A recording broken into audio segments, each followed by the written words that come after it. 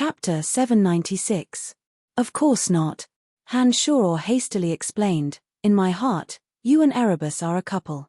So, after hearing those words from Han-Shuro, Aobashi couldn't help but turn her head to glance at Erebus, who was looking at her affectionately. For some unknown reason, Aobashi felt that Erebus was lacking something that attracted her. She couldn't fall for Erebus no matter what. I don't feel anything for him, Aobashi replied with her brows bunched in front of Erebus.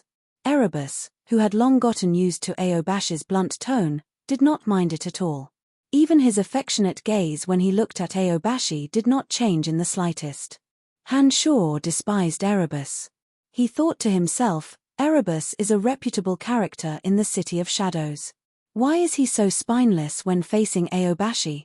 Be careful of Ralph. That fella is a vengeful person. But he does have some strength. You must not let your guard down in the Divine Guard competition in 3 days. You must be prepared for Ralph's revenge, Aobashi cautioned Han-Shuro while avoiding Erebus's affectionate gaze. If Aobashi knew that Han-Shuro could injure City Lord Hoffs of Hushvale City like Wallace did, she wouldn't have spent so much effort in persuading Han-Shuro. Instead, she might have started to worry about her own safety. Don't worry, I know what I'm doing, replied Han-Shuro smilingly as he nodded. Han-Shuro had a very good impression of Aobashi and Erebus. The two did not hold any prejudice against Han-Shuro because of their status and identity. On the contrary, they had helped him in many things. Aobashi and Erebus did not stay for long. After chatting with Han-Shuro for a while, they bade farewell and left. The Divine Guard competition in 3 days was of utmost importance. Even Aobashi and Erebus had to make preparations to avoid unexpected failure. After the two left, Gilbert, Sanguinar, Bollands, Barnard, and the rest of the 5th Corps Divine Guards came to greet Han-Shuro. Barnard was in charge of handing the spoils of war to Han-Shuro and said, "My lord, these are our spoils." As most of the participants cultivated in the energy of death, destruction, and darkness, the divine essences that Wallace placed in the fighting area were of these 3 types. These divine essences were very useful to the 5th Corps Divine Guards. Barnard did not use any of them but handed them all in. This was a testament to the strict discipline of the 5th Corps. To Han-Shuro, divine crystals that could increase his divine power were not of much use to him. After devouring the divine power of a few gods in Hushvale City, his avatars were already full of divine power. What he lacked now was the comprehension of his realm, not the divine crystals that could increase his divine power. You don't have to hand it over. You can distribute it among yourselves. Han-Shuro shook his head and did not take the divine essences that Barnard handed over. Bernard's heart skipped a beat, and he hurriedly said, "My lord, these are divine crystals, and you can directly absorb the divine power inside them." "Why doesn't my lord want them?" "I don't need them." Han-Shuro put on a faint smile and straightforwardly said, "For the time being, I don't need the divine crystals to increase my divine energy. You have performed outstandingly in this battle. You have earned the divine crystals with your own abilities. You should distribute them among yourselves." When Han-Shuro saw that Barnard was still hesitating, he impatiently said, "All right, enough with the nonsense. Take them and distribute them. You are the captain. You can decide how to distribute them, Mr. Bollands." Barnard stared blankly for a moment and looked at Bollands in a somewhat awkward manner. Bollands had played the most crucial role in the battle and Barnard had great trust in him. In addition to the relationship between Bollands and Han-Shuro, Barnard, who was uncertain about Han-Shuro's decision, wanted to ask for Han-Shuro's opinion. "Whatever my senior says," said Bollands arrogantly as he swept a cold glance at Barnard. "Why do you have so much nonsense to say? Master has spoken. Hurry up and distribute the divine crystals," said Gilbert impatiently when he saw that Barnard was restless. Yes. Barnard was finally overjoyed. He carried the divine essences in his hand and rushed to the divine guards nearby. He cried out in surprise, "His lordship wants us to divide the divine essences. His lordship wants us to divide the divine essences." Cheers suddenly sounded from the divine guards. The divine guards surrounded Barnard in an instant. Their greedy gazes were focused on the divine crystals in Barnard's hand. From time to time, they would glance at Han Shoror with faces full of admiration. When Avery was in charge, all the good stuff from the Fifth Corps would be handed to him. He would only distribute the stuff that he doesn't need to his Divine Guard. Explained Bolans to Han Shoror. He was very familiar with the temperament of the chiefs of Divine Guards in the City of Shadows. He explained to Han Shoror, Senior's way of doing things is inconceivable to them. Everyone knows how precious divine crystals are. Even if Senior doesn't need them, he can always sell them for a large amount of black crystal coins. I'm afraid that none of the chiefs of Divine Guards in the City of Shadows would do such a thing. Han Shoror immediately understood after hearing Bolan's explanation. He thought to himself that he had been too generous. Now that the Celestial Pearl Pharmacy was making tens of thousands of gold coins a day, Han Shoror did not have much concept of crystal coins. Han Shoror, who was used to devouring experts to obtain divine energy, did not need to rely on divine crystals. Therefore, he was so generous. Han Shoror did not expect that his generous gesture would win the heartfelt support and gratitude of the Divine Guards. With just a casual glance, Han Shoror could see that the Divine Guards were becoming more and more respectful and worshipping towards him. At this rate, it wouldn't be long before the Fifth Corps became the Han family's personal guards. That was the outcome that Han Shoror wanted to see the most. With a thought, Han Shoror suddenly realized that these Divine Guards were actually very easy to control. All he had to do was make them submit to him wholeheartedly in terms of martial strength and conquer them in terms of personal charisma. All he had to do was give them a few extra benefits and they would submit to him obediently and serve him wholeheartedly. Senior, each and every one of them is very good. In time, they will all become talents who can hold their own. Bolans had been with Han Shoror for a long time. In addition to his extraordinary experience, he could tell at a glance what Han Shoror was thinking. Han Shoror put on a faint smile and nodded. Soon after, he looked deeply at Bolans and said, "You have to put in more effort. These first batch of Divine Guards who came out of the 8 Desolation and Torment formation will become the most solid foundation of our Han family. Don't worry, Senior.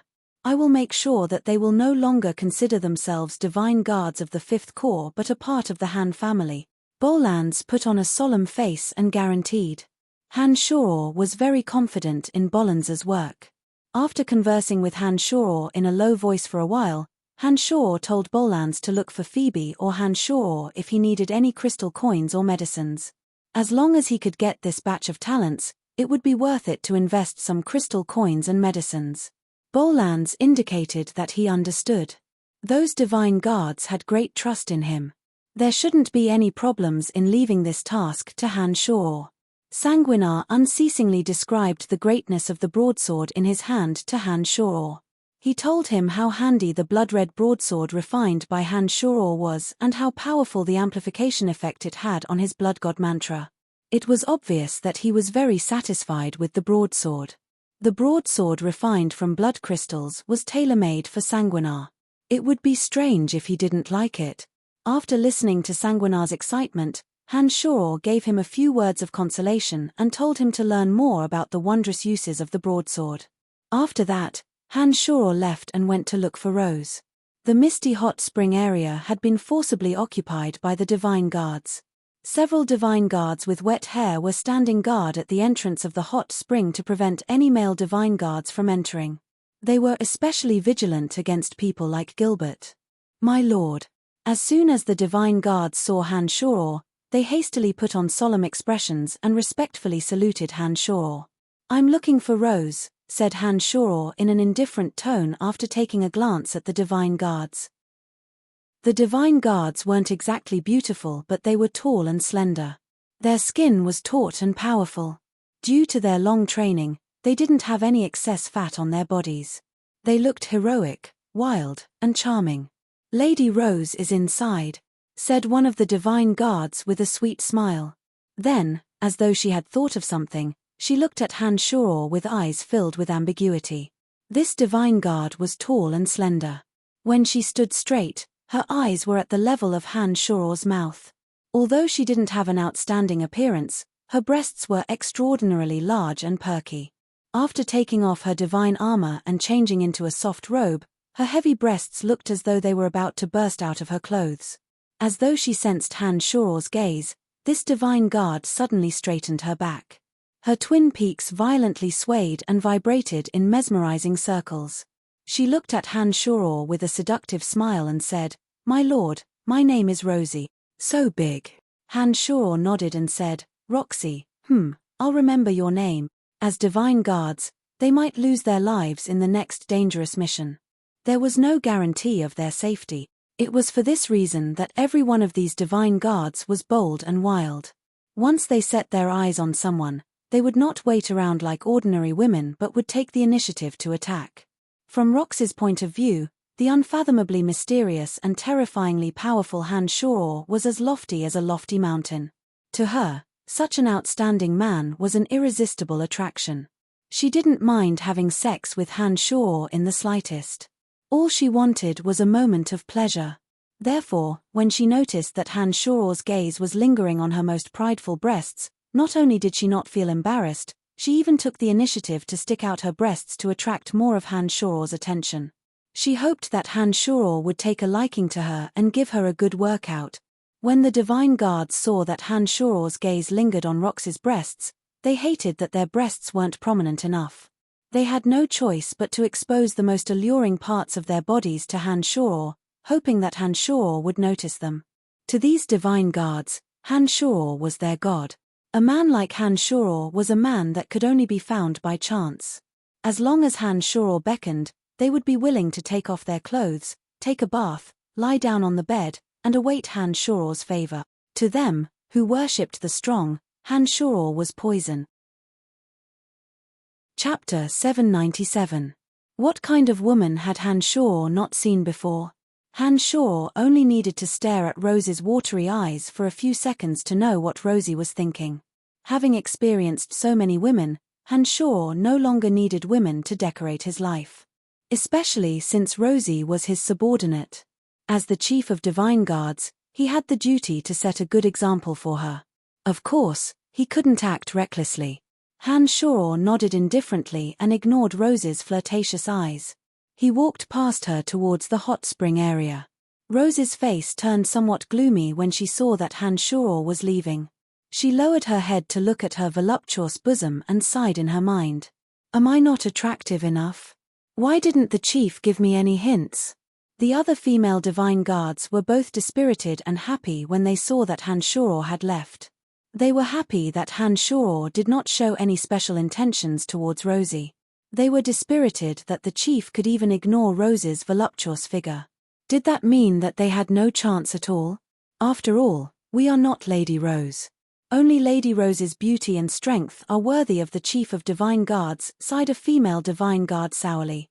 In their minds, it was obvious that Rose had long been Han Shuor's woman since she followed Han Shuor blindly. When the female divine guards recalled Rose's extraordinary beauty and terrifying strength, they suddenly felt relieved. They started to sigh, lamenting their innate inadequacies. If I could spend a night with a man like the chief of divine guards, I would die without regrets, said a coquettish female divine guard as she licked her lips. Her face was filled with envy. Isn't Kibbo trying to woo you? You are disdainful of him and yet you are willing to humiliate yourself. What are you thinking in that head of yours? All you have to do is crook your finger and Kibbo will crawl under your feet and lick your toes like a dog. It's not like you lack men, said one of the most unattractive female divine guards. She admired Kibbo, but he ignored her.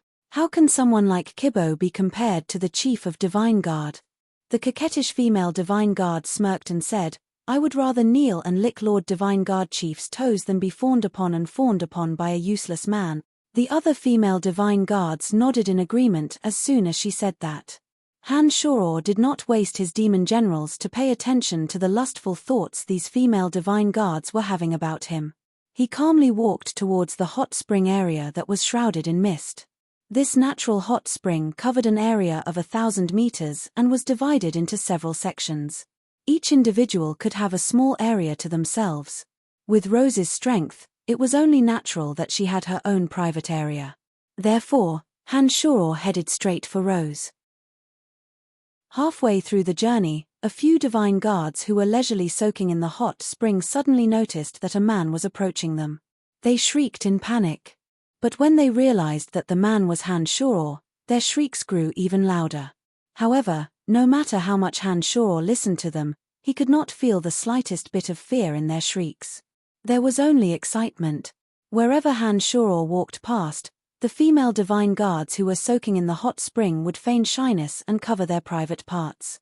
However, Han-Shoror did not know whether it was because their private parts were too big or because they could not close their fingers, but when they covered their chest and abdomen with their palms, they would always see something beautiful peeking out from the gaps between their fingers. It would be the blush of their twin peaks, or the fragrant grass of their shame. Han-Shoror suddenly felt that these female divine guards were like wolves looking at their prey. Han-Shoror did not know whether they wanted him to pounce on them or take the initiative to bite them. Han-Shoror was startled. Han-Shoror rubbed his temples, vexed. He looked straight ahead and walked towards Rose with a straight face. But one of his demon generals was quietly released by him, allowing him to have a panoramic view of the entire hot spring. Damn it, these female divine guards are really coquette.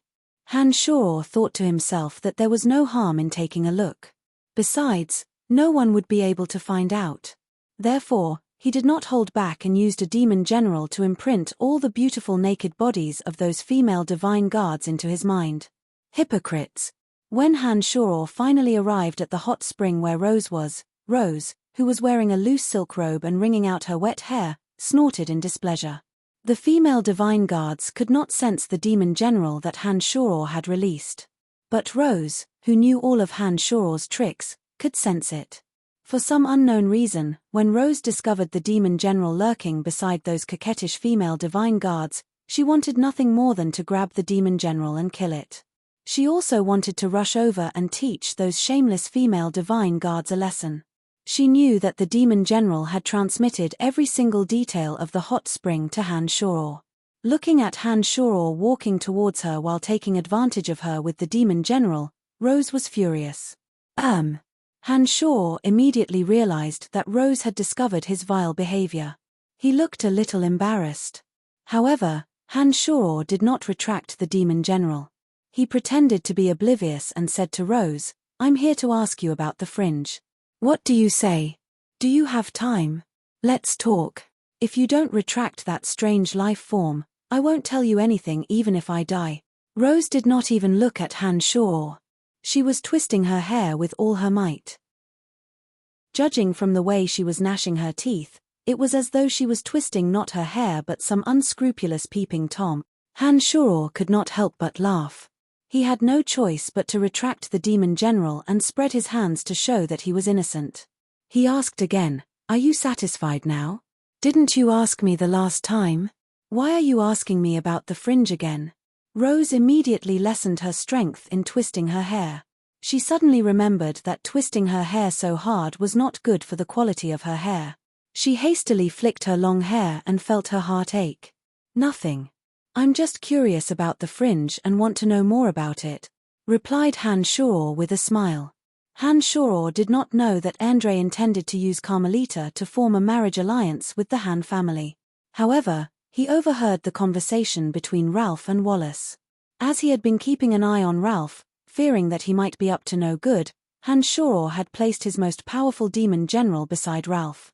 That demon general did not leave with them when they left the center of soaring Cloud Mountain Range. Wallace's words echoed in Han-Shoror's mind without missing a single word.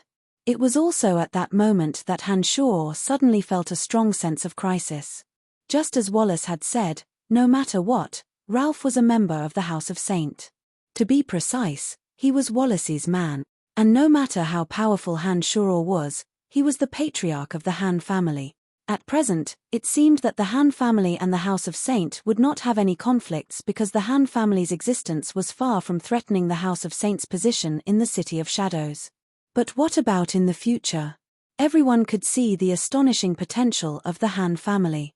The fifth core performance in the battle was even more eye-catching, especially Bolan's, Sanguinar, and Gilbert. It was obvious that they were geniuses who would become high gods within a short period of time. In addition to the Celestial Pearl Pharmacy's growing influence in the City of Shadows and even the entire Darkness Dominion, it was only a matter of time before the Han family grew to a level that would give the House of Saint a headache. When that time came, Han Shuor's relationship with Wallace and Endre would not be as harmonious as it was now. It might even lead to conflict. The House of Lavas was a good example. As the patriarch of the Han family, Han Shuor had to be vigilant in times of peace. Now that he was no longer alone, he couldn't just pull himself away from danger. He had no choice but to plan ahead for the sake of the Han family so that the Han family would not fall into a disadvantageous position one day, and the Fringe was a place that gave Han Shuor hope. The Fringe is filled with experts. It does not belong to any of the 12 dominions of Elysium. There are no overgods there. As long as you have sufficient strength, you can do whatever you want in the Fringe. No one can restrain you. The Fringe is a paradise for felons. The most ferocious thugs from the 12 dominions love the Fringe because there are no forces there that can control them. Rose did not understand why Han Shuor was so concerned about the Fringe. But she continued to describe the situation in detail to Han Shuor. Doesn't belong to any of the 12 dominions, doesn't belong to any of the 12 dominions. Han Shuor mumbled to himself. He suddenly raised his head and bunched his brows. Is there really no overgod to govern such a place? The Fringe is located at the border between the Dominion of Space and the Dominion of Destiny. Neither the overgods of space nor the overgods of destiny care much about the conflicts on Elysium. They don't forbid any gods from entering their territories, much less the central region of the Fringe. After taking a short pause, Rose continued, the Fringe is located at the border of the Space Dominion and the Destiny Dominion.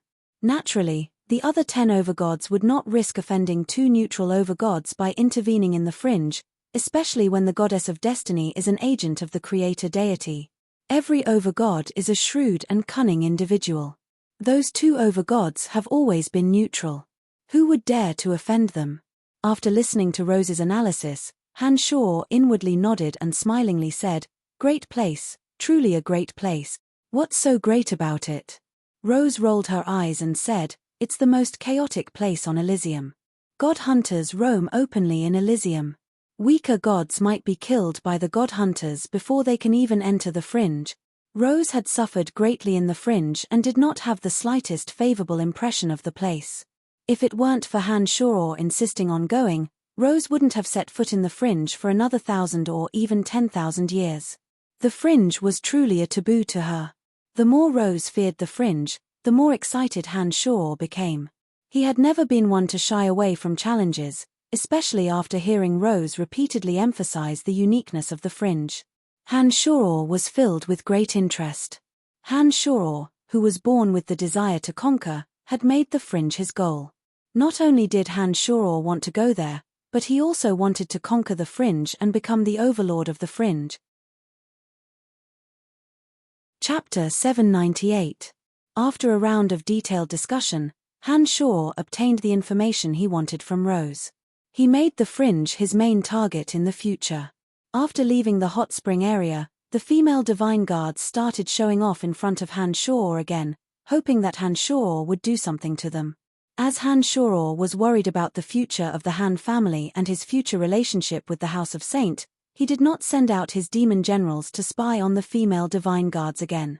Instead, he calmly left the Fringe. The female divine guards were very disappointed. After Han Shuor left, they sighed and sighed in self-pity. Barnard distributed the divine essences to the divine guards according to their performance in the battle. Under Bollins's indifferent gaze, no one objected to the distribution of the divine essences. Those who received divine essences were, of course, overjoyed. Those who did not receive divine essences were slightly disappointed but not too dissatisfied. Bolans and Sanguinar cultivated in demonic arts and did not need divine essences to increase their strength. Gilbert, however, was a little different. As he possessed darkness divine energy in his body, he needed divine essences. As one of the main contributors to the battle, he received the largest piece of darkness divine essences.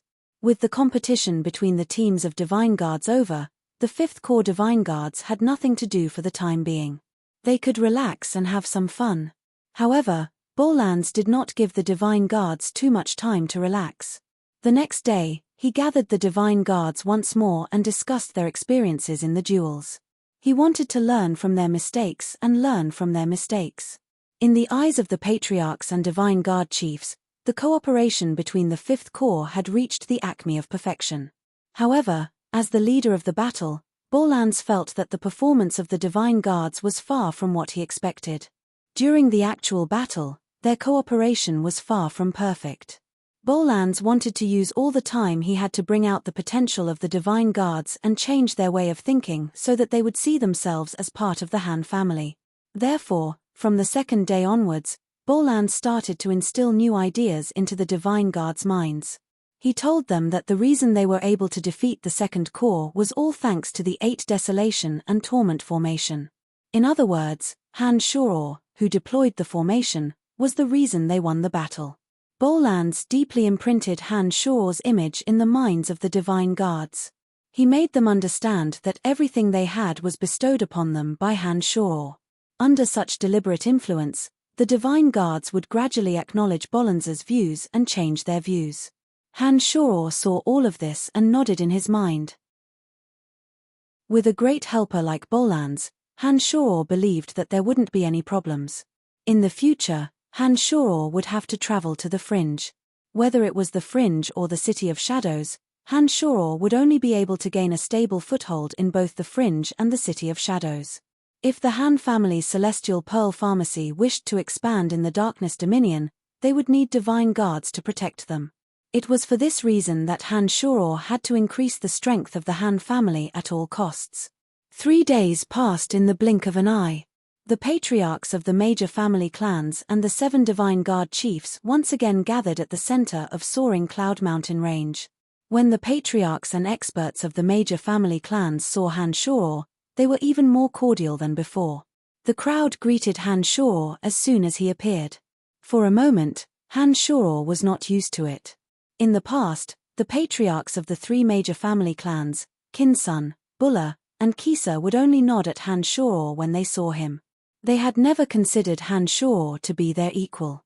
In their minds, the Han family, which had just risen to power, was relying on the Celestial Pearl Pharmacy. A family clan without military strength was far from being comparable to an established family clan like theirs.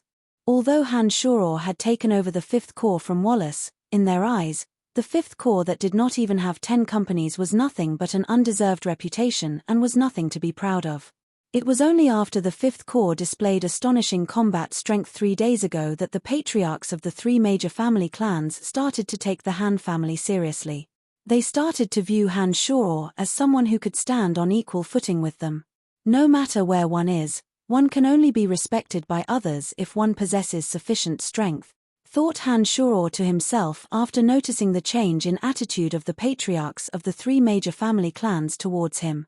Ralph of the Second Bureau had a dark expression on his face, a stark contrast to the cheers and laughter in the room. A pair of icy, resentful eyes landed on Han Shoror without the slightest concealment. Standing alone in a remote corner, Ralph was like a venomous snake lurking in the shadows, flicking its tongue. His target was obviously Han Shoror. Han Shoror greeted the patriarchs and divine guard chiefs of the 3 major family clans without the slightest trace of unfamiliarity.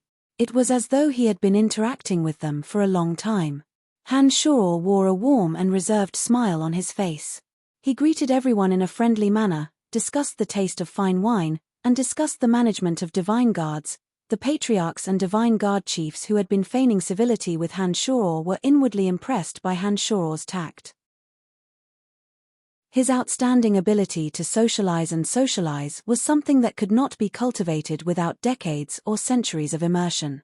The fact that Han Shoror was able to handle everything with ease and composure made them look at Han Shoror in a whole new light.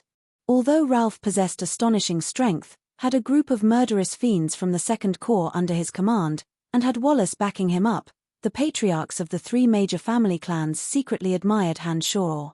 Although the patriarchs of the 3 major family clans loathed Han Shoror, they did not consider him to be a worthy opponent because he did not know how to conduct himself. A boorish fellow, no matter how powerful he might be, was still a boorish fellow. A boorish fellow who did not understand the ways of the world and did not know how to endure patiently would not be able to do much in the grand stage that was the City of Shadows. Han Shoror was different. From the patriarchs of the three major family clans, Han Shoror, who had developed the Celestial Pearl Pharmacy into the Han family in such a short period of time, gained control of the Fifth Corps, and trained the divine guards of the Fifth Corps, was a terrifying existence. Especially when Han Shoror blended in among them without the slightest hesitation and gained a favorable impression from them as though he was taking a stroll in his own backyard, they became more vigilant against Han Shoror. The wolf is coming. That was the thought in the patriarchs of the three major family clans. Although the City of Shadows had a complicated power structure, the most powerful forces were still the few major family clans. The City of Shadows was only so large and most of the resources were in the hands of these few major family clans. The rise of the Han family would inevitably cause conflict with them. If the Han family wished to obtain more territory, they would have to seize it from their hand. Under such circumstances, the patriarchs of the major family clans who had been smiling and amiably at Han Shoror had taken Han Shoror as a potential rival. The patriarchs of the major family clans finally took Han Shoror seriously as an equal opponent. There was no longer the slightest trace of contempt in their eyes. The rules of the duel are very simple. Draw lots. Of course, just like in previous tournaments, challenges can be issued before the lots are drawn.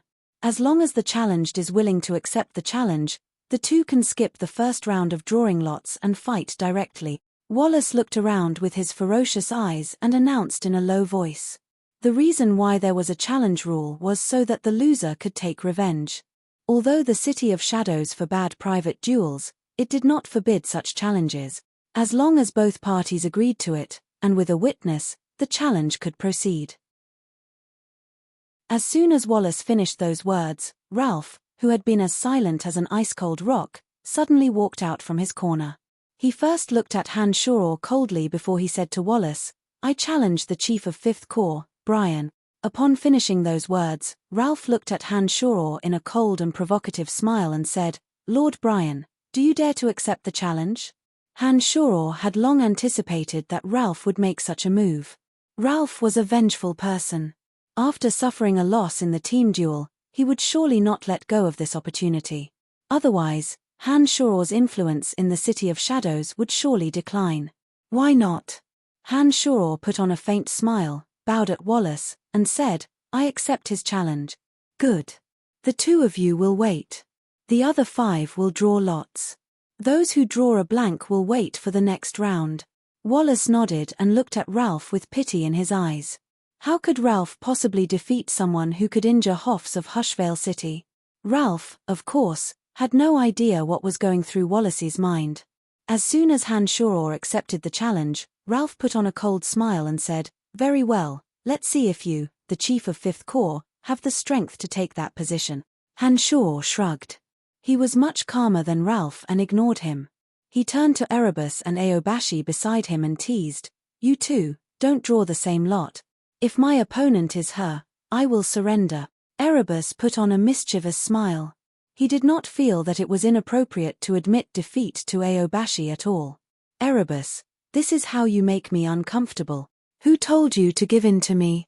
Do what I tell you to do. Don't you have any backbone?" Aobashi did not appreciate Erebus' kindness at all.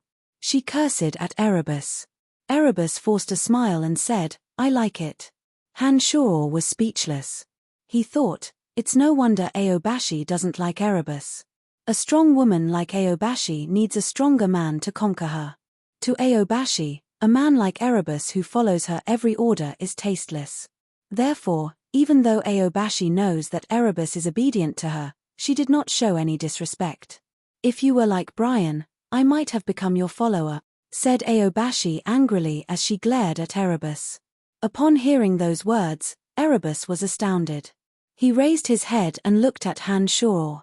Han Shoror was also at a loss. He raised his hand and hastily said, "Don't overthink things. Aobashi and I are clean." Aobashi giggled and reprimanded Erebus, "What are you thinking? I'm just saying that you should have some backbone. Don't just do whatever I tell you to do."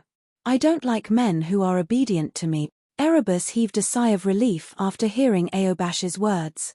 He forced a smile and muttered to himself, "What's wrong with being nice to you? Women are really." Hanshoro looked at Aobashi. He suddenly felt that the way Aobashi was looking at him was a little strange. His heart skipped a beat. He thought to himself, she can't be interested in me, can she? Hanshoro was shocked when he thought of that. He looked at Aobashi with a strange gaze.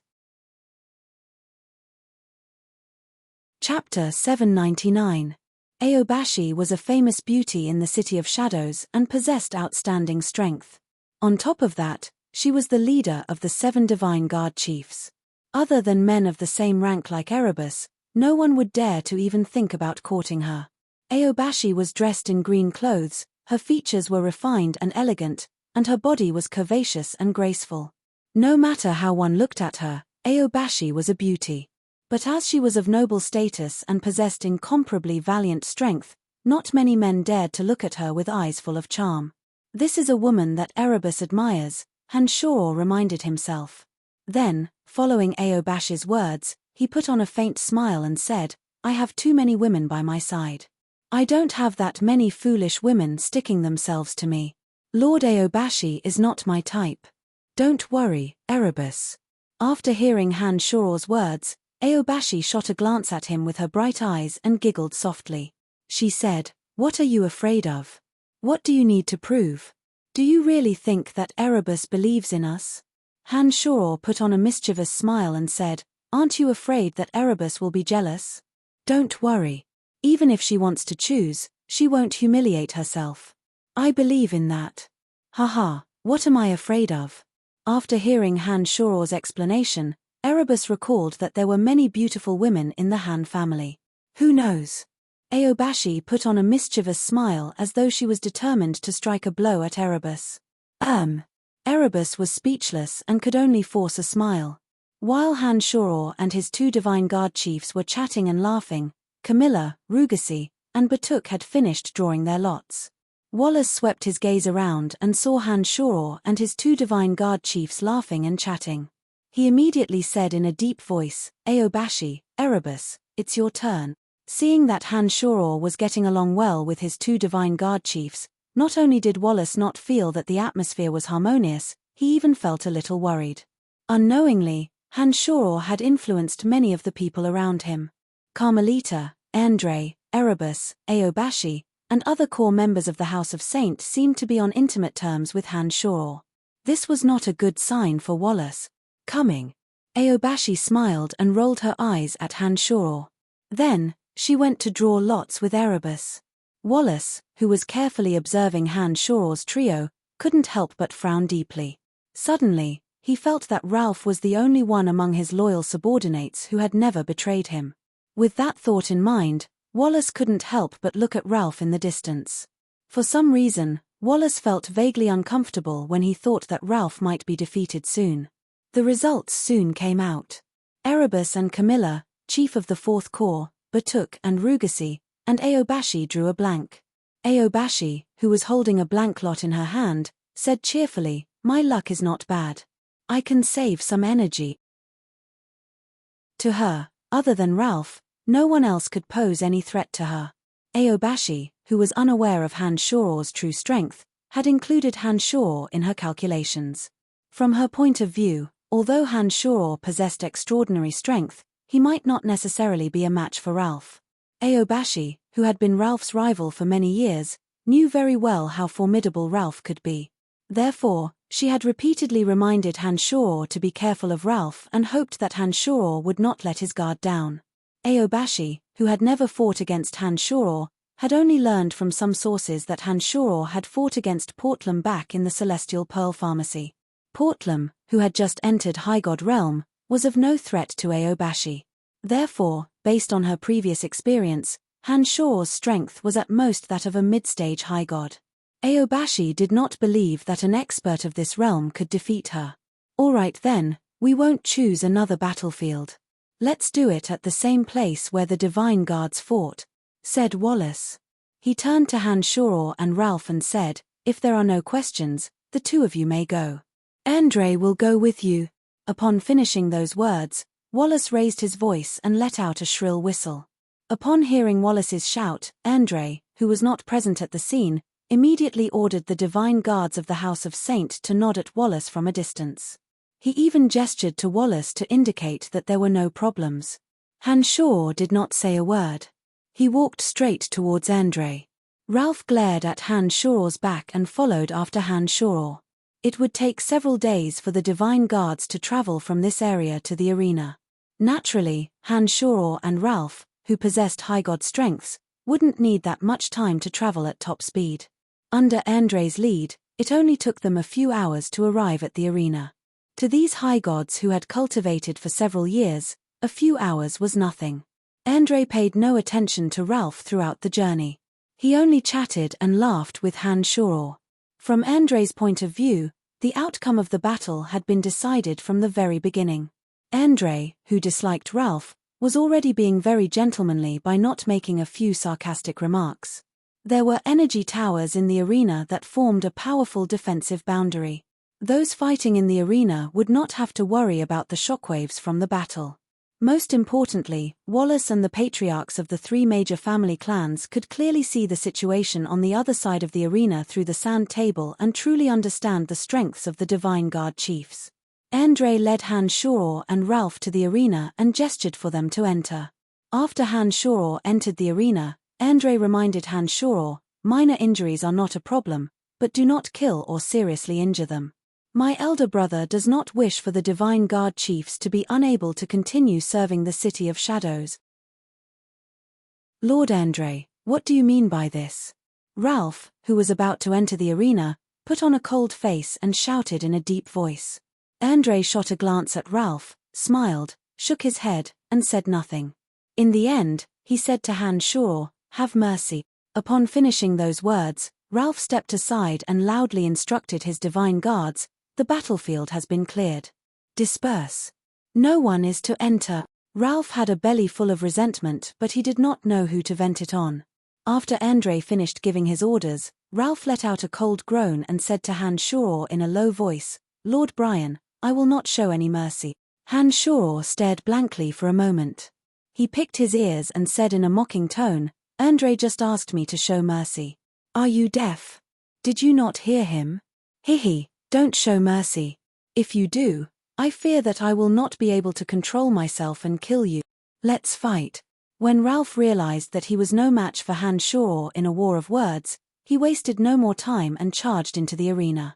As soon as Hanshaw entered the arena, Wallace, the patriarchs of the three major family clans, and a few other Divine Guard chiefs who did not participate in the battle turned their attention to the sand table at the center. Wallace seemed to have done something, but the two black dots on the sand table were suddenly enlarged. The figures of Hanshaw and Ralph gradually became clearer. "It will be very interesting if Ralph loses this battle," remarked Camilla in a low voice. "I wonder if Brian can win. Haha, he is always so unbelievable." Gia, who was standing beside Camilla, put on an expectant smile. Caspar, the patriarch of the House of Kinsun, looked at his daughter Gia in astonishment. He had been rather puzzled when he learned that Gia had gone to the Fifth Corps 2 days ago. Caspar, who was adept at reading people's expressions, felt that his daughter seemed to be treating Hanshaw differently. Now that he heard Gia's words, a thought suddenly popped into his mind.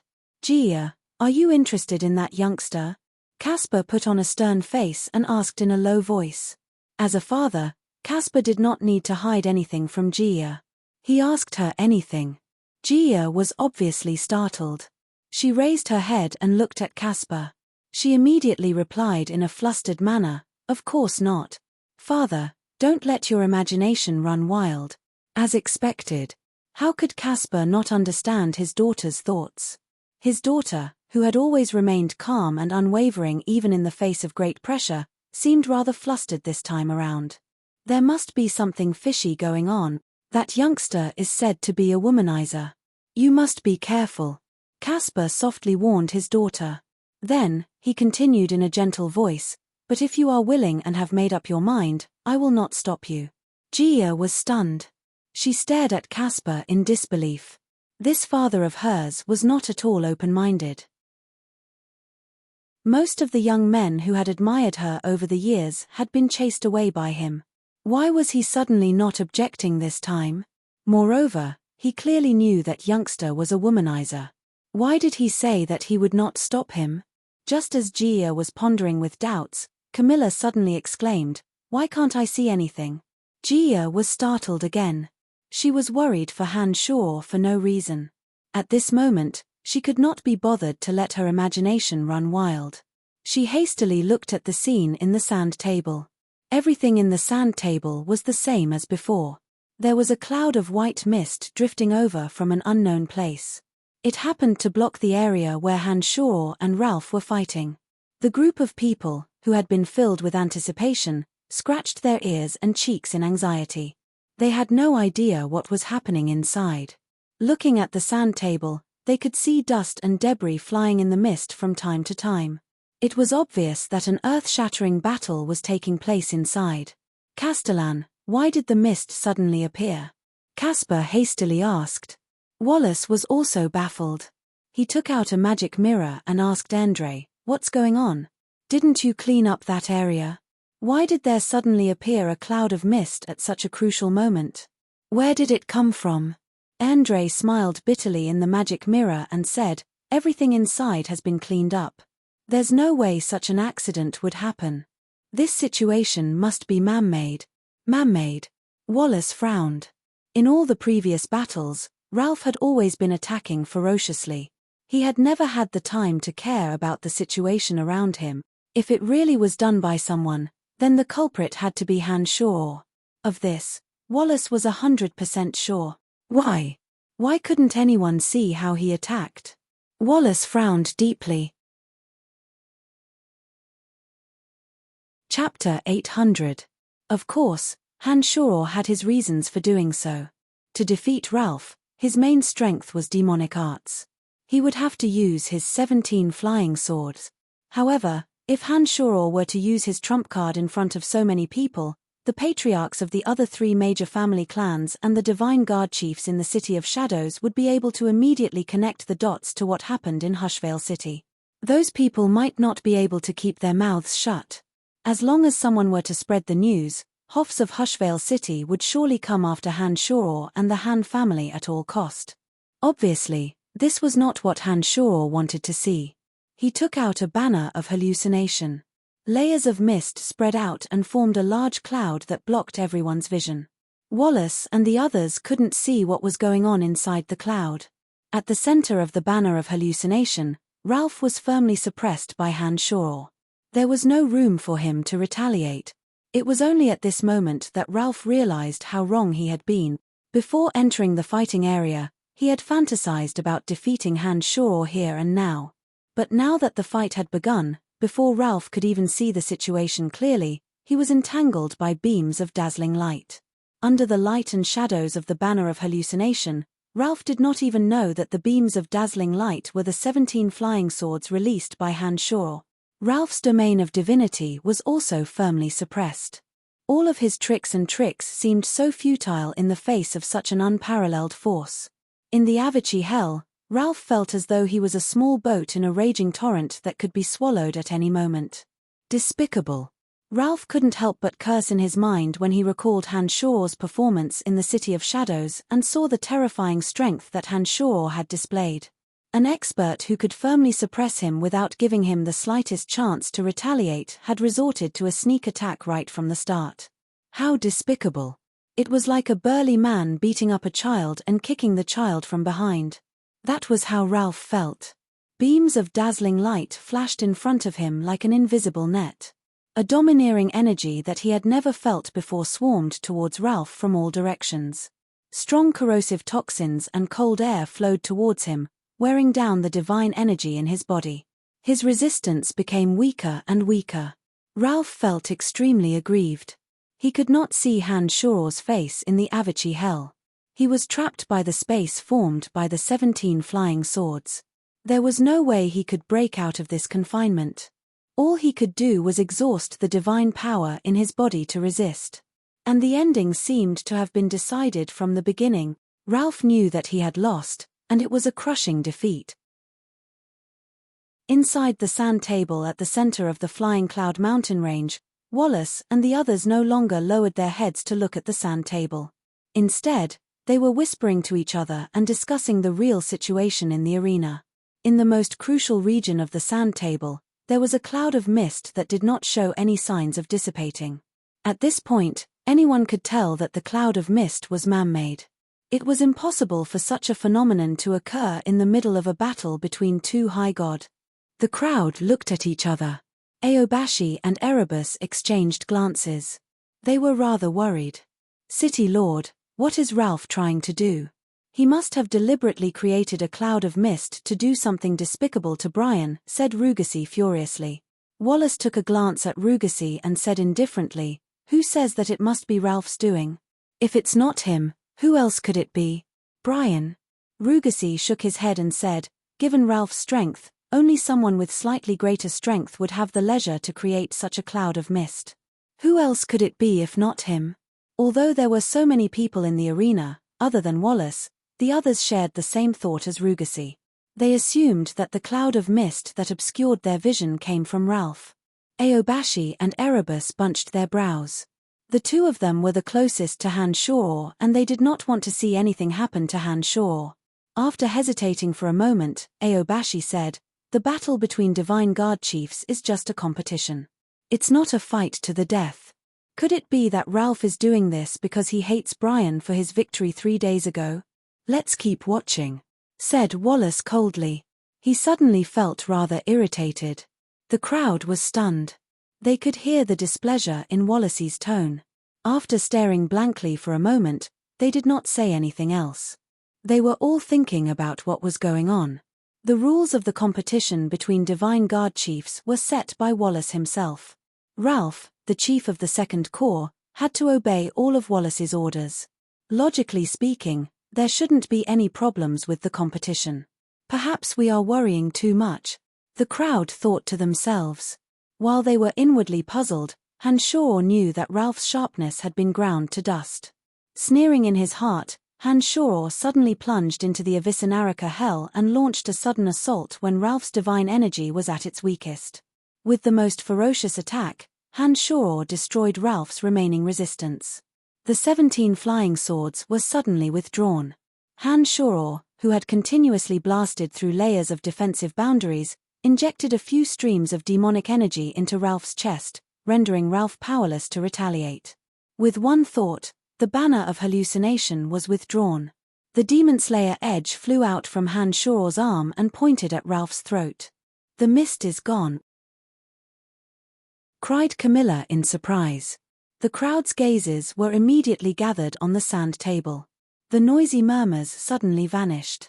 The surroundings abruptly quietened down.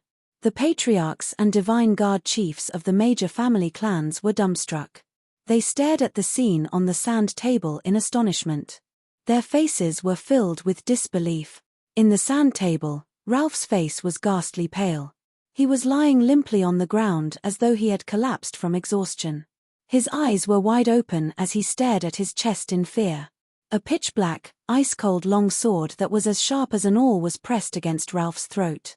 Even though they were looking at it through the sand table, they had no doubt that Ralph would die on the spot if the oddly shaped longsword were to be pushed forward. In their eyes, Han Shor was still wearing a faint smile on his face. However, at this moment, his usual gentle smile seemed somewhat cold. The patriarchs of the major family clans couldn't help but feel a chill in their hearts. They suddenly felt that Han Shor, who had been talking and laughing with them, was a demon wearing a mask. Ralph has lost. Wallace was expressionless. He shot a glance at Rugasi and said, the one who created the mist must be the one with the upper hand. Now, you should know where the mist came from, right? Under Wallace's gaze, Rugasi put on an embarrassed face. He forced a smile and said, I really did not expect that Brian would be this terrifying. He could even defeat Ralph. Ralph has suffered a crushing defeat. He seems to be exhausted and unable to retaliate. On the other hand, Brian looks exactly the same as when he first entered the battlefield. He doesn't seem to have used any energy at all. Aobashi put on a solemn face and said, this is a complete victory. Even when I fought Ralph, I never had such an easy victory. It seems that I will have to hand over my position as the chief of Divine Guard chiefs to someone else." Upon hearing those words, the crowd once again focused their attention and realized that Aobashi was telling the truth. One side was completely unscathed while the other side was utterly defeated. It was a battle with a huge disparity in strength. After a moment of silence, the crowd burst into an uproar. They were whispering to each other with faces filled with amazement. They were constantly crying out in surprise and marveling at the strength Hanshuro had displayed. The patriarch of the house of Kinsun, Caspar, couldn't help but look at his daughter Gia, who was brimming with joy. He suddenly felt that it would be a great deal to trade his daughter's happiness for such a son-in-law. With that thought in mind, Caspar secretly decided that he would have a good discussion with his wife when he returned to the house of Kinsun. He wanted her to persuade his daughter to act as soon as possible. Caspar had sensed Hanshuro's enormous power. At this juncture, it was best to act as soon as possible to avoid unnecessary disputes.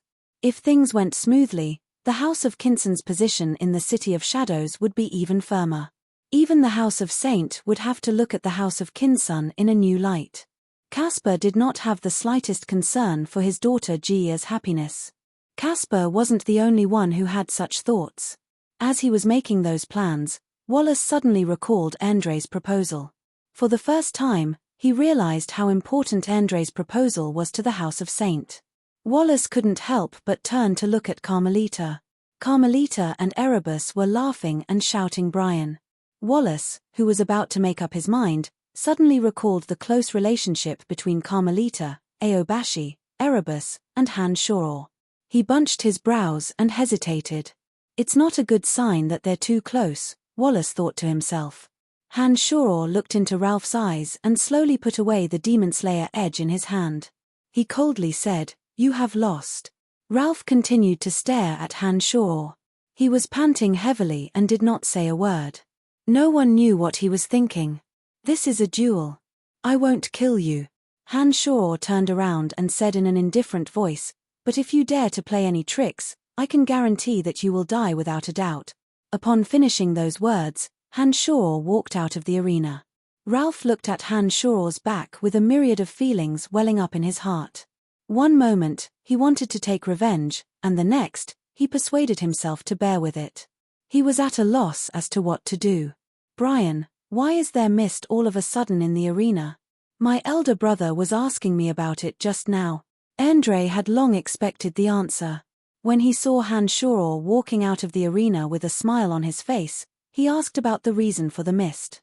There were not many people around. Hanshuro explained, "There are too many onlookers.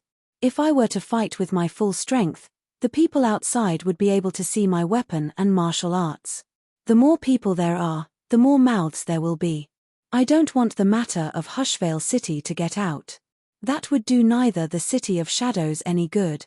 Andre stared blankly for a moment. After thinking for a moment, he nodded and said, "I see. I will explain to my elder brother alone. Many thanks." Hanshuro expressed his gratitude and left the arena. After a while, Ralph walked out of the arena. His face was pale and he looked like a critically ill patient. Andre cried out in surprise, "Ralph, do you want me to help you walk?" Chapter 801. Hanshuro's victory had exceeded everyone's expectations. When he returned to the center of the arena, he was greeted by gazes of awe and reverence. Other than Wallace, who had long known the outcome, the patriarchs of the 3 major family clans, the 5 Divine Guard chiefs, and the core members of various major family clans had their gazes fixed on Hanshuro. Hanshuro was very satisfied with their gazes. He believed that it wouldn't be long before the news of him defeating Ralph and claiming first place in the competition spread throughout the City of Shadows. At that time, he would no longer have to worry about the lack of people joining the Han family and desperately squeezing their way into the 5th Corps. "Brian, did you really defeat Ralph?" Even now, Carmelita still found it hard to believe that Ralph, the chief of the 5th Corps who had performed outstandingly in the City of Shadows, had suffered a crushing defeat. His 2nd Corps, which he was so proud of, had been utterly crushed by Hanshuro, who had just made a name for himself. This was a major change that had not happened in the City of Shadows for many years. From today onwards, Ralph had lost all the capital to be arrogant. The City of Shadows was no longer a place where he, Ralph, could throw his weight around. He had lost everything in the hands of Han Shoror. Han Shoror put on a faint smile, blinked his eyes, pointed at the sand table in front of him, and said, "Didn't you all see everything?" Carmelita was stunned. Soon after, she became somewhat angry and said, "What? You didn't see anything at all? Why did you have to create a cloud of mist to conceal the entire battle scene?" "The process isn't important, the outcome is," replied Han Shoror with a wicked smile on his face. "In short, I've won this battle. That's enough." "That's right. The process isn't important, the outcome is." Everyone here saw Brian pressing his sword against Ralph's throat. "We are all witnesses. Brian has won and Ralph has been utterly defeated. It's that simple." Caspar concluded and looked at City Lord Wallace smilingly. For a long time, the First, Second, and Third Corps under the control of the House of Saint had been far superior to the three major family clans in terms of both team combat and individual strength of their chief. The House of Saint had always firmly occupied the top 3 positions in the Divine Guard chiefs and the top 3 positions in the teams. However, from today onwards, the situation would be different. Wallace nodded indifferently and said in a deep voice, "All right, Brian has won this fight. Is there anyone who has any objection? Does anyone have any objections?" The truth was right in front of them. As long as one wasn't blind, they could see it. Caspar and the other 2 patriarchs exchanged a meaningful glance. Although they were enemies, the 3 patriarchs had a tacit understanding at this moment. Only they themselves knew what they were thinking. Before the departure of the House of Lavas, there were 5 major family clans in the City of Shadows. Although there were 5 major family clans, everyone knew that the House of Saint stood above all the other major family clans. The other 4 major family clans had always been restrained by the House of Saint. The House of Saint was like a colossus that held the City of Shadows firmly in its palm, not allowing anyone to encroach on its authority. Did the other families really not have any thoughts? The answer was obviously no. Be it the House of Kinsun, House of Kisa, House of Bulla, or even those lesser family clans, all coveted the position of Lord of the City of Shadows. There were only so many territories and resources in the City of Shadows. They had long been carved up by family clans of all sizes. For a new family clan to rise to prominence, they would need to own territories and all kinds of resources. In other words, the new family clan could only grow if other family clans were willing to give up their own resources. The rise of a major family clan was often accompanied by the fall of another. This was an unchanging fact. The rise of the Han family in the City of Shadows was an ironclad fact. If not for the expulsion of the House of Lavas, how could the Han family have risen so quickly? It was all because they occupied the territory of the Lavas family and obtained the enormous manor of the Lavas family. That was how they rose to the top of the City of Shadows. When the House of Saint first rose to power, it was just a small family clan in the City of Shadows, just like the House of Kinsun, the House of Bulla, and the House of Kisa. The reason why the House of Saint had what it had today was that the original owner of the City of Shadows, the House of Tianluo, suffered disastrous losses in a divine war against the dominions of light and life. The House of Saint had joined forces with the House of Kinsun, House of Bulla, and House of Kisa to destroy and replace the House of Saint. If the House of Saint were to decline one day, the current House of Kinsun, House of Bulla, and House of Kisa would very likely replace them and become the new rulers of the City of Shadows. They would possess everything the House of Saint had, or even more. How many people could resist such a temptation? Previously, the House of Kinsun, Bulla, and House of Kisa did not dare to resist because the House of Saint had suppressed them in every aspect. On top of that, there was Wallace's terrifying strength. But today, after Han Shoror effortlessly defeated Ralph with an overwhelming advantage, the House of Saint, a colossus that had towered over the City of Shadows for a long time, seemed to be slightly shaken. Just a slight shake, but it was enough. The patriarchs of the 3 major family clans exchanged glances. Although they did not say a word, they understood each other's thoughts. Wallace was just too powerful. If they really wanted to compete with the House of Saint, they would need someone who could defeat him. The patriarchs of the three major families were fully aware of this fact. They knew that their strengths were almost on par with Ralph's.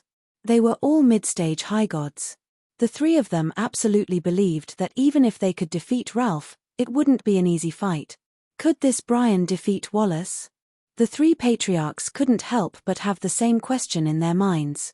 With that thought in mind, they once again raised their heads and focused their gazes on Han Shoror. Let's wait and see. If he can defeat Aobashi with ease, it is almost certain that he has the strength to contend against Wallace, the three astute patriarchs thought. Next match, Erebus and Camilla. Wallace's voice sounded again. I'm going. Erebus, who was chatting and laughing with Han Shoror, calmly left when he heard Wallace call his name. Based on Han Shoror's understanding of Erebus, he believed that this match would not be too difficult for Erebus. The result was just as Han Shoror had expected. After spending half a day, Erebus defeated Camilla. Next up was the battle between Batuk and Rugasi. This battle was somewhat unexpected. Batuk, who was ranked last, had used all his strength in this battle. He had defeated Rugasi, who had previously defeated him. The ranking of Divine Guard chiefs had changed slightly. The victors would continue to fight for higher rankings while the losers would fight for the remaining rankings. The victors, Han Shoror, Erebus, Batuk, and Aobashi, who had drawn a blank lot, had to draw lots again. Batuk, if your opponent is Brian, just give up, the patriarch of the House of Bulla, Laurel, instructed Batuk in a low voice before the lot was officially drawn. Batuk put on a bitter smile and said, Lord Patriarch, do you have so little confidence in me? Laurel laughed mischievously and said, Batuk, are you that confident?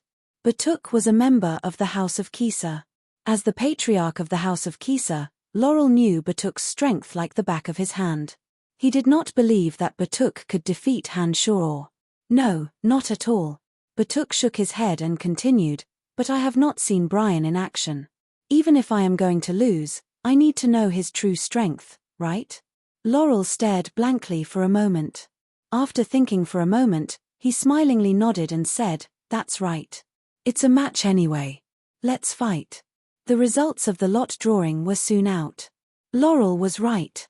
Erebus versus Aobashi and Batuk versus Han Shoror. I give up.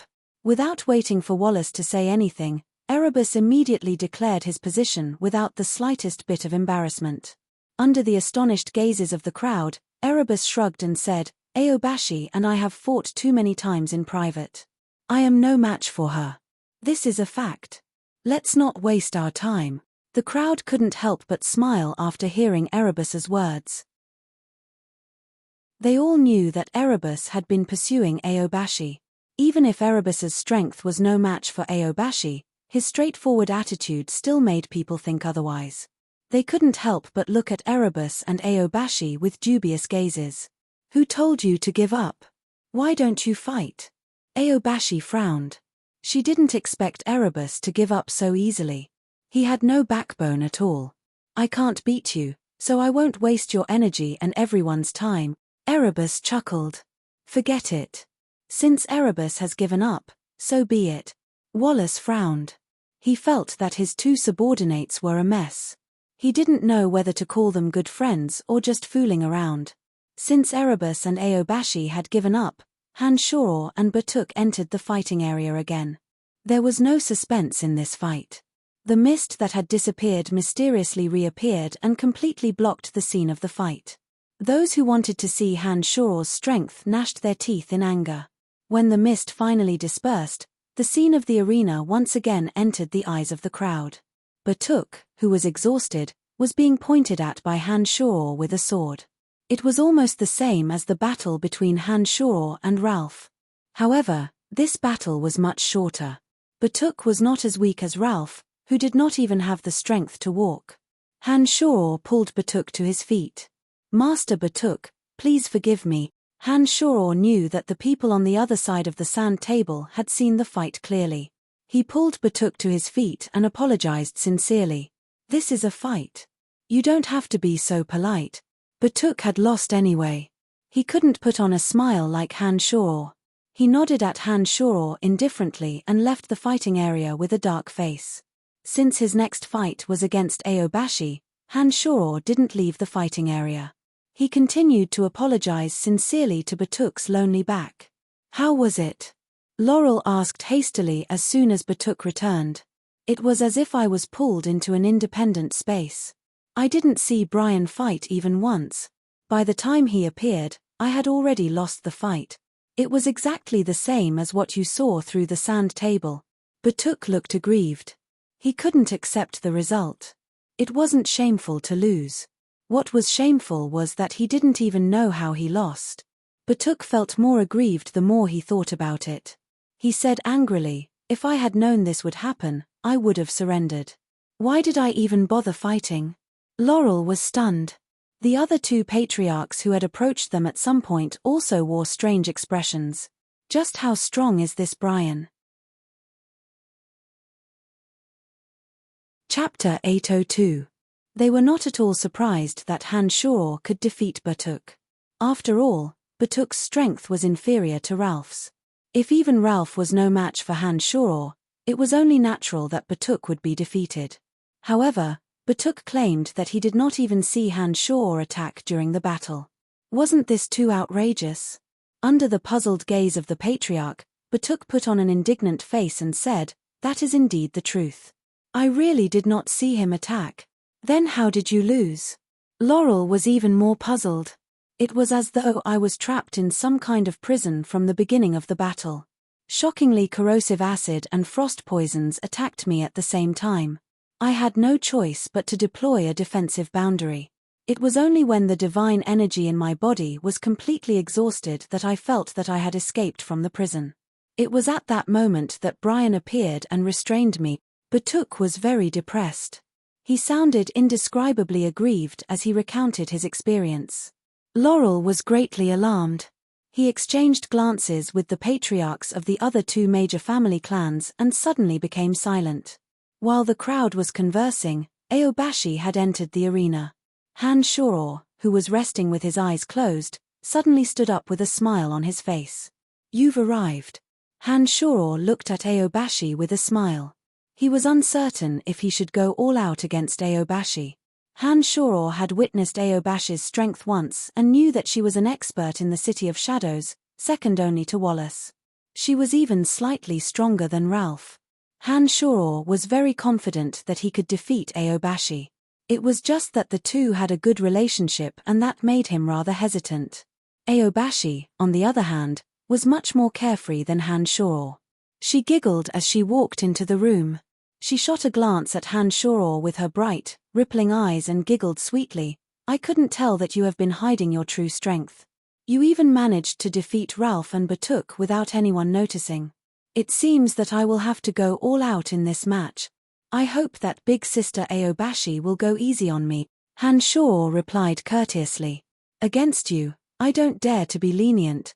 Otherwise, he might lose in an unsightly manner. Haha, Brian, go all out.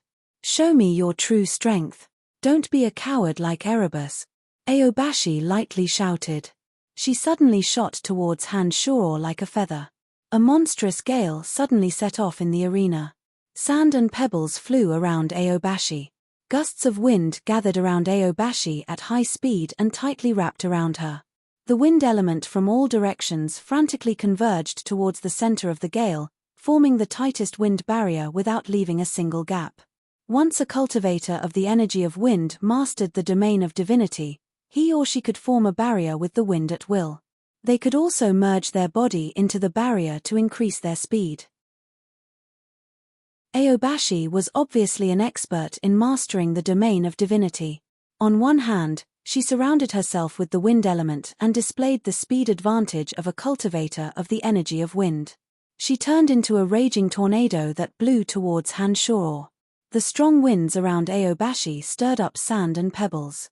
Trees were uprooted wherever she passed. Their roots, branches, and leaves were all sucked into the tornado. Only a few trees with energy towers in the center were barely holding on. They were on the verge of collapse and did not get flattened. The hurricane whistled as it approached, its momentum growing stronger and stronger. After sucking in a large amount of flying rocks, trees, sand, and soil, the dusky hurricane expanded several times in size. It was like a winding wind dragon that was several hundred meters long, destroying everything in its way as if it was crushing dry weeds and smashing rotten wood. It arrived in front of Han Shoror in an instant.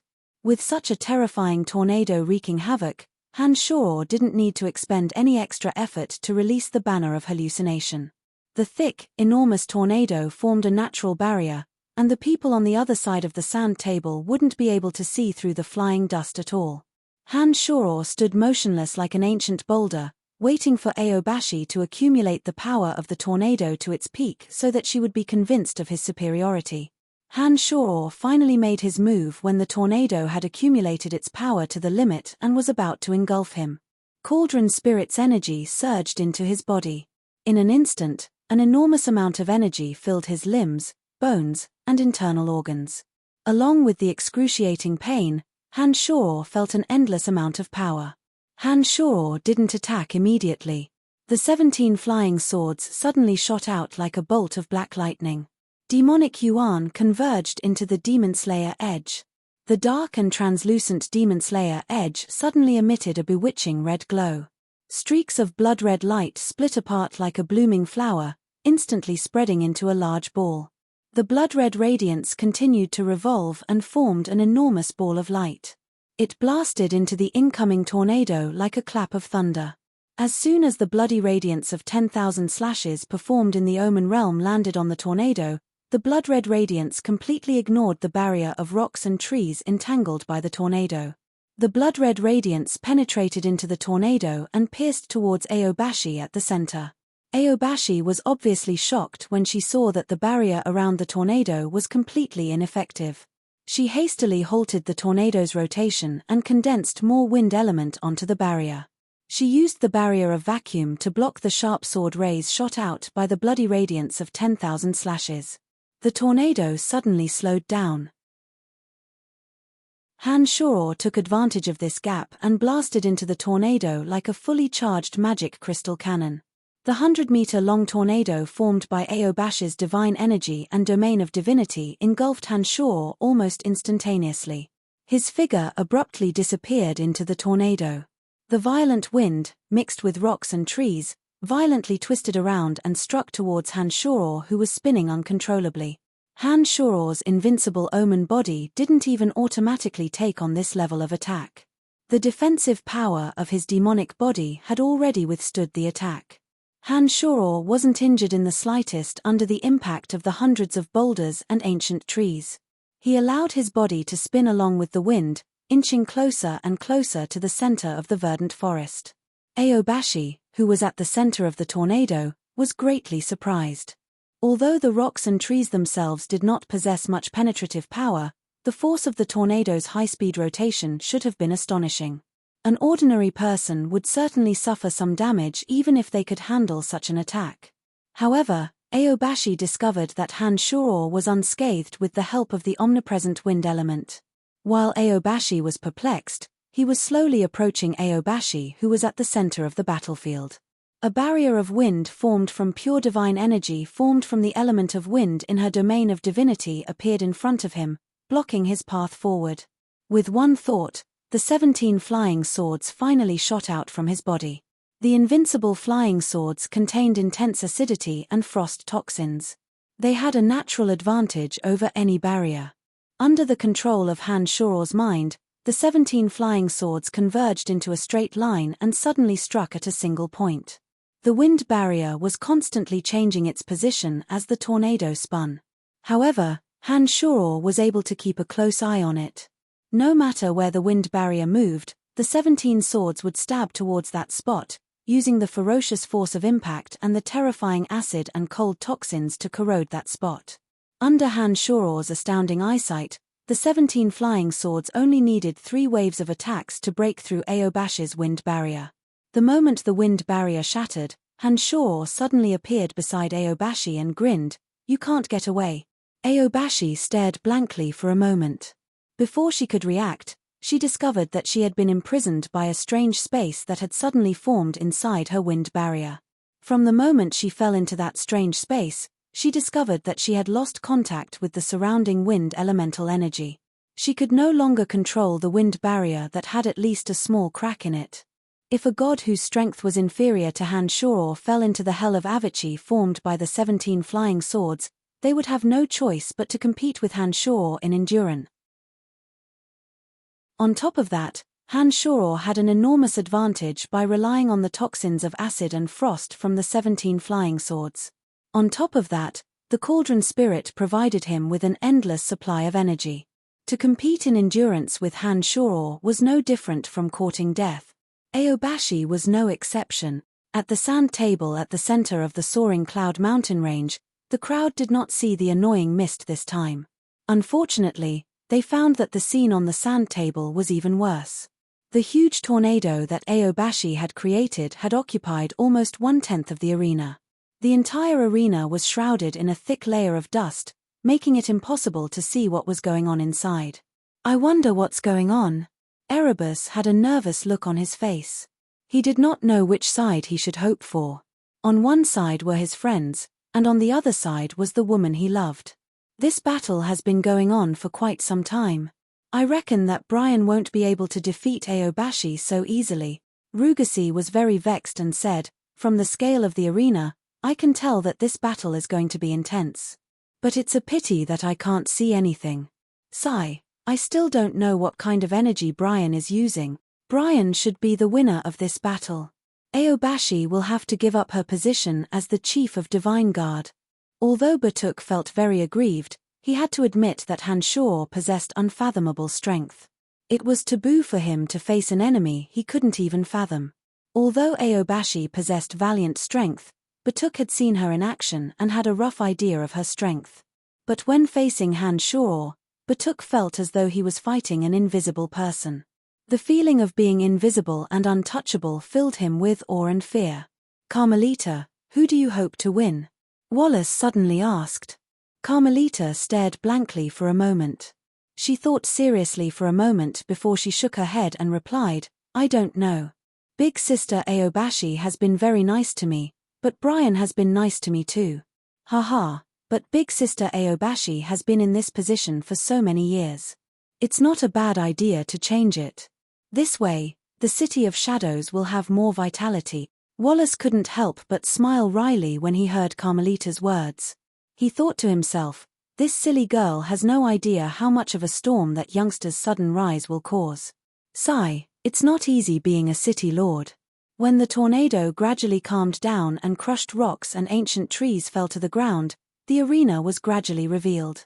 This time, Han Shoror did not point the Demon Slayer edge at Aobashi.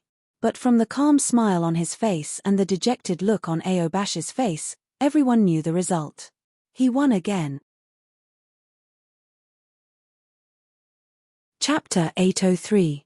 Han Shoror, Aobashi, and Endre returned to the center of the city together.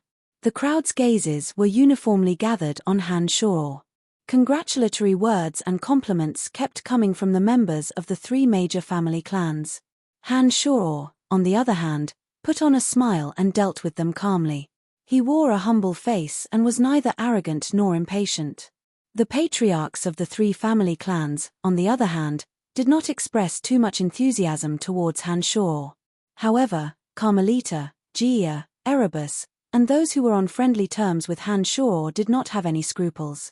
They treated Han Shoror's victory as an unbelievable and joyous event. Carmelita and Erebus even had to console Aobashi, who had lost the battle. Aobashi, who had mentally prepared herself before the battle, chatted with Han Shoror and Endre for a while and felt relieved. She was not as dispirited as the crowd had expected. On the contrary, Aobashi's fighting spirit seemed to have been ignited. She kept saying that she would find trouble with Han Shoror next time. When Wallace saw that Erebus, Aobashi, Carmelita, Endre, and the others were getting closer to Han Shoror, he grew more and more worried. As the patriarch of the House of Saint, he had to think more long-term than others and had more concerns than others. Unknowingly, Wallace had started to take Han Shoror's special status in the City of Shadows seriously. The first place had been determined. The remaining rankings had to be determined. After a round of battles, The rankings of the Divine Guard chiefs were finally determined: Han Shoror, Aobashi, Erebus, Ralph, Camilla, Batuk, and Rugasi. As Ralph was exhausted from his battle with Han Shoror, he was defeated by Erebus. This was somewhat unexpected. After the new rankings were determined, Ralph was even more silent than usual. He did not utter a single word from beginning to end, but from time to time, his gaze would sweep across Han Shoror's body. No one knew what he was thinking. Han Shoror had warned Ralph and kept his guard up against him. If it weren't for the fact that Ralph was directly under Wallace's command, Han Shoror might have gotten rid of this hidden danger. However, even though Han Shoror had the intention, he knew that once he took action, his relationship with the House of Saint would immediately plunge into an irreparable state. This was not an outcome that Han Shoror wished to see. Therefore, he could only think about it. At the end of the competition, the top 3 in each category will be rewarded. As the Chief of 5th Corps, Brian has obtained first place in both categories. According to the usual rules, he has the right to arrest members of major family clans without any prior notice. In addition, the Han family will have their taxes reduced by half. Wallace gestured for the crowd to quieten down before announcing the rewards. After Wallace's announcement, Andre looked a little startled. It was as if Wallace's reward was different from what he had expected. He looked at Wallace with a puzzled expression. He wanted to say something but stopped himself. The patriarchs and Divine Guard chiefs of the 3 major family clans bunched their brows. According to the rules, the first chief of Divine Guard would be rewarded with a piece of territory. This territory was usually left over from a declining family clan or a piece of land directly carved out from the House of Saint. But this time, Wallace did not reward Han Shoror with a piece of land. The Han family's shops and forts would have their taxes reduced by half. This had been the case every year.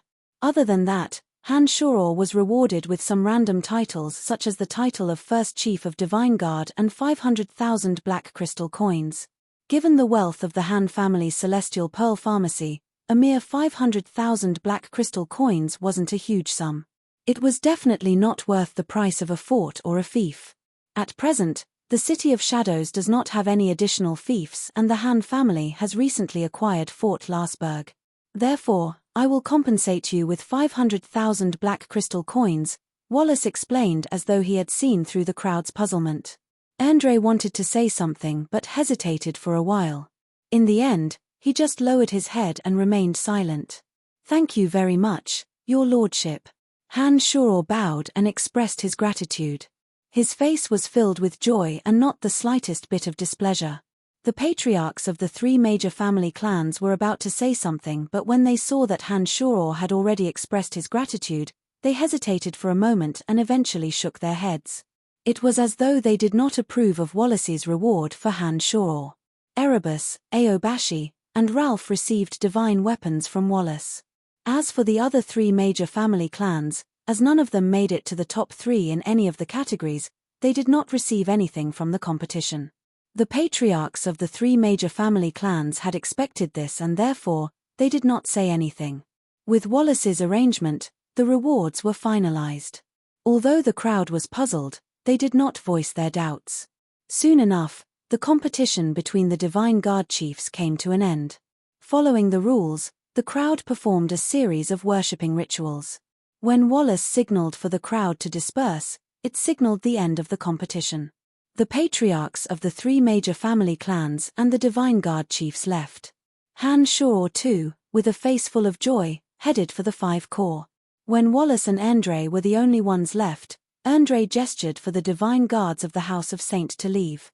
He asked puzzledly, I don't remember that the reward was supposed to be like this. There was supposed to be a fief.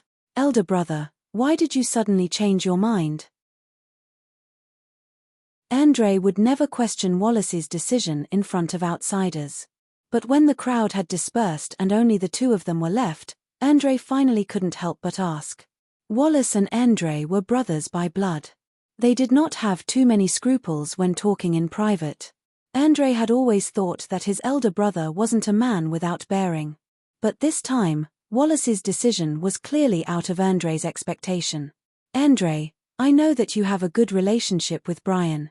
But as your elder brother, as the House of Saint, you have to consider the interests of the entire House of Saint. Wallace looked deeply into Andre's eyes and said in a deep voice, "Don't you think that the Han family is growing a little too fast? Elder brother, I know what you are worried about. But the rules of the Divine Guard Chiefs competition have never changed. Everyone can see that you're worried about Brian. Brian may look gentle, but he's more cunning than anyone else. He definitely knows your thoughts better than anyone else. You're making a fool of yourself by doing this." For the first time, Andre felt that his big brother had made a mistake and said angrily, "That is what I am trying to convey to Brian and the patriarchs of the 3 major family clans. Andre, in the past, our House of Saint was able to intimidate the 3 major family clans because of the strength of our House of Saint. We are much stronger than any other family clan. But now, the City of Shadows has gained Brian. Not only does he have the strength to threaten me, but the strength of our family clan is also gradually increasing. We have to be on our guard." Wallace put on a solemn face and said, "No matter what, our House of Saint will always be the ruler of the City of Shadows. I have to remind those people of this. If Brian has no ulterior motives, he will not be affected by my decision." "Elder brother, I think you are wrong this time." Andre disagreed with Wallace's opinion. He put on a bitter smile, shook his head, and said, "With Brian and the Han family, the overall strength of our City of Shadows will increase. At this rate, the City of Shadows will no longer be at the bottom of the Darkness Dominion. Perhaps one day, we will be able to compete with the City of Gorging Clouds and rank ahead of the Darkness Dominion. But if we continue to suppress all major family clans, the City of Shadows will only be slightly better than Hushvale City. We will never be able to compete with the other cities. At this rate, the City of Shadows might really be able to compete with the City of Gorging Clouds. But by then, the City of Shadows will no longer be our House of Saint." Wallace coldly groaned and said, "I know what I'm doing. You don't have to say anything more. I am the patriarch of the House of Saint and I know what I'm doing." Andre was astonished that Wallace had used his position as the patriarch of the House of Saint to pressure him. For so many years, Wallace had never said such things in private. For a moment, Andre was at a loss as to how to respond to Wallace's attitude. "All right, I won't say anything more. I hope you are right." Andre was rather disheartened. He shook his head with a bitter smile, turned around, and left. "In the future, it would be better for you to keep a distance from him. Otherwise, you will be caught in a dilemma when we have to fight in the future," Wallace said in a deep voice as he looked at Andre's departing figure. Andre's body froze for a moment before he replied in a low voice, "I know my place." Upon finishing those words, Andre flew away. When Han Shoror returned to the 5th Corps, the Divine Guards were already waiting for him. As soon as they saw Han Shoror, they immediately asked, "My lord, how did it go?" "Just as I promised you, you have taken the 1st place. I will not fall behind," replied Han Shoror in a faint smile. Upon hearing those words, the Divine Guards of the 5th Corps started cheering excitedly, especially the female Divine Guards. Their eyes were sparkling as they looked at Han Shoror. They were so passionate that even Han Shoror did not dare to look them in the eye. "I have long said that Master will defeat everyone effortlessly. There is no doubt about it," said Gilbert in a complacent manner. "Senior brother, which territory was given to us?" asked the usually cold and detached Bolans. He had been in the 3rd Corps of Evernight for a long time and was very familiar with the rules of the competition between the chiefs of Divine Guards. "There are some changes to the rules this time. We did not get any territory but 500,000 black crystal coins," replied Han Shoror with the same smile on his face.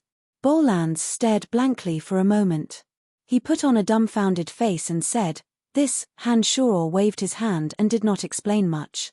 He smilingly said, "Get ready, we are returning to the city," but before Bolans could say anything else, Han Shoror stopped him with a glance. Bolans knew that there must be more to it than meets the eye. Although he was puzzled, he did not ask any questions.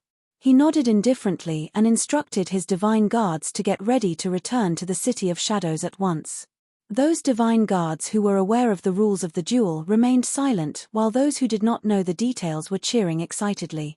Under Bolan's command, the divine guards prepared themselves and marched towards the City of Shadows in a grandiose manner. Chapter 804. 8 days later, Han Shoror and his 5th Corps divine guards returned to the City of Shadows. In a secret chamber of the Han family. Han Shoror, Statholm the Old Monster, Aemike Cotton, Bolans, Emily, and a few other ladies gathered together to discuss the outcome of the competition between the chiefs of divine guards at Soaring Cloud Mountain Range.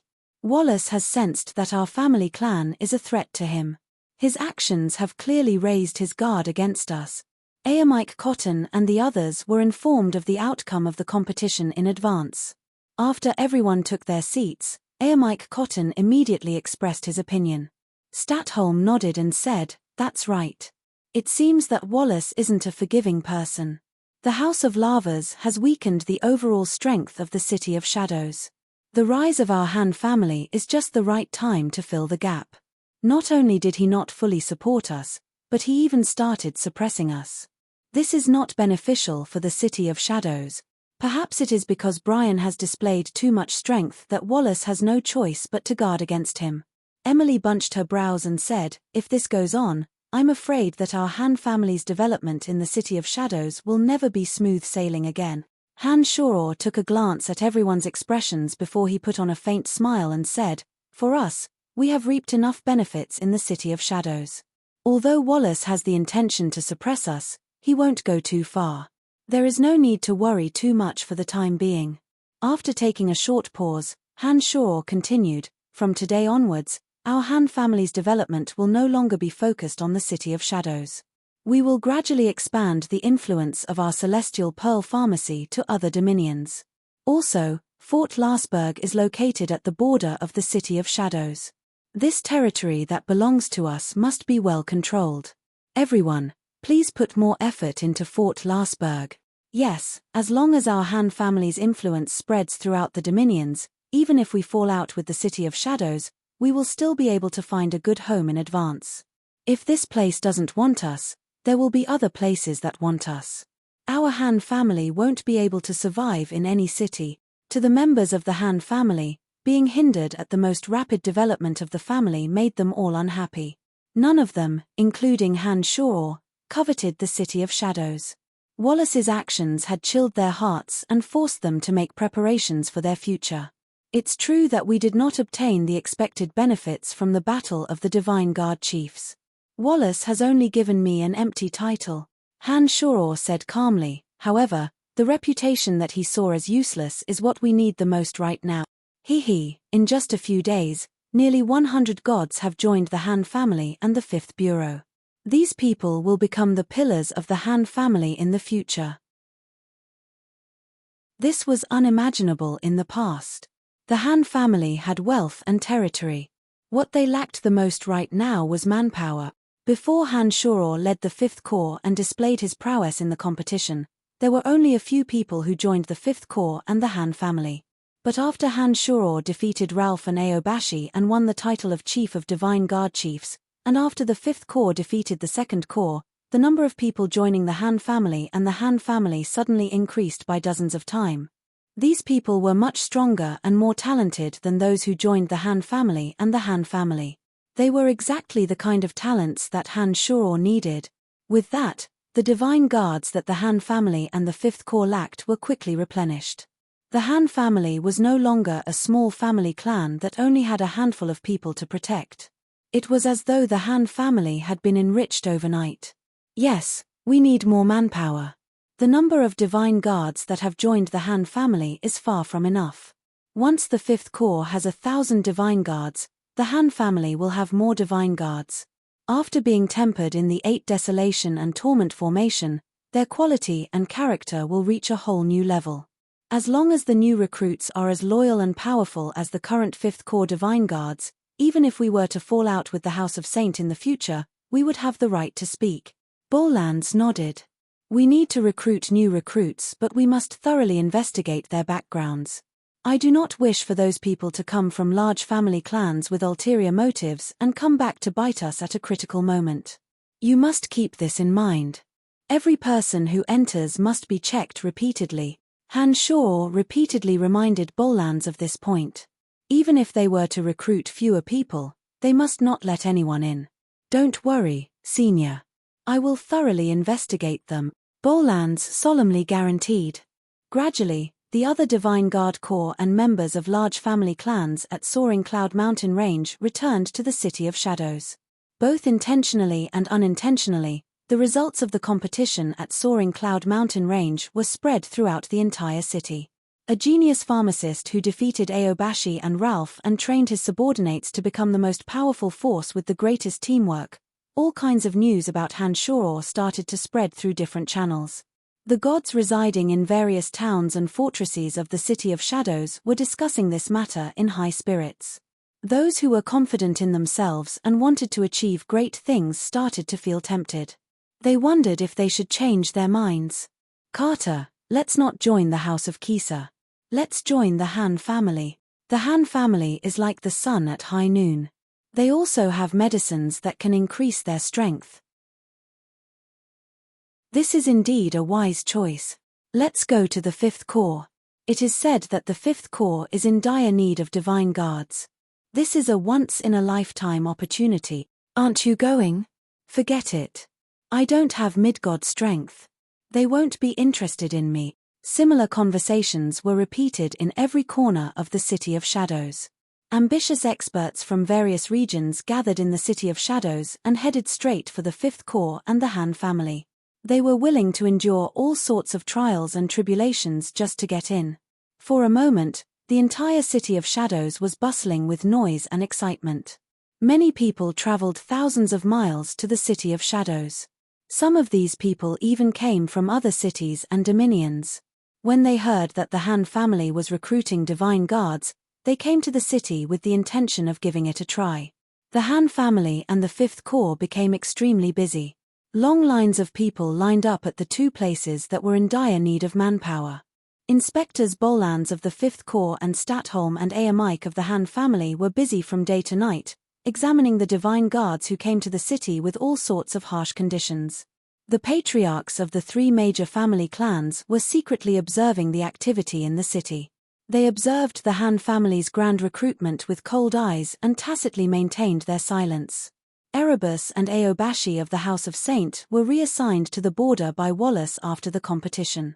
They did not come to congratulate Han Shor. Carmelita and Endre, for some reason, did not come to visit Han Shor during this period of time.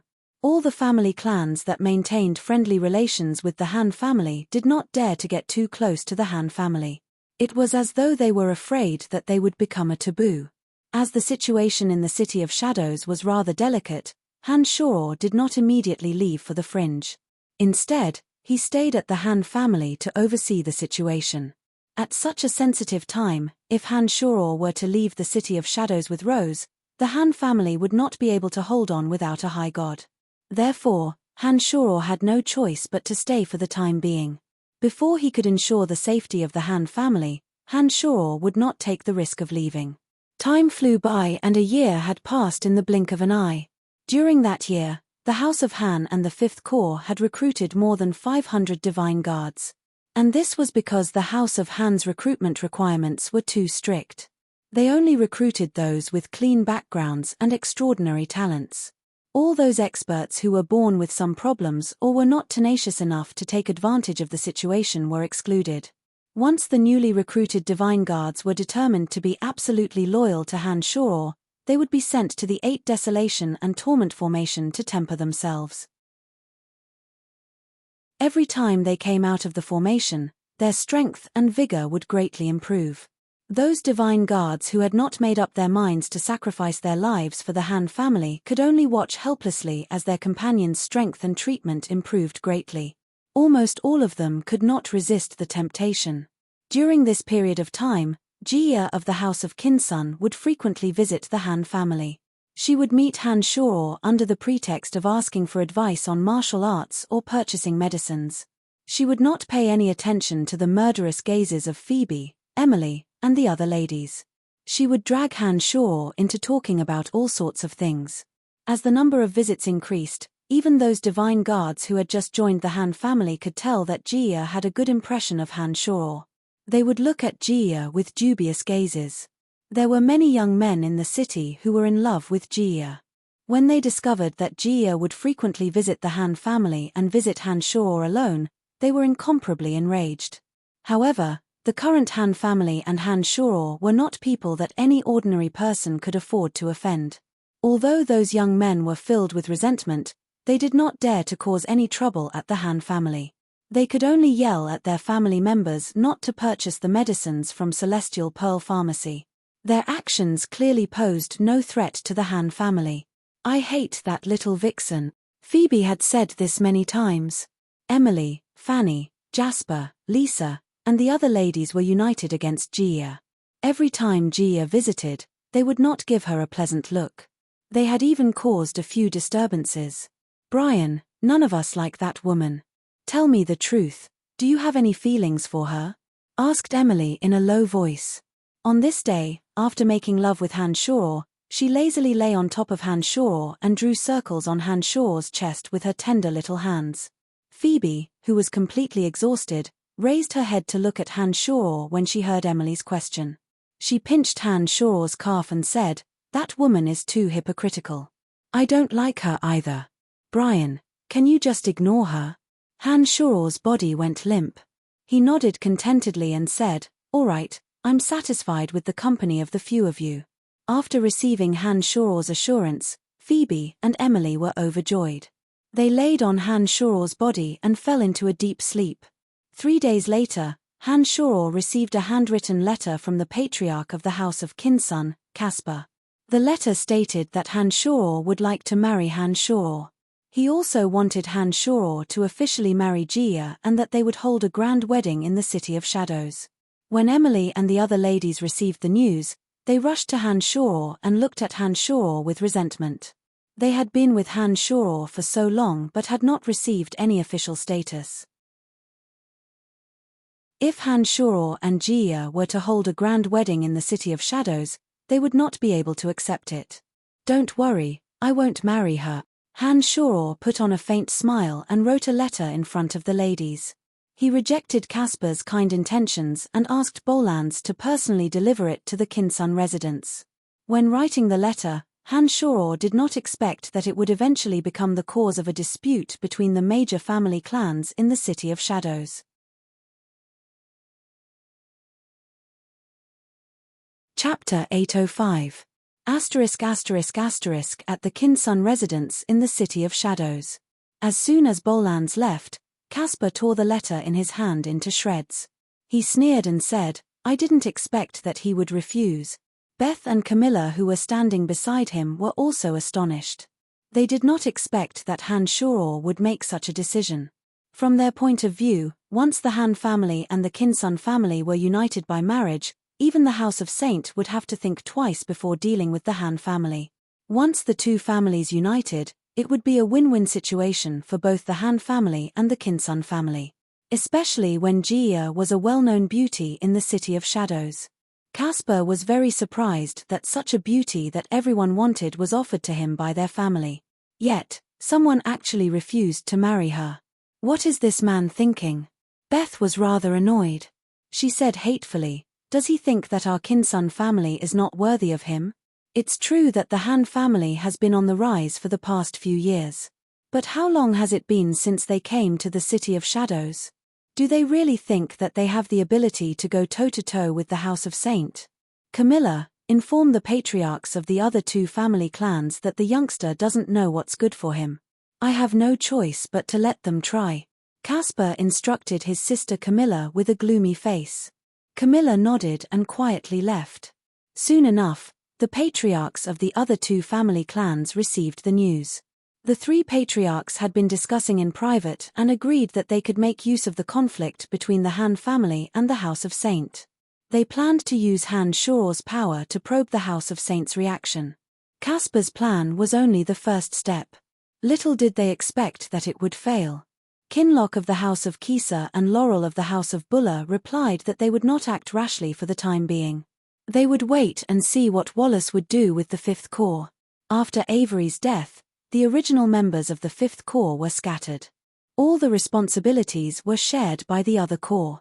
By now, the Fifth Corps had recruited 300 Divine Guards and formed 3 new companies of 100 men. Together with the victorious company, the Fifth Corps was fully capable of regaining control of the territory they were originally in charge of. Logically speaking, Wallace should have released his authority by now. However, there had been no news for a long time. They were secretly watching the House of Saint and the Han family, trying to figure out if there would be any conflict between the two. What? It was still the Kinsun family. Gia flew into a rage when she heard the news from her mother, Beth. Who allowed you to act on your own? Gia did not know about the correspondence between Caspar and Han Shore beforehand. When she suddenly learned of this fact, she felt as if she had been deceived, especially when the result was so cruel and unacceptable. Gia's rage was unusually fierce. More than half of the City of Shadows knows that you like that youngster. Your father is doing this for your own good. Bess sighed softly and said, I just didn't expect that brat to be so unappreciative. He must be blind to have rejected my precious daughter's marriage for the sake of a few women he brought from a low-class plane. What can he accomplish with that kind of eyesight? Enough. I don't need you to make decisions for me. Gia was furious. She slammed the door and left. Han family, Emily, Phoebe, and the other ladies were no longer resentful. When they saw with their own eyes that Han Shore had written a letter and tactfully rejected Caspar's proposal, they felt as though they had been doused with cold water on a hot summer day. The new batch of Divine Guards who walked out of the 8 Desolation and Torment formation were examined by Bolans in high spirits. Bolans believed that these Divine Guards were fully capable of taking on all kinds of missions in the City of Shadows. However, it was a pity that the House of Saint had yet to give them a definite answer. Many of the Divine Guards were left unoccupied in the city. Bolans went to look for Han Shore and reported the situation to Han Shore. He said, all the squads of Divine Guards are currently in the Fifth Corps. They are doing nothing but training.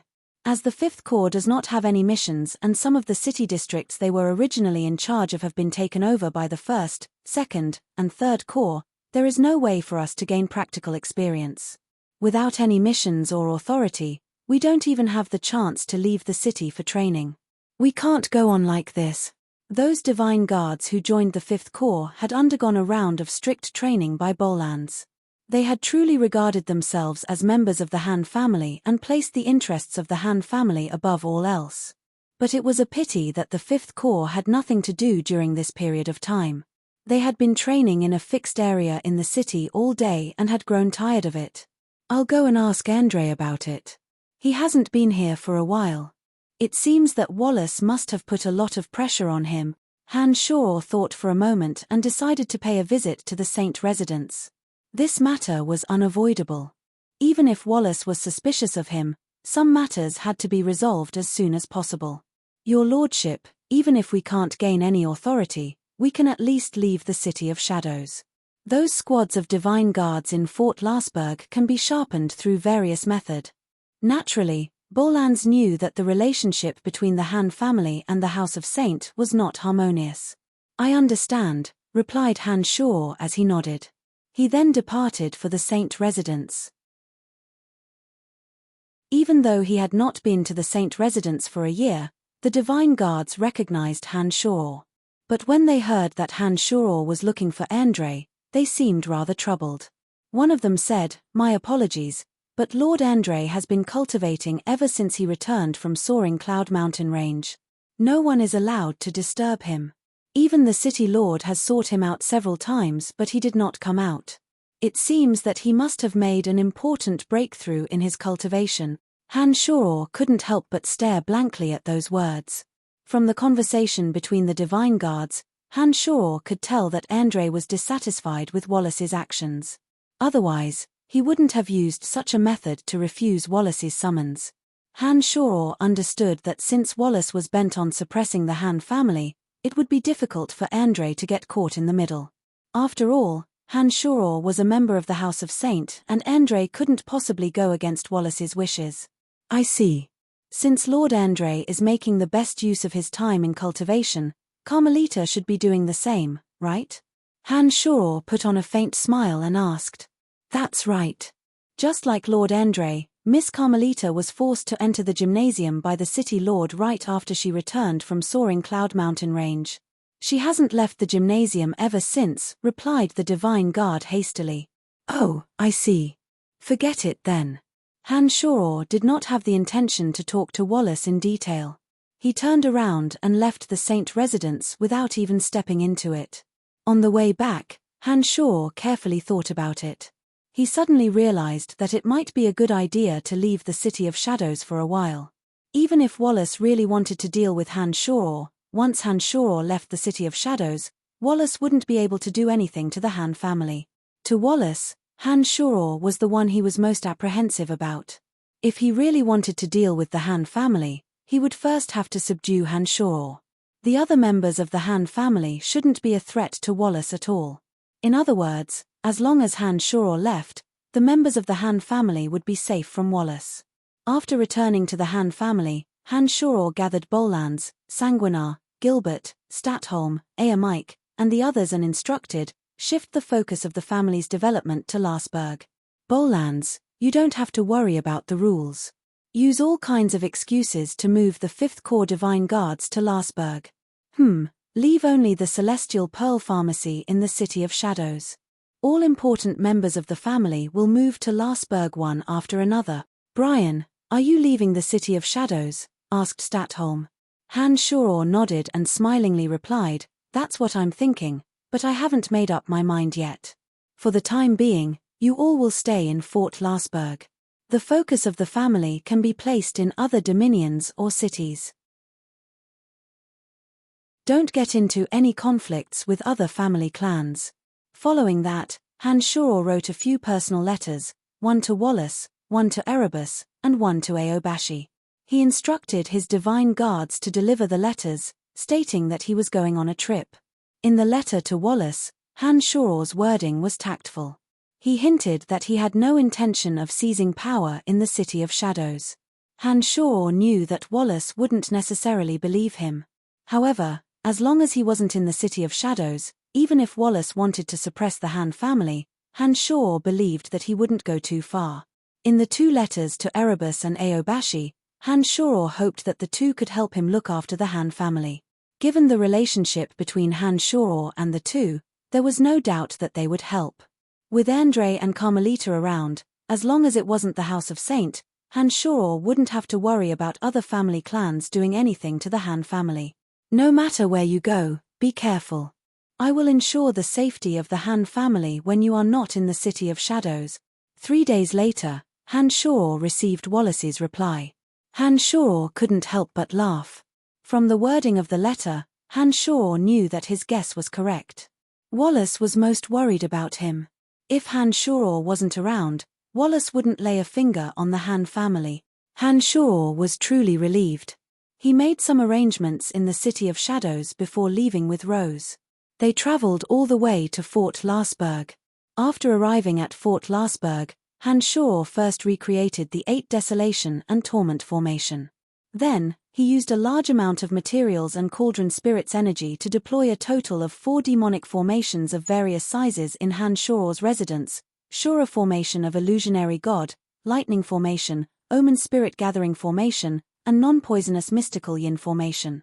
The 4 formations were placed at the 4 corners of the residence, with the 8 Desolation and Torment formation at the center. With the help of the Cauldron of Myriad Demon, it took Han Shoror half a year to complete the 4 newly formed demonic matrices. After Han Shoror had tested the power of the demonic matrices one by one and explained in detail how to use them to Candide, Stratholm, and the others, he finally felt at ease.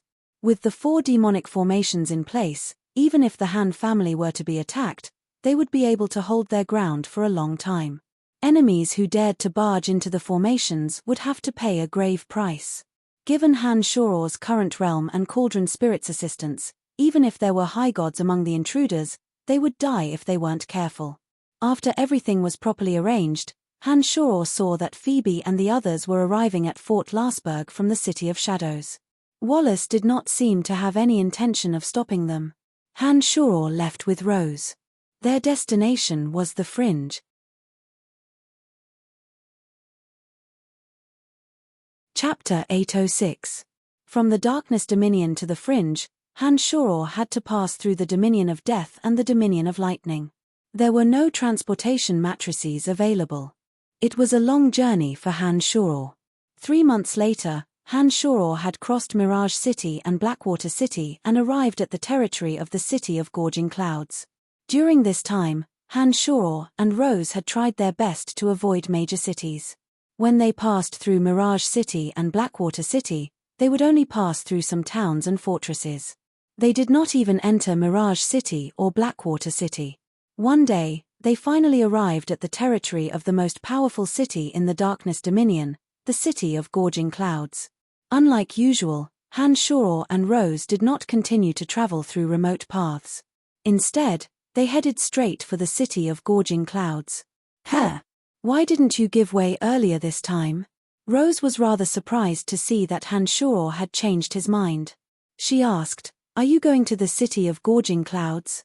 For the past 3 months, only Han-Shoror and Rose had been traveling together. Rose seemed to be in a good mood.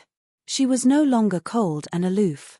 She was much more talkative than when she was with the Han family in the City of Shadows. It seemed that she really didn't like crowded places.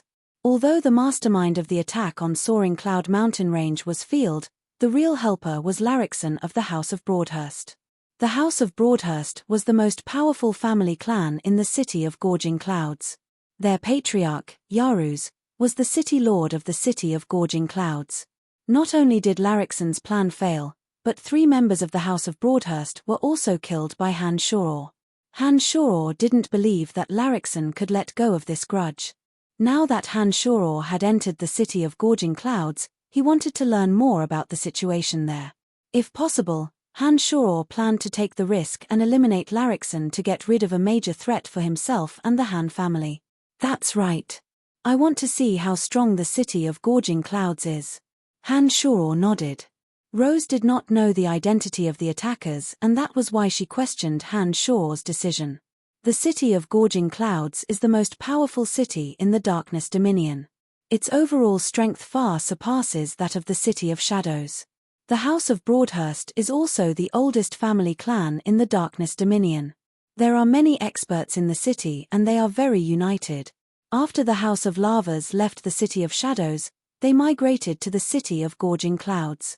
We have forcibly occupied the House of Lavas property in the City of Shadows. No matter what, the House of Lavas will bear a grudge against us.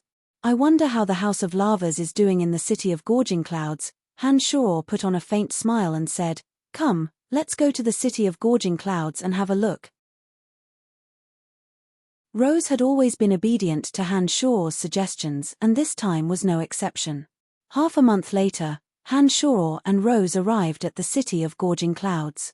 The city gate was solemn and solemn. The city gate was made of shiny black boulders that reached into the clouds. The divine guards at the gate wore gloomy faces and gave off an extraordinary aura. Several enormous energy crystal cannons were mounted on top of the city gates. The muzzles of the cannons were glistening with dazzling radiance. Those energy crystal cannons rely on the energy from the energy towers at the rear to fire. Not even high gods can withstand an attack of that degree. A low god will be blasted to death, Rose explained when she saw Han-Shoror's gaze lingering on the energy crystal cannons. The City of Gorging Clouds is indeed extraordinary. Come, let's enter the city and have a look. Han-Shoror and Rose observed the city for a while before they paid the entrance fee and entered the city. After entering the city, under Rose's guidance, Han-Shoror walked around the city for a while. He discovered that the defenses of the City of Gorging Clouds were much stronger than those of the City of Shadows. There were many defensive towers and energy crystal cannons constructed from energy crystals. Groups of calm and indifferent divine guards would pass by from time to time. Rose concealed her silver hair and Han-Shoror slightly altered his appearance. He believed that no one in the city would recognize him. Then, He asked a group of divine guards passing by, "Excuse me, where is the lava's residence?" The lava's residence? The divine guard stared blankly for a moment. He looked at the few black crystal coins that Han Shoror had stuffed into his hand and asked the divine guard beside him, "Is there a family clan in the city called the lava's residence?" "There is. A family clan that just arrived from the City of Shadows is called the lava's residence. I heard that a woman named Donna from the lava's residence will be marrying Lord Larrickson's son in a few days." This also means that the lava's residence will become a vassal of the House of Broadhurst. Another divine guard interrupted and said to Han Shoror, "The lava's residence is located in the south of the city." "Thank you very much," replied Han Shoror and rose before they departed. Han Shoror did not expect that such a day would come for Donna. Although he had gone through a lot with the lava's residence, Han Shoror had always been grateful to Donna. Previously, when Field attacked him, Han Shoror believed that it had nothing to do with Donna. Now that he heard that Donna would be marrying Larrickson's son, for some reason, Han Shoror couldn't help but feel a little uncomfortable in his heart. After obtaining the information, Han Shoror and Rose stealthily made their way to the southern district of the City of Gorging Clouds. As they were in the City of Gorging Clouds, divine guards were constantly passing through the city. In order to not expose his identity and strength, Han Shoror did not travel too quickly. It took him a day and half a night to arrive at the southern district and locate the lava's residence. Compared to their mansion in the City of Shadows, the lava's family's manor was much shabbier. The southern district of the City of Gorging Clouds wasn't considered a wealthy area. Han Shoror felt rather apologetic when he saw the sparse buildings in the manor. Without any particularly tight defenses, a few demon generals stealthily infiltrated the manor under the night sky. As demon generals refined from high gods, their ability to conceal their presence was even greater. Without alerting anyone, the demon generals managed to learn everything about the lava's residence. Soon enough, one of the demon generals found the gymnasium where Donna was. As Donna was not a high god, the barrier of darkness she deployed could not stop Han Shoror's demon generals. In the gymnasium, Donna was clad in an emerald green combat gown. She was valiantly attacking Dolores. Donna's brows were filled with worry. She did not seem to be celebrating her wedding. Dolores had completely become Donna's target to vent her anger on. Under her relentless attacks, Dolores was in great pain. Donna's fists landed all over his body, and his face was covered in bruises. Bang! Dolores's back collided with the metal wall of the training field. "Stop!" Dolores hastily raised his hands and begged for mercy. In a pitiful voice, he said, "It's about time. It's already so late. I should go back and rest. I'm done." Again, Donna shouted and was about to give chase again. "Elder sister, I know that you are in a bad mood, but you can't vent on me every day, can you?" Dolores shrieked, "The previous incident had nothing to do with me. I was only brought there by the Patriarch because I was familiar with that area. Besides, that youngster killed second uncle and took everything from us in the City of Shadows. It's only right for us to retaliate. Elder sister, you are also a member of the House of Lavas. You should understand the situation. If it wasn't for your younger brother Doloxes, Brian wouldn't have become enemies with our family in the first place, and we wouldn't have to deal with all these messy matters," Donna said furiously. "Now that our House of Lavas has fallen to such a state, I have been sacrificed by my father to marry that good-for-nothing. Why? Why do I have to bear all of this?" Donna yelled and charged at Dolores again. Another round of violent punches and kicks landed on him. Donna's graceful and elegant bearing back when she was on Profound Continent was nowhere to be found at this moment. Donna was gradually losing control of her mind and her temper was much worse than usual. Dolores did not dare to resist and allowed Donna's punches to rain down on his body. When Donna finally grew tired, Dolores shrieked, "Don't ask me. If you want to know, go ask the Patriarch. I'm not qualified to answer your questions." Upon finishing those words, Dolores limped and hastily ran out of the gymnasium. After Dolores left, Donna seemed to have lost all of her strength. Exhaustion struck her all of a sudden. What's the point? The interests of the family are above everything else. I have been taught this since I was young.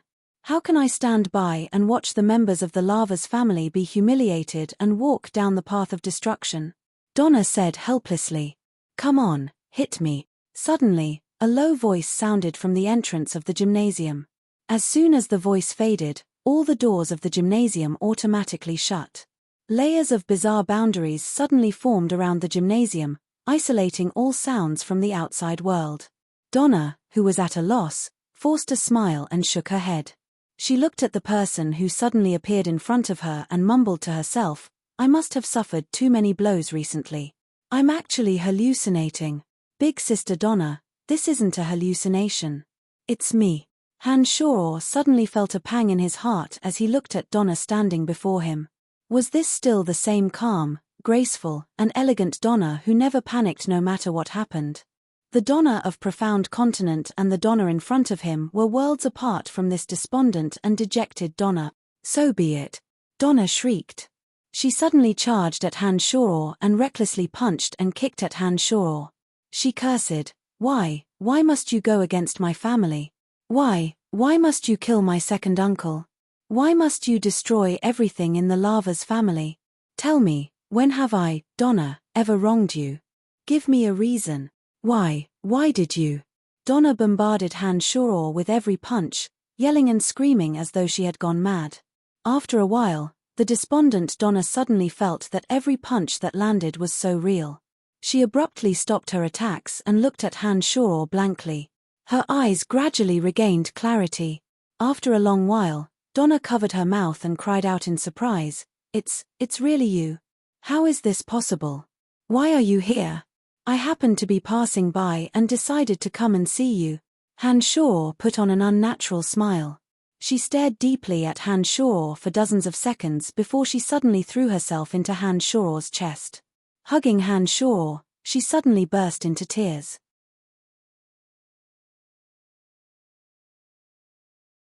Chapter 807. Hanshaw could feel Donna's body trembling. For a moment, he was at a loss as to what to do. The memories of him and Donna on Profound Continent began to flow into Hanshaw's mind. After crying for some time, Donna suddenly pushed Hanshaw away and glared at Hanshaw. What are you doing here? Hanshaw didn't know what to say. After staring blankly for a long while, he finally said, I heard that you are getting married. I came to see you. That's none of your business. Donna was infuriated when she heard Hanshaw bring up the matter. She hatefully said, Are you satisfied now? Haven't you caused enough harm to my family? What more do you want? Hanshaw was suddenly at a loss for words. He looked at Donna who was crying and felt rather guilty. He softly sighed and said, This isn't what I want to see. I have always been on the passive side when it comes to enmity with your House of Lavas. If it wasn't for your second Uncle Avery making things difficult for me and trying to kill me twice, I wouldn't have killed him. What's the point of saying all this? You have won. You have obtained everything that belonged to our House of Lavas. You killed my second uncle. You are amazing. Donna cried out, We are now living under someone else's roof in the city of gorging clouds. I have been sacrificed as the only bargaining chip. What are you doing here? Sister Donna, come with me. Hanshaw suddenly said, I know that you don't like what your family has arranged for you. You shouldn't be the one to bear the burden of the House of Lavas.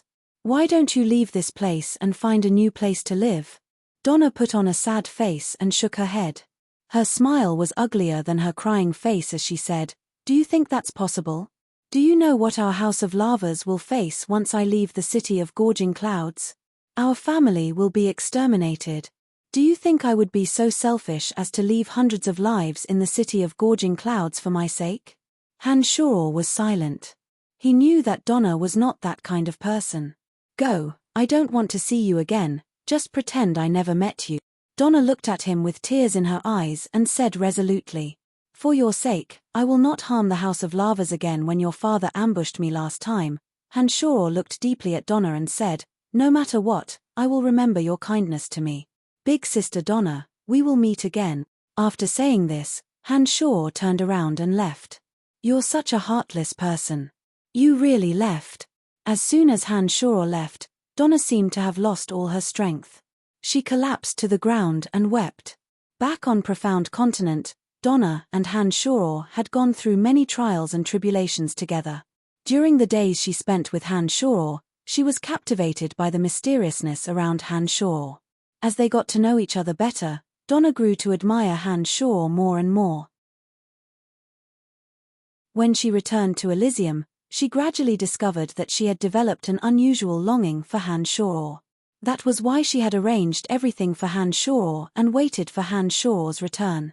After painstakingly waiting for Han Shoror on Elysium for many years, Donna gradually discovered that her feelings for Han Shoror were more than just simple admiration.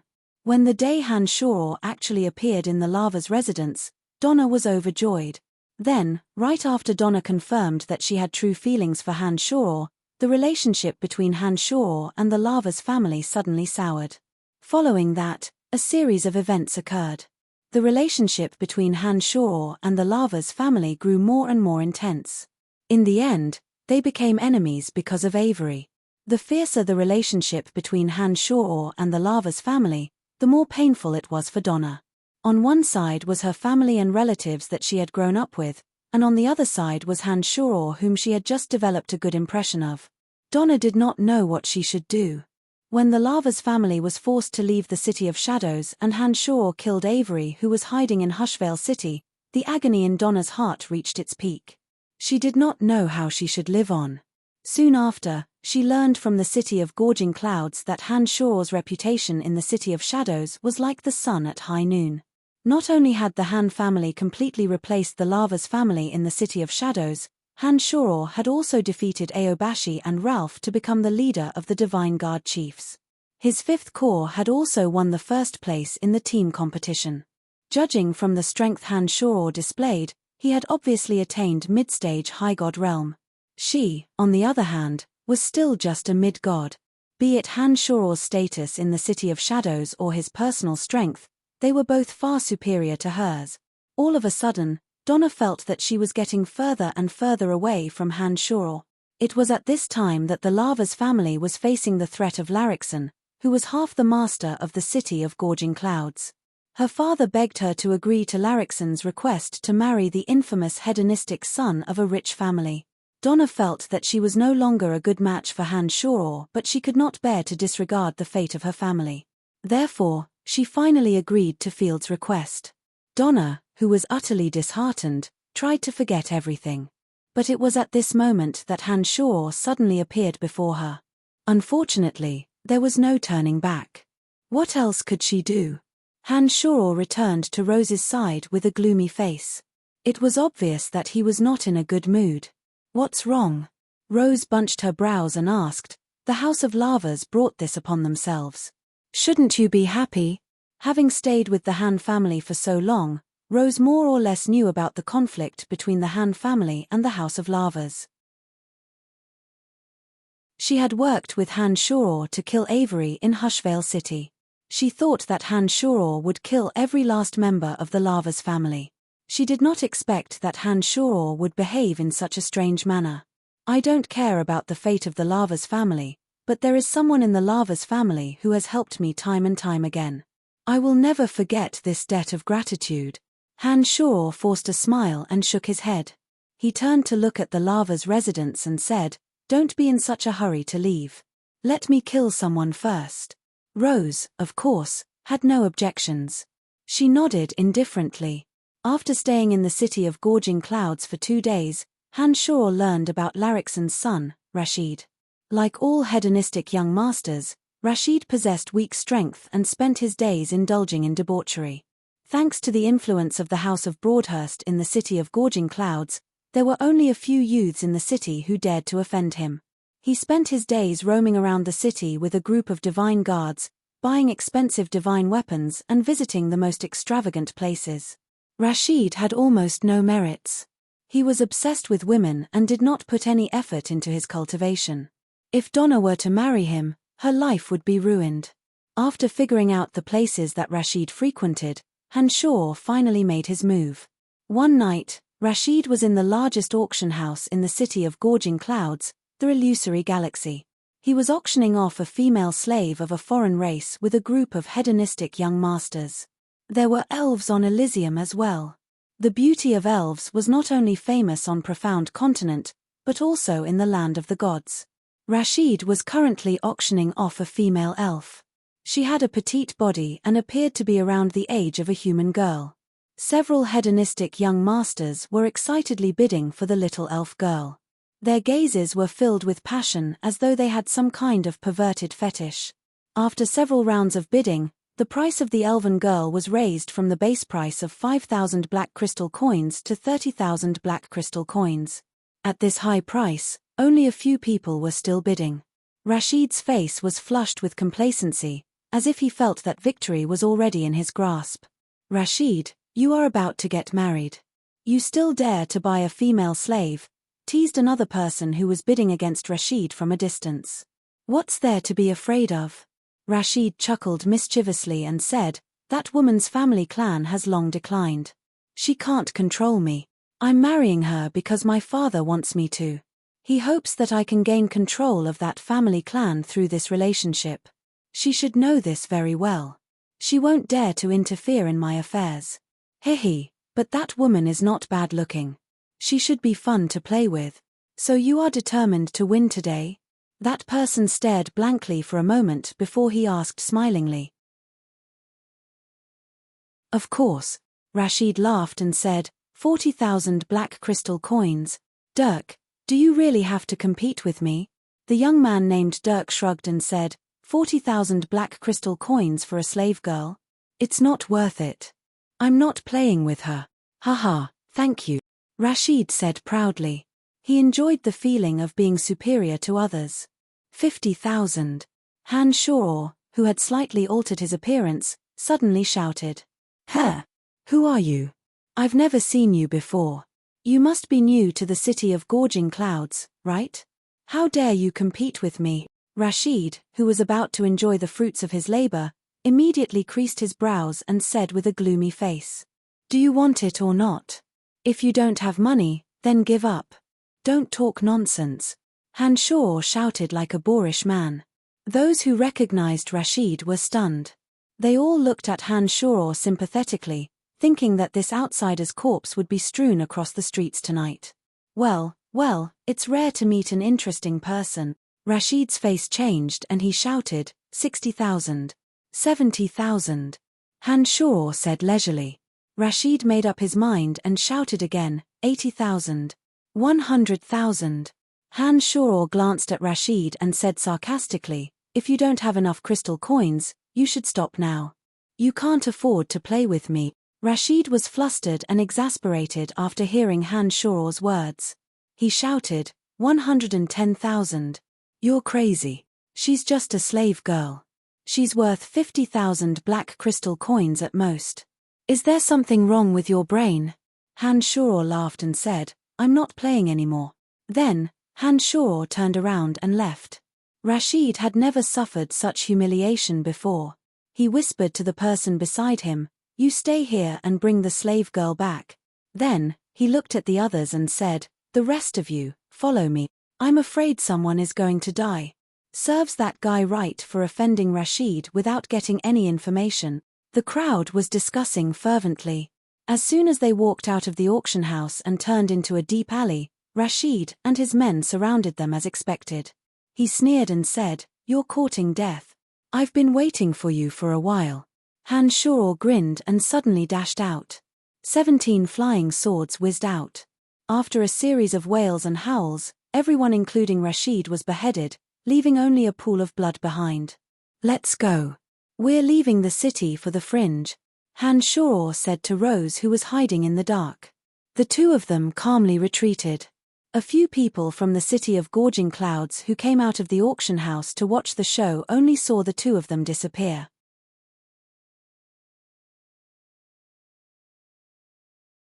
Chapter 808. 2 years, 2 whole years. Han Shor and Rose crossed the Death and Lightning Dominions and arrived at the Space Dominions.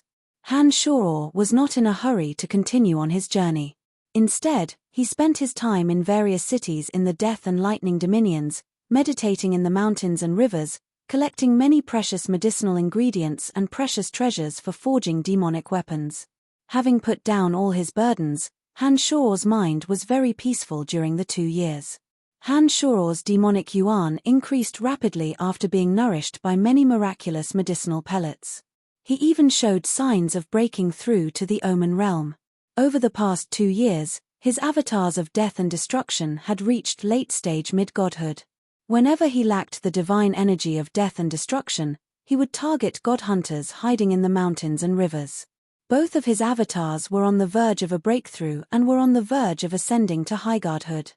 Han Shuo had become more and more adept at using the fused domain of divinity. In his confrontation with Rose, the new domain of divinity formed by his 2 mid-god avatars had the absolute upper hand. It suppressed Rose's domain of divinity to the point where it could barely defend itself. It had only been 2 years, but Han Shuo, who had been cultivating his state of mind with all the experience he had gained, had achieved an extraordinary improvement. His entire being had become more and more unfathomable. Even Rose, who had been following him, felt that Han Shuo was becoming more and more unfathomable. Of course, during this period, Rose had also benefited a lot from Han Shuo. Han Shuo generously shared with Rose the expensive medicinal pellets refined from the rare treasures he collected from the mountains and rivers. Rose's body was reborn. Every time she cultivated with the pill of tranquility, her mind would be at peace and she would gain new insights into the energy of darkness. Rose, who had always been cultivating by herself, had experienced all sorts of nourishment from the medicinal pellets. Her strength had improved by leaps and bounds and she was on the verge of a breakthrough. After spending all day and night with Han Shuo, Rose discovered that Han Shuo had never treated her as a servant. On the contrary, he would always give her a share of the benefits. After spending 2 years together, Rose had unknowingly grown dependent on Han Shuo. Sometimes, she would even smile when they talked. This change meant that Rose had subconsciously accepted her identity and Han Shuo. The Space Dominion. As soon as Han Shuo and Rose arrived, they discovered that this place was different from any other dominions. In the dominions of death, darkness, and destruction, the gods that cultivated in those 3 energies were the most common. Gods that cultivated in the energy of wind, fire, lightning, and earth were few and far between. Gods that cultivated in the energy of life, light, and water were nowhere to be seen. However, the Space Dominion was different. In the mountain range of the Space Dominion, there were gods that cultivated in all sorts of energies. Gods that cultivated in the energy of 12 fundamental energies could be found everywhere. They minded their own business, unlike the dominions of darkness, death, and destruction, where they would fight each other as soon as they met. The fringe was located between the Space Dominion and the Destiny Dominion. It would take Han Shuo at most 3 months to arrive at the fringe. However, Han Shuo was in no hurry to leave after setting foot in the Space Dominion. According to his agreement with the 5 elite zombies and Little Skull, he would meet them in the ethereal city of the Space Dominion. Counting the days, Han Shuo decided to stay in the Space Dominion for a while and meet the 5 elite zombies and Little Skull first. It had been a long time since Han Shuo last saw the 5 elite zombies and Little Skull. When Han Shuo left, both the 5 elite zombies and Little Skull did not possess outstanding strength. Han Shuo was worried about their safety, just like a father worried about his wandering son. The 5 elite zombies were refined from the origin energy of the 5 elements. They had an instinctive understanding of the 5 elements. After cultivating in the energy of earth, life, fire, water, and metal, Han Shuo was not worried about their state of mind. As long as they could increase their divine energy, Han Shuo believed that the 5 elite zombies would improve even faster than Sanguinar and Gilbert. It had been several decades since they last met. Han Shuo was full of expectations for the 5 elite zombies. He wondered what realm they had cultivated to. If there were no mishaps, the 5 elite zombies should have at least entered Midgod realm, right? Han Shuo thought to himself. Other than the 5 elite zombies, Han Shuo also promised McKinley, who cultivated in the Edict of Space, to come to the Space Dominion. Therefore, it was necessary for him to stay in the Space Dominion for some time. After the demon generals circled around the mountain range, Han Shuo took out the Holy Grail and communicated with McKinley with his consciousness. "McKinley, I've arrived at the Space Dominion. What should I do next?" You've arrived at the Space Dominion. McKinley immediately became excited when he received Han Shaw's transmission. He cried out in surprise, "You've really arrived at the Space Dominion?" It had been a long time since Han Shaw had contacted McKinley. He had only promised him that he would come to the Space Dominion. McKinley's soul was very excited to see that there was a chance to break free from his shackles. What an interesting place. He, I'm now standing in the territory of the Space Dominion. Tell me, what should I do? Han Shaw transmitted. Head to Ethereal City. I used to live in Ethereal City, replied McKinley's divine soul excitedly. The territory of the Space Dominion wasn't smaller than that of the Darkness Dominion. However, there were only 3 main cities in the Space Dominion: Ethereal City, Holy Spirit City, and Illusory City. These 3 cities occupied 2/3 of the territory of the Space Dominion. The 3 cities didn't restrict entry to any gods. Gods who cultivated any power of ultimacy could live in the 3 cities. Generally speaking, the divine guards of the 3 cities would not interfere too much with the lives of the residents in the cities. Small-scale fights and disputes were common in the Space Dominion. The divine guards of the 3 cities would only intervene when there were large-scale fights or incidents that affected the normal operations of the 3 cities. Not all the divine guards of the Space Dominion cultivated in the Edict of Space. Many of them were formed spontaneously. Their only purpose was to maintain the normal operations of the 3 cities. They enjoyed the free and unfettered life in the Space Dominion. They only came to the Space Dominion to avoid wars between other dominions. They did not wish for anyone to destroy the Space Dominion. The overgod of space and time traveled through the different planes of space and time. He rarely spent time in the Space Dominion. He took a laissez-faire attitude toward everything here, delegating all his authority to the people in charge, making the Space Dominion a very special region. Han Shaw immediately smiled and said, "That's great. I'm also heading to Ethereal City. Now that we have the same destination, there's no need for me to take a detour." "What are you going to Ethereal City for?"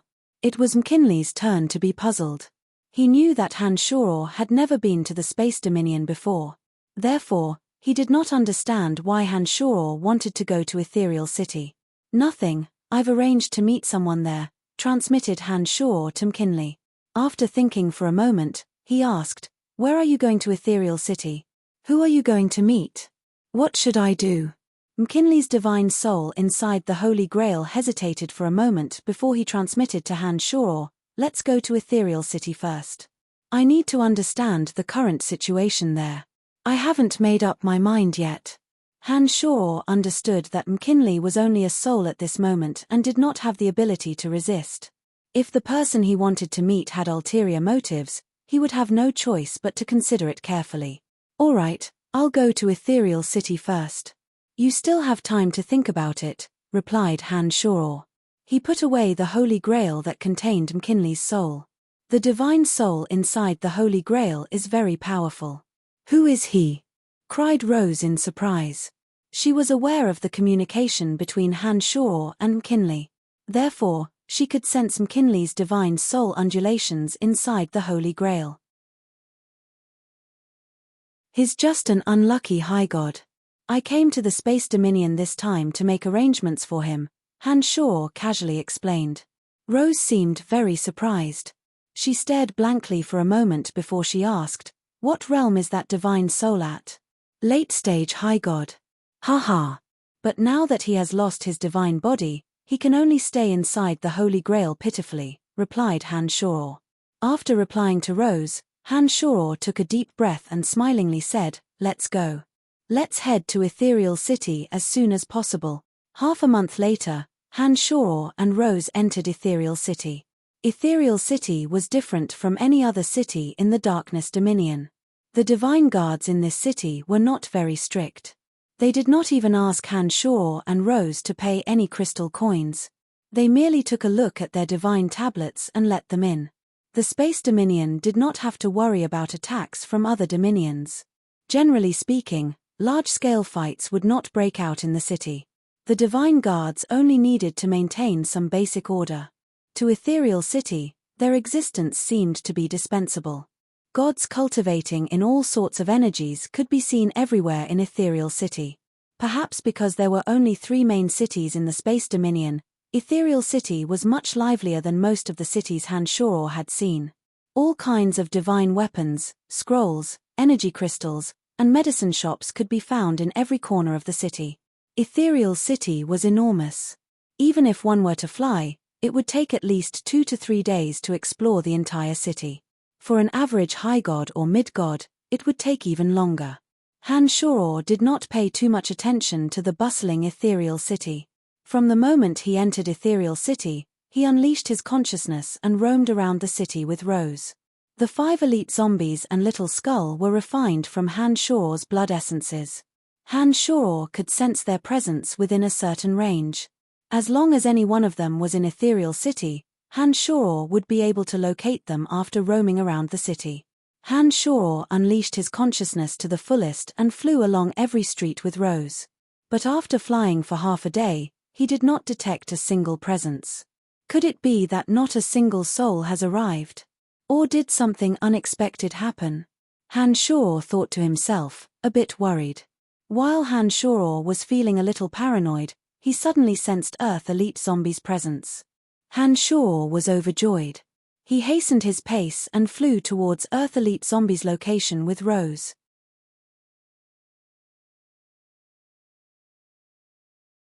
Chapter 809. In the west of Ethereal City, a dazzling battle was going on like a raging fire. 3 mid-gods of Earth were standing in a triangular formation, looking around vigilantly. Their brows were tightly bunched and they were ready to deal with any sneaky attacks at any moment. Suddenly, the earth between the 3 of them collapsed. A pair of arms stretched out of the earth and grabbed at the ankles of one of the mid-gods. "It's coming again." That mid-god was startled. He smashed down with his giant hammer. The other 2 mid-gods were stunned for a moment before they shrieked, "Kill him!" The energy of Earth was blasted down by the 2 mid-gods at the pair of hands. The pair of hands that protruded from the depths of the ground suddenly crystallized. Earth element frantically gathered at the center of the palms, forming a thick layer of scale armor. His right hand moved forward to block the incoming hammer, while his empty left hand fiercely slapped the sole of the man's foot. "Ah!" A miserable shriek sounded. The mid-god felt as though all the energy of the earth had struck his foot. Crack, crack. The bones in his foot were completely shattered. Blood spurted out from his wound. "Don't step on the ground," shouted another mid-god.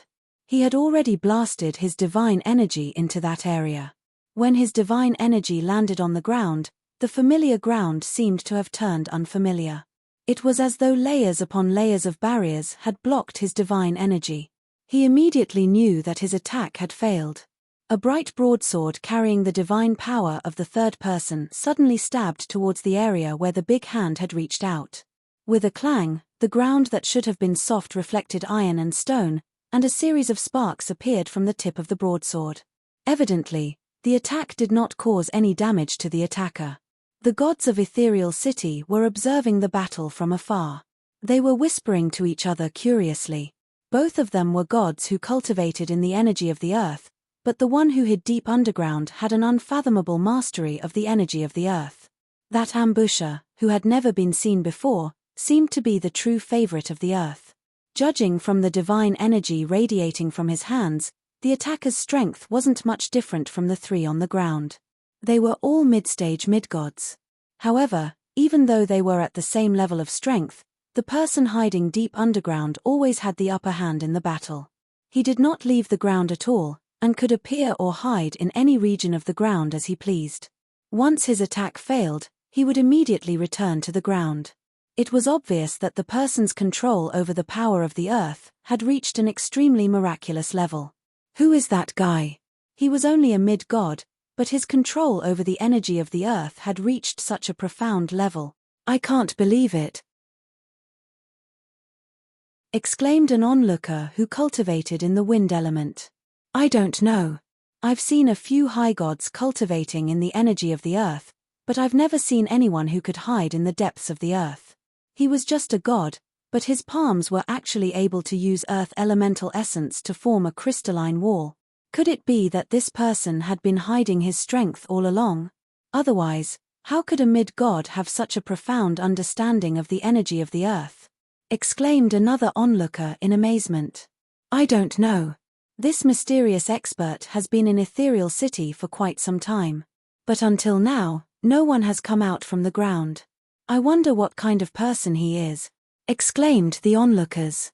While the crowd was conversing, that person mysteriously disappeared into the depths of the earth as though he had never been there. 2 of the 3 mid-gods cultivating in the energy of the earth had failed in their attacks, while the soul of the 3rd had been completely crippled.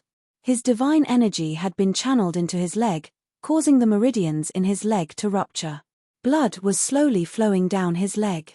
The 3 of them no longer dared to stand on the ground. They hovered in midair as though they were facing a formidable foe. Gods cultivating in the energy of the earth could only exert their greatest strength when they were on the ground.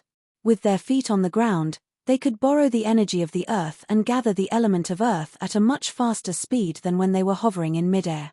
In the eyes of the crowd, the scene of 3 gods cultivating in the energy of the earth not daring to land on the ground when facing an ambusher of the same realm was extremely bizarre and ironic.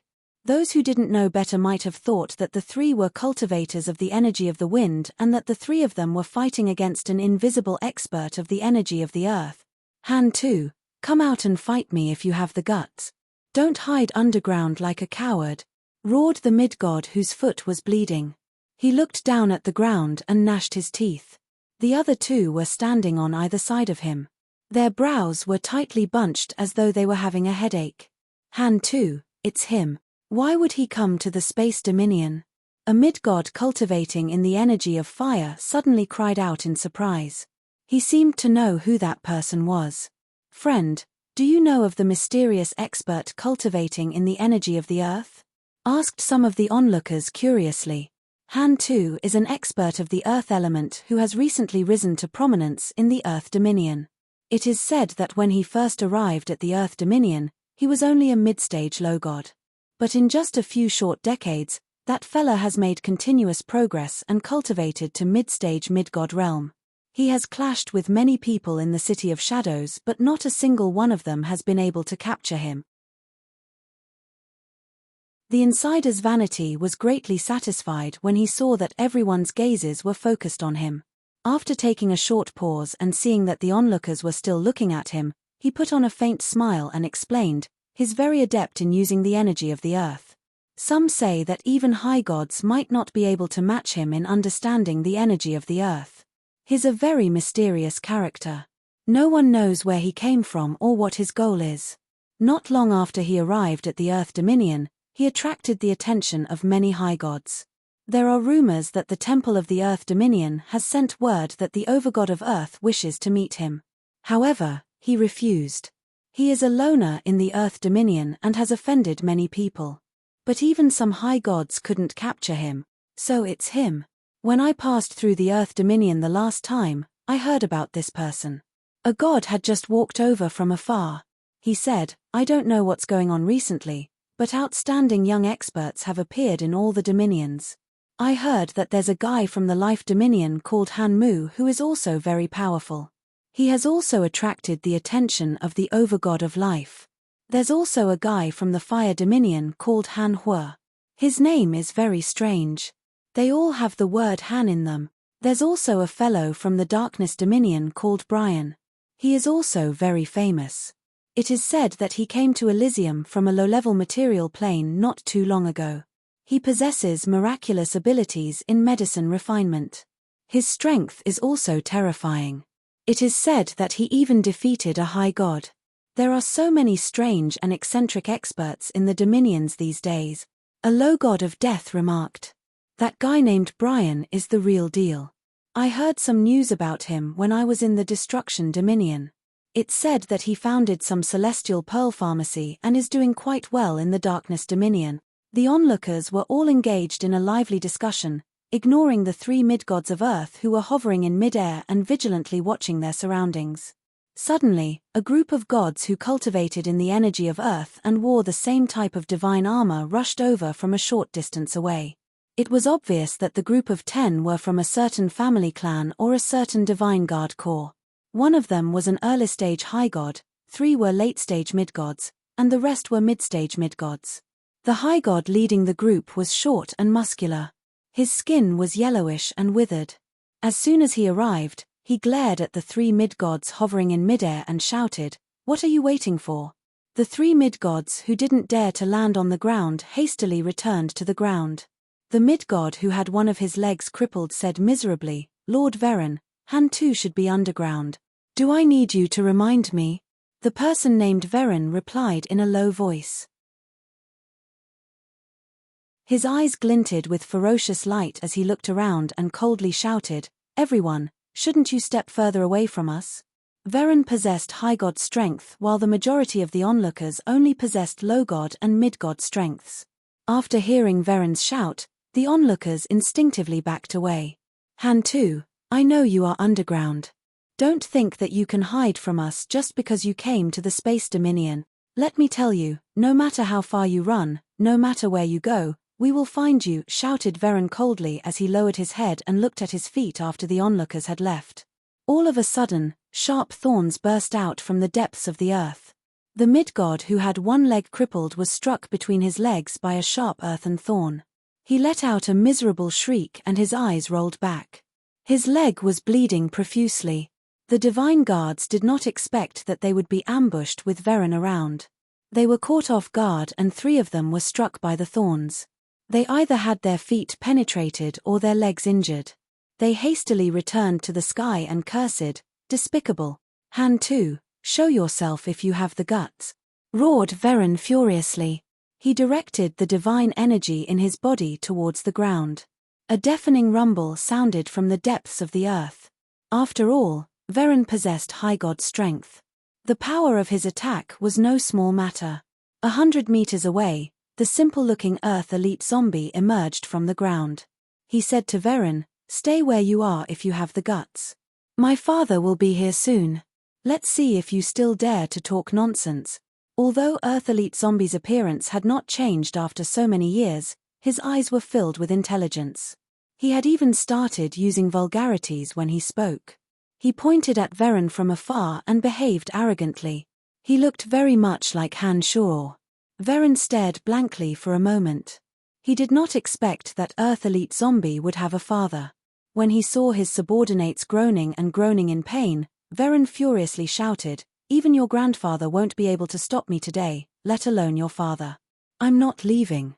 Let's see if you can hurt me."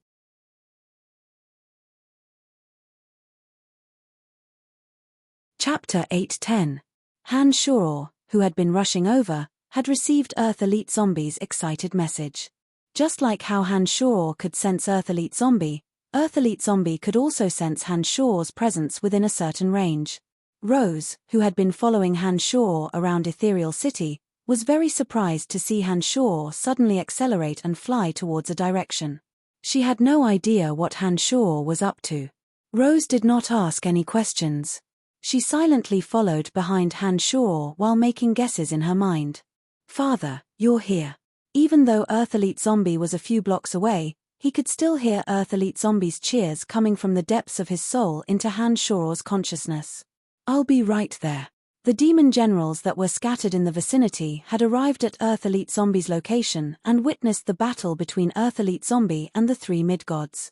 Naturally, they had also heard the conversation between Veren and Earth elite zombie.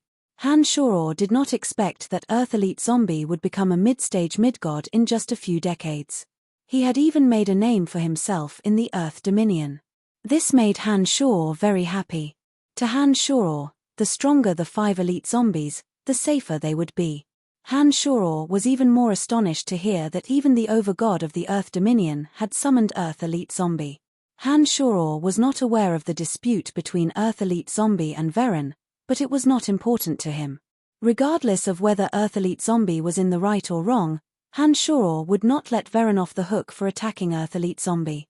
Being protective of one's own children was a bad trait that all fathers had. Han Shor was no exception. "Just you wait. When my father arrives, all of you will die." Earth elite zombie, who had half of his body on the ground, glared at the enraged Veren from afar and said viciously, "I'd like to see who your father is. If I can't catch you, I'll find my father." Veren glared at Earth Elite Zombie in the distance and gnashed his teeth. Veren knew that Earth Elite Zombie would immediately hide underground if he made a move. Veren, who was also a cultivator of the energy of Earth, discovered that even a high god like him could do nothing to his opponent. Veren felt very frustrated and sometimes wondered if Earth Elite Zombie was deliberately toying with them. Otherwise, how could a mere mid-god reach such unimaginable heights in the energy of Earth? "Stand there if you have the guts." Earth Elite Zombie jumped out of the ground, pointed at Veren, and taunted. The Earth Elite Zombie could sense that Han Shoror would be able to reach here soon. Now that he had something to rely on, the Earth Elite Zombie became even more domineering. He still had that naive look on his face, but in Veren's eyes, he was the most despicable person on Elysium. "Fine, I won't. No matter who comes today, don't even think about leaving," Veren shouted coldly. While Earth Elite Zombie and Veren were at each other's throats, a ray of light streaked across the sky and suddenly stopped beside Earth Elite Zombie. "Father, you're here. Haha, it's great to see you." Earth Elite Zombie cheered. He stepped forward and giggled. "Are you all right?" Han Shoror took a few deep glances at Earth Elite Zombie's body. He only felt relieved when he discovered that Earth Elite Zombie was unscathed. Soon after, he shot a glance at the enraged Veren and asked, "So this is the guy?" "Yeah. His vengeful spirit hasn't dissipated. He has been chasing me ever since we left the Earth Dominion." "How annoying." Earth Elite Zombie put on a disgusted face and said furiously, "All I did was kill a few people in their city. What's so great about that? Besides, they were the ones who offended me first. Those you killed were all members of noble family clans. If I don't capture you, I won't be able to answer to my family clans." Veren roared furiously as he pointed at Earth Elite Zombie. "You don't have to answer. Since we have met, don't even think about going back." Han Shoror stared at Veren coldly, but he said to Earth Elite Zombie, "How do you want him to die?" Veren finally realized where Earth Elite Zombie learned his domineering manner from. Earth Elite Zombie was already arrogant enough, but this father of unknown origin was even more arrogant. With just a glance, Earth Elite Zombie had pronounced Veren's death sentence. Furthermore, Earth Elite Zombie looked as though it was a matter of course, as though killing a high god like Veren was a piece of cake. Veren was so furious that he laughed. "Haha, your son only knows how to hide. It seems to me that you, as a father, only know how to talk big. Come on, kill me if you have the guts. Rose, kill them all." Han Shoror bunched his brows and instructed Rose in a low voice. Rose, who had just arrived beside Han Shoror, stared at Earth Elite Zombie with a strange look on her face. She asked puzzledly, "He's your son?" "Yes." Han Shoror nodded and asked, "What's wrong? Is there a problem?" Rose shook her head and replied, "There's no problem. I just find it a little strange." Back at the Demon Mountain, Spider Goddess Rose had met Earth Elite Zombie and Metal Elite Zombie. However, Rose did not expect Earth Elite Zombie to have such a close relationship with Han Shoror. "Father, who is he?" Earth Elite Zombie asked with a silly smile. "Try to sense it." Han Shoror put on a faint smile and said to Earth Elite Zombie, paying no attention to the fuming Veren in the distance. Although Earth Elite Zombie's senses weren't as terrifying as Han Shoror's, they were much more powerful than the average person on Elysium. Earth Elite Zombie stared deeply at Rose for a moment before he suddenly jumped up and cried out in surprise, "The one from the Demon Mountain?" Rose glared at Earth Elite Zombie. She was still rather angry and said, "You thief." "Yes, I did." "What are you going to do about it?" Although Earth Elite Zombie appeared simple and honest, he had traveled for so many years that he had learned many things. As soon as he arrived and heard the instructions that Han Shoror gave to Rose, he knew that Rose must have a strange relationship with Han Shoror. Therefore, he wasn't the least bit afraid. "Goddamnit, they are looking down on us." One of Veren's divine guards shouted furiously. Veren, who was infuriated, could no longer endure it. He let out a loud roar and charged at Han Shoror. "All right, that's enough," shouted Han Shoror. He turned to Rose and said, They are courting death. Send them on their way. Rose shot another glare at Earth Elite Zombie before she finally obediently charged at Varen. Her body moved and a pitch-black darkness suddenly shrouded the entire area.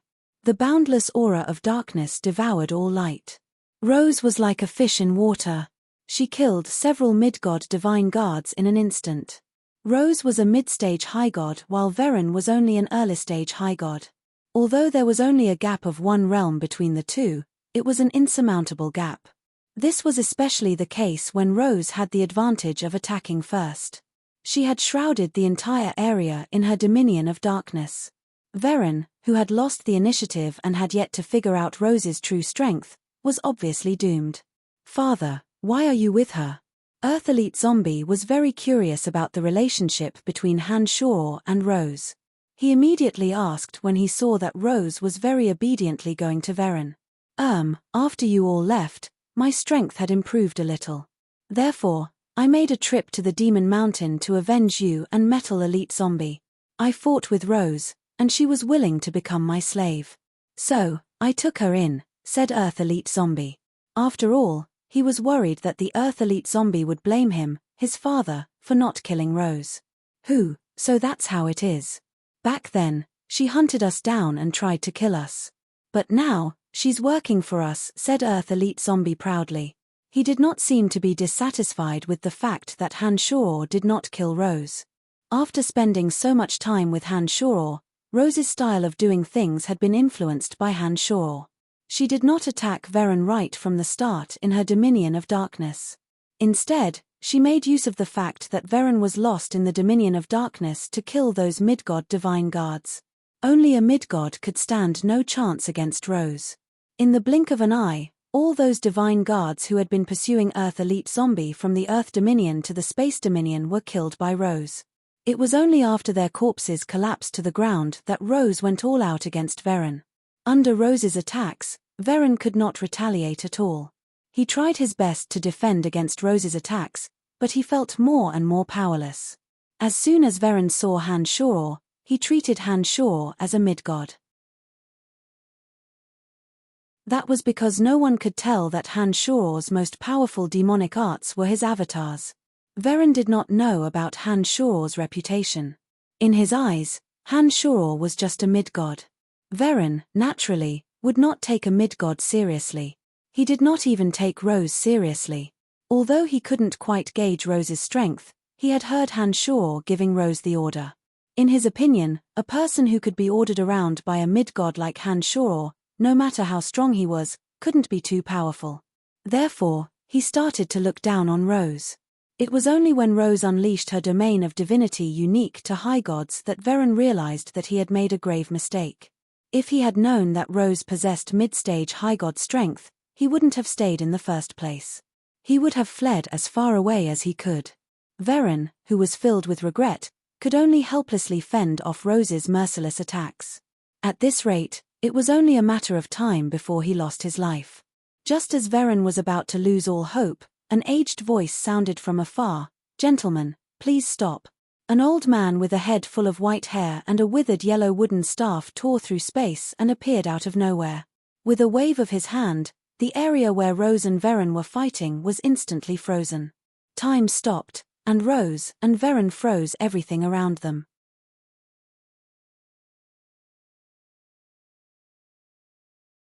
Chapter 8:11. A miraculous restraining energy was transmitted from the withered yellow staff in the old man's hand. In the next moment, both Rose and Varen froze. Even Han Shor was affected by the shackling energy the moment it spread out. 2 seconds later, Han Shor came to his senses. When he looked at Rose again, he discovered that she and Varen had been separated from each other. The domain of divinity released by Rose had also vanished. Han Shor immediately realized that he was also affected by the strange time-stop energy. He turned to look at the old man who suddenly appeared and asked in a deep voice, "Who are you?" Rose and Varen were dazed for a few seconds before they suddenly realized what had happened. Rose was rather angry because she could have killed Varen in just a few moments. She had been strangely restrained for a few seconds and missed the best opportunity for her to kill.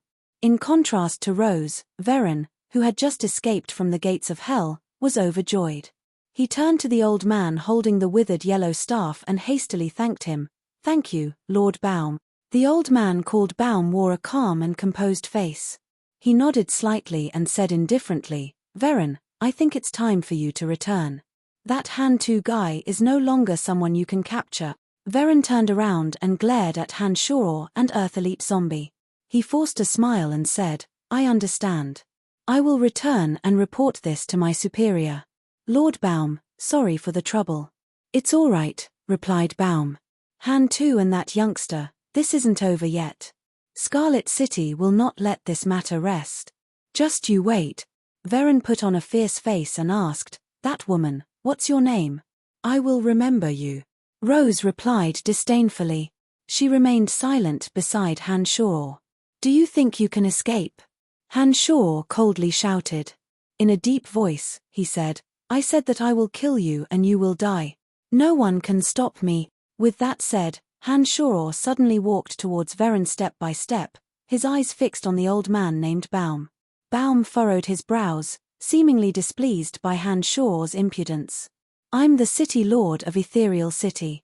Duels are not allowed in the city. No matter who you are, since you've come to Ethereal City, you'll have to abide by the rules of Ethereal City," Baum said softly as he looked at Han Shoror approaching him. "Why didn't you stop Veren's men when they were chasing after Han-Tu? Why did you suddenly show up when Veren was about to die? Aren't you a little incompetent as a city lord?" Han Shoror sneered. Baum possessed late-stage high god strength and cultivated in the mysterious edict of space and time. Under normal circumstances, Baum would not be willing to make an enemy of Veren. However, from what Han Shoror observed, Baum and Veren obviously knew each other. What Baum was doing was to protect Veren. For the sake of Earth Elite Zombie, Han Shoror wasn't afraid of offending Baum. Although Han Shoror possessed the power to freeze time and space, he couldn't maintain it for a long period of time. The reason why Han Shoror fell for Baum's attack was that he did not have any defensive measures in place. Han Shoror believed that once he was prepared, it wouldn't be easy for Baum to freeze the space around him. Fights between mid-gods take place in every corner of Ethereal City. I don't have the time and energy to monitor every fight. I can only detect fights between high gods with the energy towers I have set up beforehand, explained Baum calmly with his eyes locked on Han Shoror. He could sense that Han Shoror was not an ordinary mid-god. That aura was clearly not something a mid-god should possess. For someone to attack Han Shoror after learning his identity, he was either an idiot or a truly fearless expert. Han Shoror was obviously the latter type of person. Bullshit. Han Shoror snorted disdainfully at Baum's explanation. Step by step, he accelerated towards Baum and Veren. Cauldron Spirit's energy abruptly poured into his body and the invincible Omen body was instantly formed. Baum's heart sank. He waved the yellowed wooden staff in his hand. Bizarre undulations suddenly spread out from the staff. The energy from the wooden staff affected the edict of time and space. A space-time boundary suddenly enveloped Han Shoror. In an instant, Han Shoror felt as though he was trapped inside a space-time mirror. He couldn't move his body at all. A wave of undulations even landed on his consciousness as though it was trying to freeze his thought. Han Shoror's consciousness suddenly split into hundreds and thousands of strands. They constantly intersected and vibrated in his brain, forming a vortex that devoured the wave of undulations attacking his consciousness. Before the bizarre undulations could form any resistance, the hundreds of attacks from Han Shoror's consciousness vortex landed and minced the undulations into pieces. Without the threat from the strange undulations, Han Shoror immediately sensed that every cell in his body had been frozen solid. He could also feel that he was frozen in midair. It was as though space had turned into a fossil and he had become a specimen within a fossil. It was a very strange feeling that made Han Shoror very uncomfortable. The energy of the space-time boundary filled every corner of the area. However, after Han Shoror's consciousness evaded the attack, the strange feeling only lasted for 1 or 2 seconds. In the next moment, all the cells in his body seemed to have been suddenly activated. They rapidly exploded, split, and reorganized. The invincible omen body was like gunpowder that had been ignited. In an instant, an astonishing defensive power erupted. Crisp sounds could be heard coming from Han Shoror's bones. Finally, after a loud crack, Han Shoror regained the ability to move. At that moment, Han Shoror felt as though the entire spacetime had been shattered. Many spacetime fissures visible to the naked eye were torn apart and then mended at an even faster speed. As though nothing had happened, Han Shoror continued to walk towards Baum and Veren with a grim and callous face.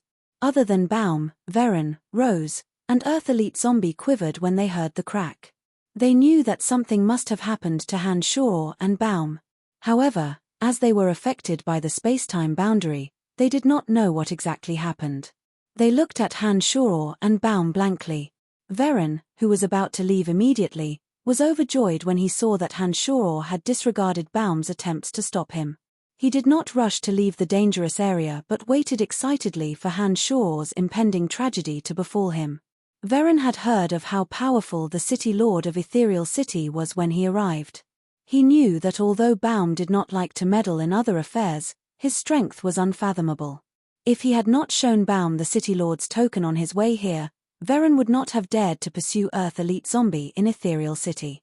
When Veren saw that Baum had his brows tightly bunched, it was as though he saw hope in defeating Earth Elite Zombie again. "I'm going to kill Veren. I'm going to kill Veren. It has nothing to do with you.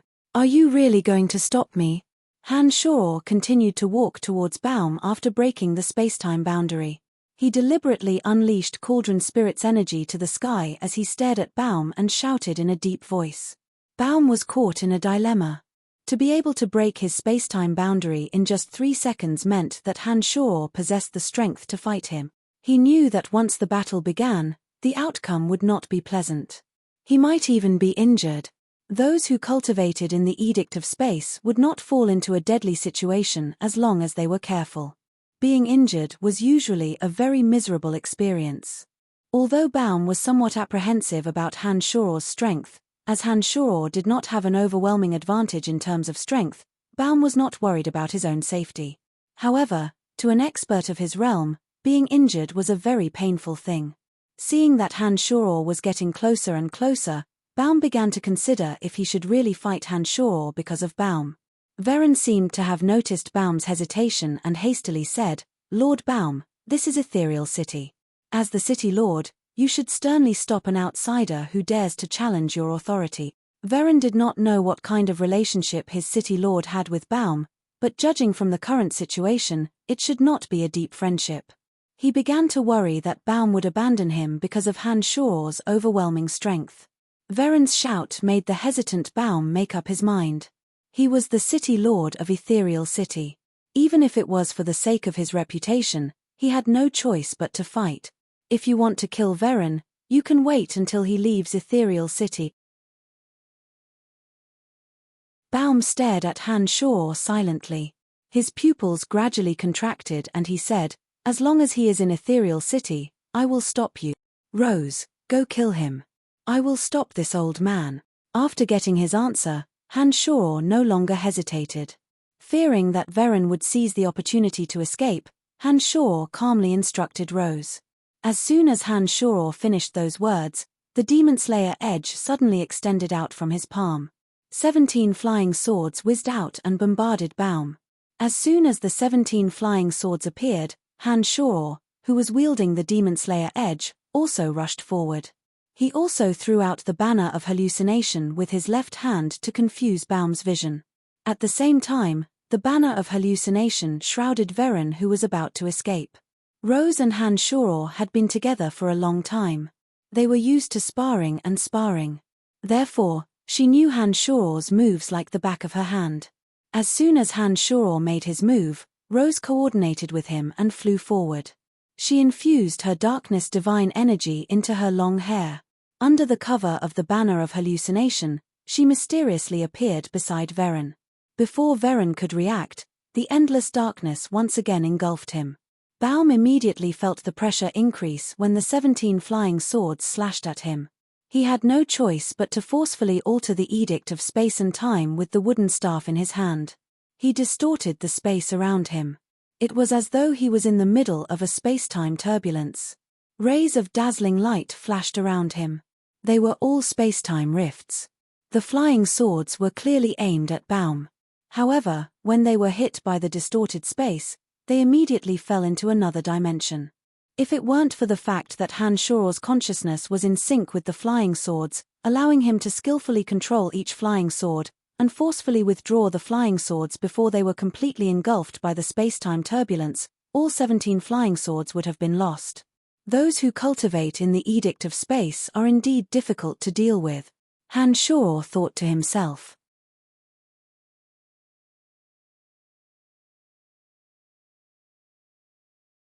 Chapter 8:12.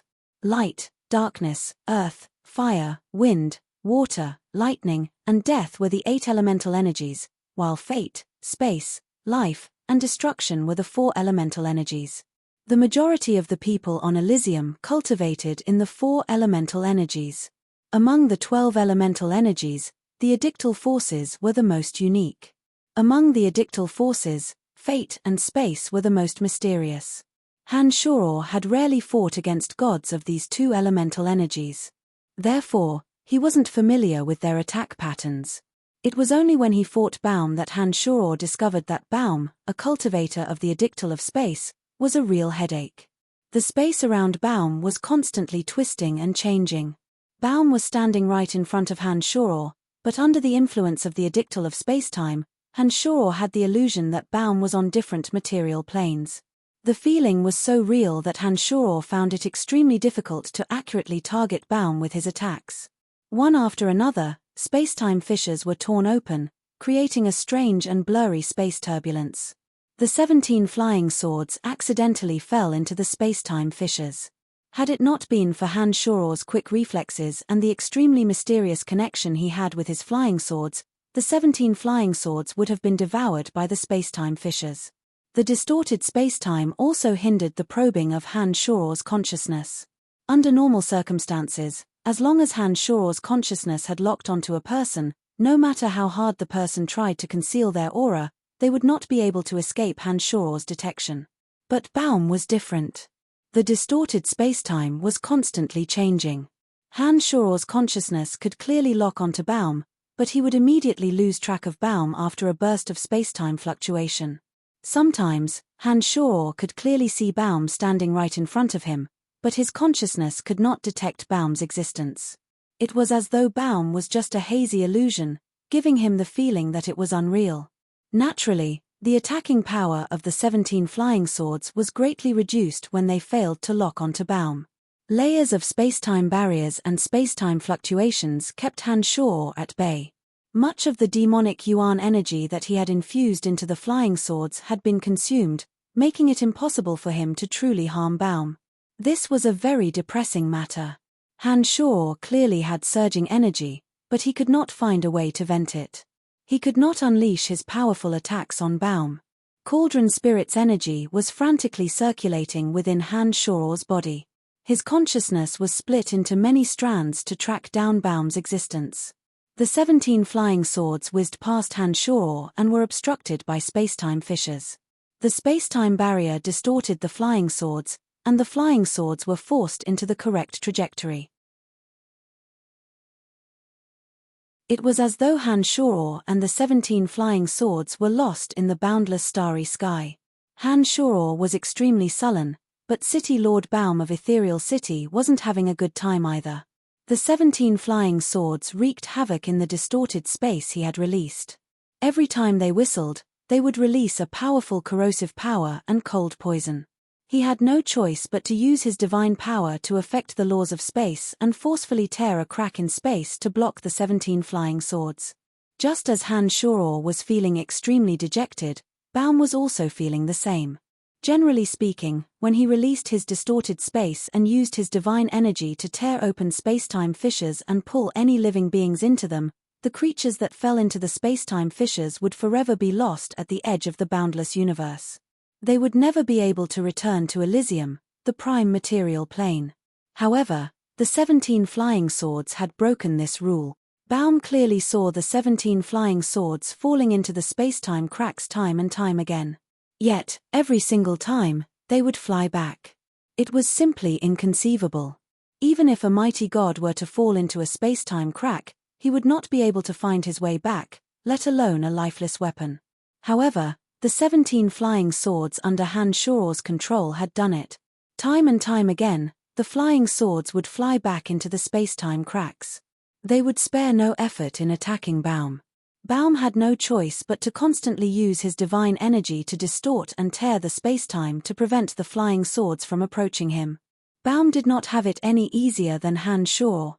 What shocked Baum even more was that in the space-time discontinuum he had created, Han Shuo seemed to always be able to detect his position. The 17 flying swords would chase after him again and again, forcing Baum to shuttle through the space-time cracks to evade the attacks. This was yet another anomaly that made Baum turn pale with fright. In this space-time discontinuum he had created, Baum had connected a dozen or so space-time tunnels that overlapped with each other, allowing him to shuttle through space-time cracks in a short period of time. Baum might appear to be in the space-time discontinuum, but as soon as he entered a space-time crack, he would be separated from Elysium by an unknown distance. Baum found it inconceivable that Han Shuo was able to lock onto him so quickly. Baum was becoming more and more apprehensive of Han Shuo. While Han Shuo and Baum were in a state of despair, Rose had found Veren as instructed by Han Shuo. Veren had fought Rose before and naturally knew that she was much stronger than him. When he saw that Han Shuo had not been defeated by Baum in an instant, he decided to retreat. Unfortunately for him, Rose did not give him the chance. The moment Han Shuo made his move, Rose had gone all out. Veren was only distracted for a moment. By the time he came back to his senses, Rose had already arrived beside him. Before he could react, he found himself in boundless darkness once again. Rose's ferocious attacks were about to land on him. It was at this moment that Veren started regretting his decision. He thought to himself, why didn't I take the opportunity to escape? Why did I have to stay and watch the show? I'm done for. I'm once again trapped by this terrifying woman. It was obvious that Veren was no match for Rose. This time, Rose had gone all out in her attacks. She had even disregarded her own injuries to kill Veren. With that, Veren had no chance of surviving. In just a few moments, he had suffered multiple injuries on his body. Han Shuo, who had been attacking for a long time but was unable to make any headway, was extremely frustrated. He had fought against so many experts but never once had he been so powerless. Even when fighting against Hofs, who was also a late-stage high god, Han Shuo was able to fight to his heart's content. He even managed to gain a slight advantage by relying on Cauldron Spirit's energy.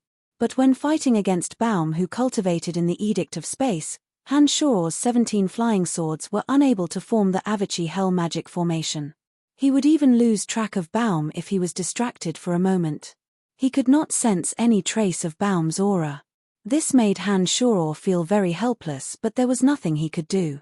Just as Han Shuo was about to curse in frustration, he received a message from Cauldron Spirit. Master, let me help you.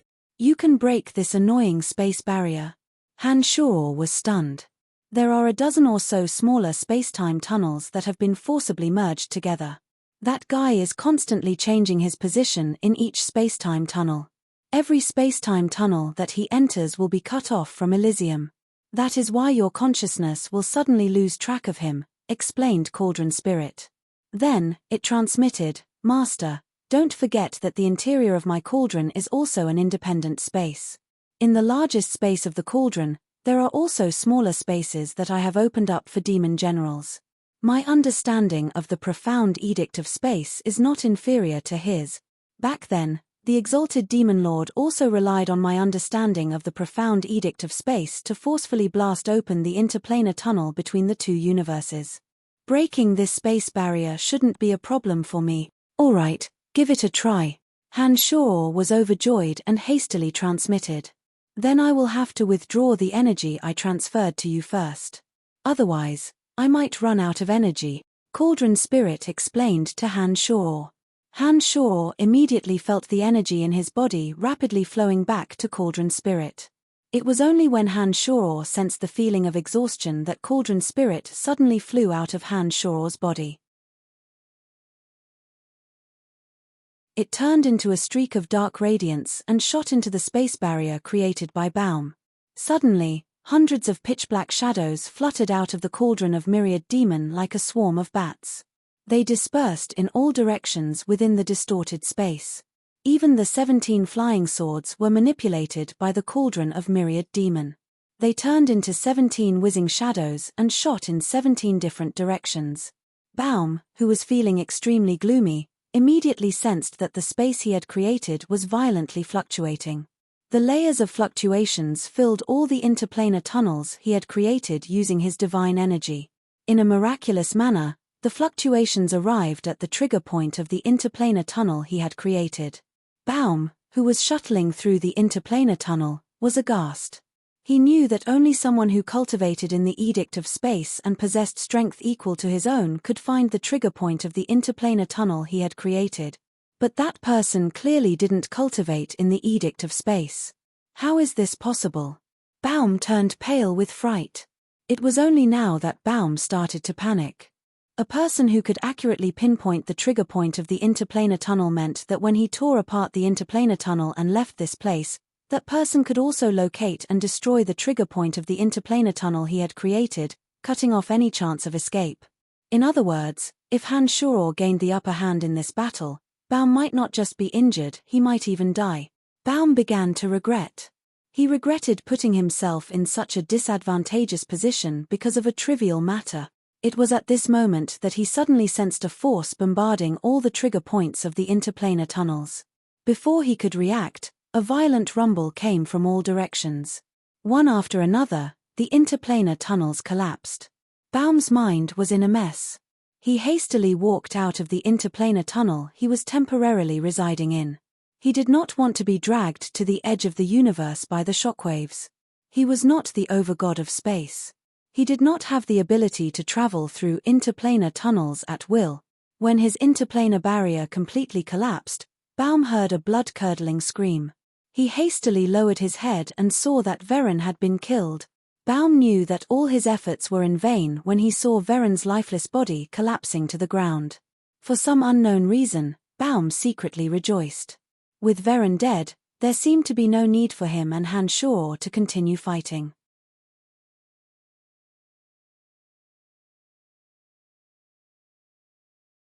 Chapter 8:13. As soon as the space-time barrier was broken, Han Shoror could clearly sense Baum's location. However, as Cauldron Spirit had left his body, Han Shoror, who could not borrow Cauldron Spirit's energy, was in no hurry to attack Baum. It was at this moment that Han Shoror heard the blood-curdling screams of Veren's death. Han Shoror stared blankly for a moment. After seeing that Veren was dead, Han Shoror began to consider if he should continue fighting Baum. There was no enmity between him and Baum. There was no reason for him to fight Baum to the death.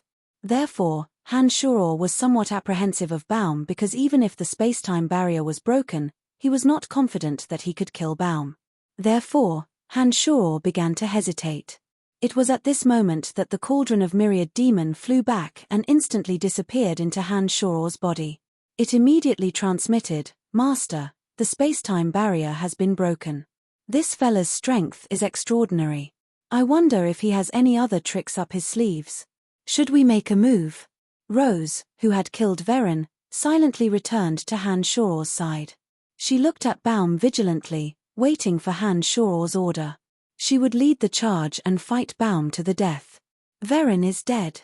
I don't think there's any need for us to fight to the death, right? To Han Shoror's surprise, while he was hesitating, Baum spoke first. Baum's attitude was much friendlier than before. He even squeezed out a somewhat forced smile. It was obvious that Baum was not used to this kind of forced smile. It was as though his smile was forcefully pulled out of his skin and flesh. It looked very awkward no matter how one looked at it. Han Shoror stared blankly for a moment. He stared at Baum in silence. His eyes were flickering with uncertainty. Baum was startled. He thought to himself, "Is this fella really going to fight me to the death?" When the space barrier was broken, he knew that not only could Han Shoror fight him for real, but he also had the means to threaten his life. He was extremely wary of Han Shoror, and did not want to form an irreconcilable grudge with Han Shoror just because of Veren. Baum's imagination ran wild while he was secretly on guard. He was afraid that Han Shoror would suddenly launch a sudden attack and catch him off guard. That's right. We have no enmity between us. There's no need to make a big fuss over a small character. While Baum's mind was in turmoil, Han Shoror suddenly put on a faint smile. He took the initiative to withdraw the 17 flying swords that were hovering in the air, indicating that he had no intention of continuing the battle. This was Ethereal City. Han Shoror had to stay in the city to wait for the arrival of the other 4 little ones and Little Skull. On the other hand, Baum was the city lord of Ethereal City. If Han Shoror were to fight recklessly, he would not be able to stay in Ethereal City any longer even if he won.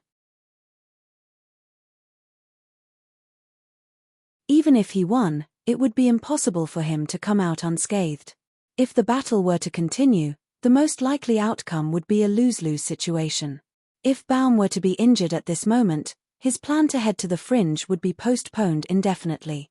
It was obvious that this was not in line with Han Shoror's original intention. Therefore, he did not recklessly attack. Baum secretly heaved a sigh of relief when he saw that Han Shoror had voluntarily withdrawn his magical weapon. He also withdrew his defensive measures as if he was facing a formidable enemy. After taking a few deep glances at Han Shoror, Baum explained, "I've met the City Lord of Red Earth City once.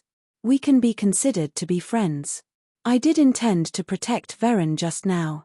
However, I did not expect that you would possess such strength. My friendship with the City Lord of Red Earth City has not reached the point where I would risk my life for him. Now that Veren is dead, I have nothing else to say." Han Shoror thought to himself, "This person is being honest now." Although Han Shoror did not have a favorable impression of Baum, he did not have a bad impression of him either. He calmly nodded and gently replied, "Yes, there was some misunderstanding. I hope that the City Lord will not take it to heart." Suddenly, a large company of divine guards flew over from the distance. There were 3 high gods among them, 2 early-stage high gods and 1 mid-stage high god. When the company arrived, the mid-god leader hastily asked, "City Lord, what's going on?" The battle between Han Shoror and Baum had generated intense energy ripples. Experts who had attained a certain realm of strength would be able to detect the unusual energy ripples in the air. This company of divine guards happened to be patrolling in the vicinity and came over after hearing the commotion. After they arrived, they naturally surrounded Han Shoror, Rose, and Earth Elite Zombie in the middle of the battlefield. Each and every one of them acted as though they were facing a formidable foe. It was obvious that Han Shoror and the other 2 were enemies who had disrupted the order of Ethereal City. As soon as Baum gave the command, they would charge at Han Shoror and the other 2 without hesitation. The situation that had just eased up was suddenly filled with the smell of gunpowder. With the demon generals scattered around, the company of divine guards was right under Han Shoror's nose. Given Han Shoror, Rose, and Earth Elite Zombie strengths, it would not be difficult for them to leave this place. Therefore, Han Shoror did not pay any attention to them. All he did was look at Baum with great interest. Baum, who had just fought against Han Shoror, knew better than anyone else just how terrifying Han Shoror's strength was. Baum was startled when he saw that the company of divine guards appeared at such an untimely time and surrounded Han Shoror and the other 2 as though they were enemies. He hastily said, "Don't attack. This friend of mine and I had a small misunderstanding. The misunderstanding has been cleared up." The divine guards were puzzled when they heard Baum's words. Before they arrived, they had sensed intense spacetime undulations. From the familiar spacetime undulations, they knew that Baum must have used his full strength. Furthermore, Veren's corpse was still in the City Lord's mansion. Yet, under such circumstances, Baum claimed that everything that happened was just a misunderstanding. This was too illogical. After hearing Baum's words, Han Shoror knew that Baum really did not intend to fight him to the death. Han Shoror put on a faint smile and said, "City Lord Baum, if there's nothing else, can we leave now?" Of course," Baum hastily nodded. But after staring blankly for a moment, he suddenly said, "Wait. Han Shuor's face turned solemn. He slightly bunched his brows and looked at Baum in puzzlement. Don't misunderstand, I don't mean anything else, Baum hastily explained when he saw that Han Shuor seemed displeased. I just want to know who you are. An expert as young as you would not be a nameless character in any dominion. I just want to know the identity of the person who fought me. Is this request too much? Han Shuor laughed involuntarily and said, I see. Haha, my name is Brian. I am from the City of Shadows in the Darkness Dominion. Brian. Brian. Baum softly mumbled to himself as though he was pondering about Han Shuor's identity. After a long while, Baum cried out in surprise and asked, You are the owner of the Celestial Pearl Pharmacy in the City of Shadows? This time, it was Han Shuor's turn to be shocked. The City of Shadows was very far away from Ethereal City. He did not expect that the City Lord of Ethereal City would know about him. That's right, I am the owner of the Celestial Pearl Pharmacy. Han Shuor frankly admitted that he had nothing to hide. Upon hearing those words, the surrounding Ethereal City Divine Guards were shocked. It appeared that they had all heard of Han Shuor's name. Their gazes were completely different from before. They seemed to be anticipating something. I did not expect the rumors to be true. Heroes are born from youth. Baum was greatly astonished. He had never believed the rumors from the City of Shadows in the Darkness Dominion. He thought that the rumors had exaggerated Han Shuor's true strength. But after today's battle, Baum realized that the rumors were wrong. Not only did the rumors not exaggerate Han Shuor's strength, but they also belittled his strength. After thinking for a moment, Baum suddenly said, Brian, I wonder if you are interested in opening a branch of the Celestial Pearl Pharmacy in Ethereal City. If you are willing, we can have a good discussion. There are many people from the Darkness Dominion who visit Ethereal City and all of them, without exception, have praised the miraculous medicines you refine. I believe that no matter which city you are in, as long as there are gods, they will be looking forward to your medicines. Those Ethereal City Divine Guards who were eyeing Han Shuor and his party covetously a moment ago, upon hearing Baum's words, their eyes were filled with excitement. Their faces were filled with obvious amazement. They had heard far too many miraculous medicines refined by Han Shuor from the Darkness Dominion. But unfortunately, Ethereal City was thousands of miles away from the City of Shadows.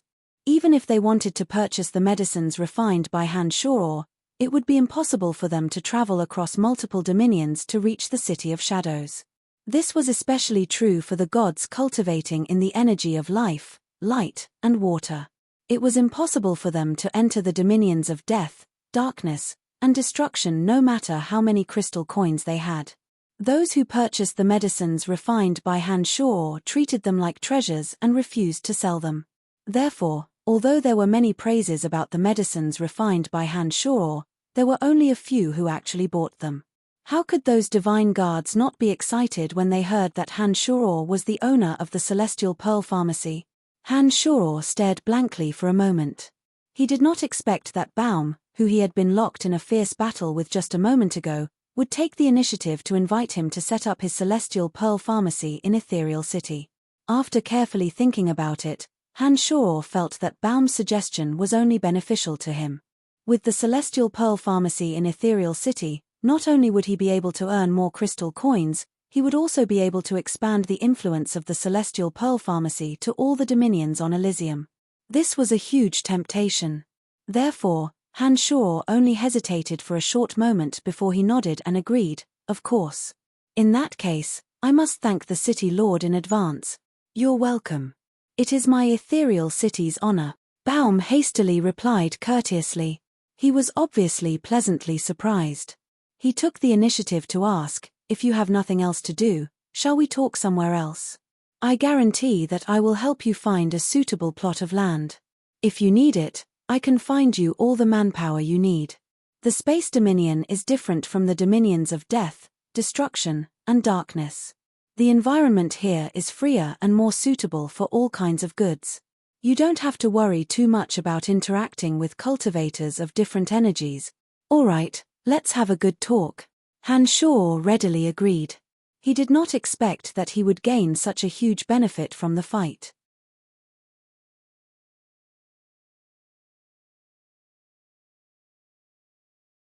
Chapter 8:14. At the City Lord's mansion in Ethereal City. Baum treated Han Shoror as an honored guest and treated Han Shoror with the utmost courtesy. Some of the people in the City Lord's mansion of Ethereal City who didn't know what was going on were secretly amazed. They couldn't understand why the City Lord would treat a young man in such a grand manner. When those people learned of Han Shoror's identity from the divine guards around him, they looked at Han Shoror with excited gazes. It appeared that those gods who had purchased Celestial Pearl Pharmacy from the City of Shadows had done much to promote Han Shoror. Baum was different from those large and ancient family clans in the City of Shadows. Although he was the City Lord of Ethereal City, he did not establish any family clan. He did not even have a single relative. His City Lord's mansion was very simple and crude, but it gave off a solemn and dignified feeling. One could tell that those divine guards very much loved and respected him as the City Lord. Although he did not establish any family clan, the few divine guards under his command were enough for him to firmly control the city. After arriving at the City Lord's mansion, Han Shoror and Baum quickly settled on the details of the collaboration. Baum very straightforwardly ceded a shop in the most flourishing area of Ethereal City to Han Shoror and enthusiastically said that he would help Han Shoror with everything. Han Shoror was not used to Baum's sudden change in attitude. After listening to Baum's arrangements, Han Shoror asked, "Thank you for your generosity, City Lord. I will give you 30% of the profits from the Celestial Pearl Pharmacy. What do you think?" Back then, Bolten and Li Wei traveled thousands of miles to the City of Shadows to look for Han Shoror to establish a branch of Celestial Pearl Pharmacy in their family clans. Their intention was to cooperate and make a fortune together. From Han Shoror's point of view, Baum must have some ulterior motives for being so enthusiastic in helping him with everything. Therefore, Han Shoror pondered for a moment before he proposed such a method. To Han Shoror's surprise, when Baum heard Han Shoror's straightforward method of dividing the profits, he shook his head and said, "There's no need for that. All you have to do is to follow the rules of Ethereal City and pay 10% of the taxes. This is the rule of Ethereal City. I won't ask for more from you." Han Shoror stared blankly for a moment. He was a little puzzled. The shop that Baum had given him was not a small one. Baum was even willing to help Han Shoror recruit manpower and settle all the paperwork. As long as Han Shoror refined the medicines, he could sell them directly. Baum was so enthusiastic in helping Han Shoror with everything, but he did not ask for any extra benefits. Wasn't this a little too strange? Under Han Shoror's astonished gaze, Baum explained, "You don't have to be so surprised. I have just told you that the Space Dominion and the Destiny Dominion are different from the other dominions. No one is forbidden from entering and living here. As the managers, we are just helping to maintain the basic operations. The environment here is completely free. Under normal circumstances, we will not interfere with your business. I only need to use 10% of the taxes from the shops in Ethereal City to maintain the Divine Guard in the city." Han Shoror was astounded. He could tell that Baum was not putting on an act and he had a rather favorable impression of Ethereal City. Seeing that Baum really had no intention of collecting more benefits, Han Shoror naturally would not force him to pay. Han Shoror nodded smilingly and said, "Ethereal City is truly a great place. Haha, I'm starting to like it here. To Ethereal City, the existence of the Celestial Pearl Pharmacy will benefit all gods. Therefore, I will spare no effort in helping you get everything done," said Baum. "In 5 days at most, I will get everything ready for you. You can put out a notice that you are looking for clerks and pharmacists. I will have the Divine Guard announce it later. There are all kinds of talents in Ethereal City and there is no lack of genuine pharmacists. Here, you can get anything you want." "That's great." Han Shoror put on a delighted face. He did not expect that Baum would still treat him in such a manner after their battle. This city lord who did not have any family background had piqued Han Shoror's curiosity. "If you don't have a place to stay for the time being, you can stay in the city lord's mansion. There are many empty rooms and gymnasiums here. As long as you don't mind the shabby conditions, you can stay as long as you want," said Baum. "Then I'll have to trouble you." Han Shoror didn't stand on ceremony and agreed with a smile. Baum did not continue exchanging pleasantries with Han Shoror. He arranged for Han Shoror, and Han Shoror to stay in a relatively quiet 7-story building. Except for the gymnasium on the lowest floor, the upper floors of the building were fully furnished with all kinds of living facilities. After such a long and arduous journey, Rose, who loved cleanliness, immediately took a bath and changed her clothes. Han Shoror and Earth Elite Zombie arrived at a spacious living room on the 3rd floor. Earth Elite Zombie started to narrate what happened after Han Shoror left Ethereal City, as well as the details of his dispute with Veren. From Earth Elite Zombie, Han Shoror learned that Earth Elite Zombie headed straight for the Earth Dominion after leaving Ethereal City. As the Earth Dominion had the most people cultivating in the energy of Earth, it had the most information and divine weapons on the energy of Earth. After arriving at the Earth Dominion, Earth Elite Zombie started trying to communicate with the people around him. It was only after Earth Elite Zombie left Han Shoror and prepared to assimilate into this world that Earth Elite Zombie realized how wonderful and complicated this world was.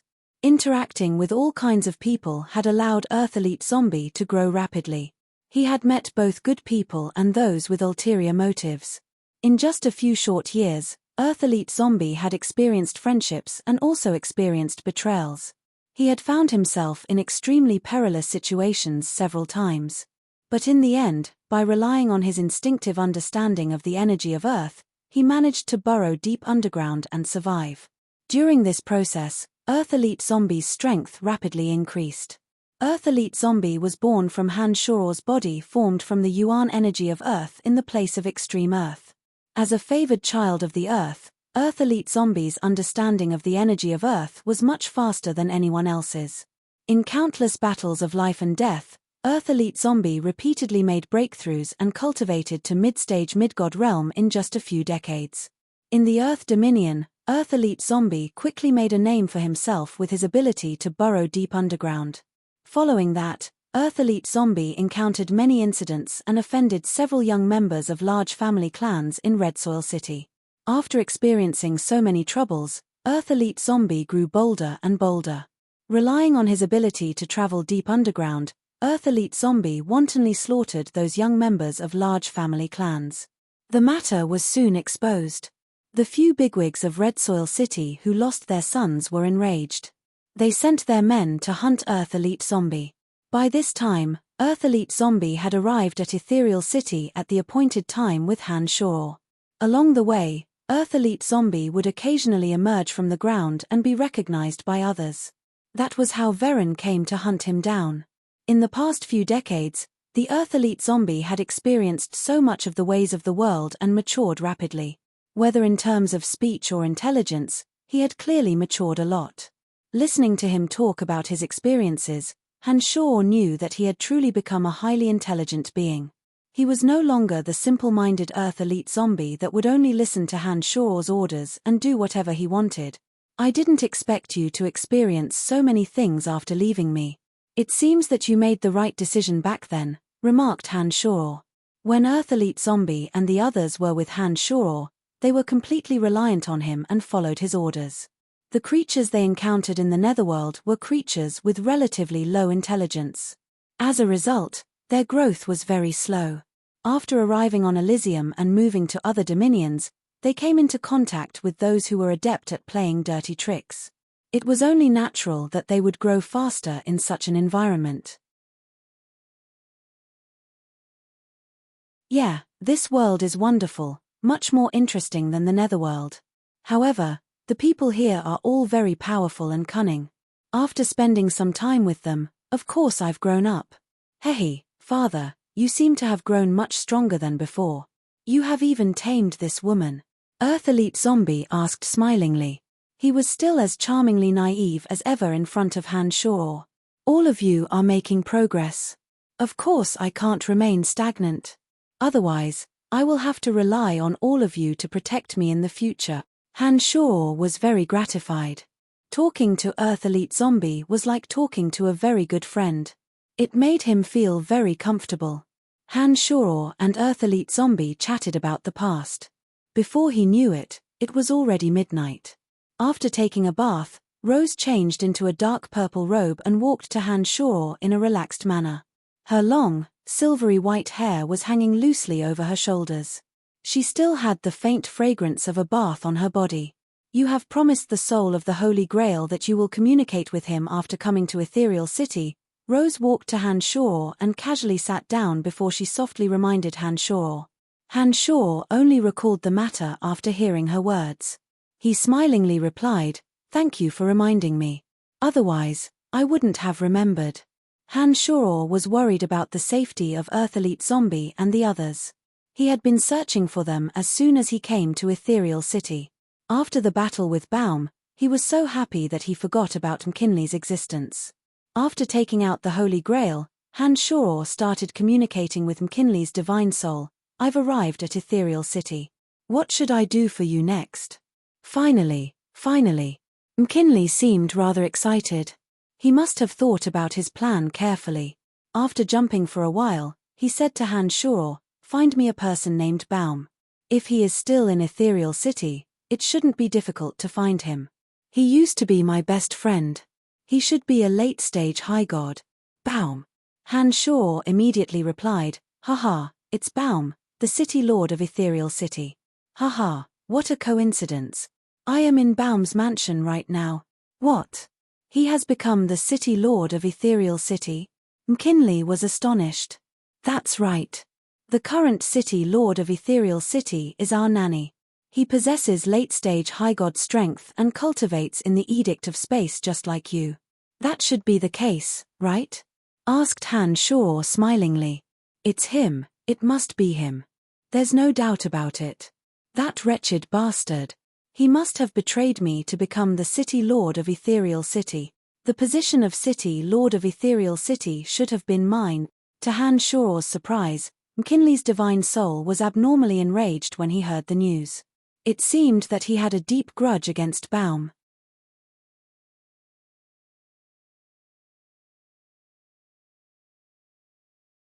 Chapter 8:15. From McKinley, Han Shor learned the truth of the matter. It turned out that the City Lord of Ethereal City wasn't Baum.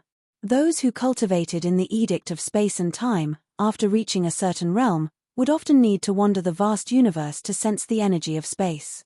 Back then, the City Lord of Ethereal City possessed late-stage high god strength. In order to pursue greater power, he had to leave the Elysium and travel to various material planes to increase his divine energy. Before he left Ethereal City, he wanted to find a new City Lord for Ethereal City. Back then, McKinley and Baum had the best chances of becoming the next City Lord. As McKinley had a good relationship with the former City Lord, he should have had a higher chance of becoming the next City Lord. However, it was at that time that McKinley became enemies with one of the three Keepers of the Light, Jar. As Jar possessed late-stage high god strength, McKinley had no choice but to hide for a period of time. As he had a good relationship with Baum, he told Baum where he was hiding. Little did he expect that not long after he hid, Jar would accurately locate him. Although Jar's strength was greater than McKinley's, he cultivated in the Edict of Space. Originally, he should have had a chance to escape by tearing a rift in space-time. But just as he was about to leave, he discovered that his space-time tunnel had been destroyed by Jar, causing his divine soul and divine body to be split apart. The person who could destroy his space-time tunnel must have also cultivated in the Edict of Space, and that person's realm must not be low. McKinley recalled the fact that Baum was the only one who knew where he was hiding. Naturally, he knew who had betrayed him. It was because only with his disappearance could Baum become the new City Lord of Ethereal City. "Then why are you still looking for him?" Han Shor was rather puzzled after hearing Baum's explanation. "If I don't look for him, I won't be able to get my divine body. He was the one who sold me out. He must know where Jar hid my divine body," replied McKinley helplessly. "Once Baum learns that your divine soul is in the Holy Grail, he will surely destroy your divine soul to prevent future troubles." "Aren't you just throwing your life away?" asked Han Shor in astonishment. "Baum wouldn't dare to kill me. My divine soul has a divine seal bestowed upon me by the Over God. As soon as my divine soul completely dissipates, The overgod of space will be able to sense it no matter how many material planes I am in.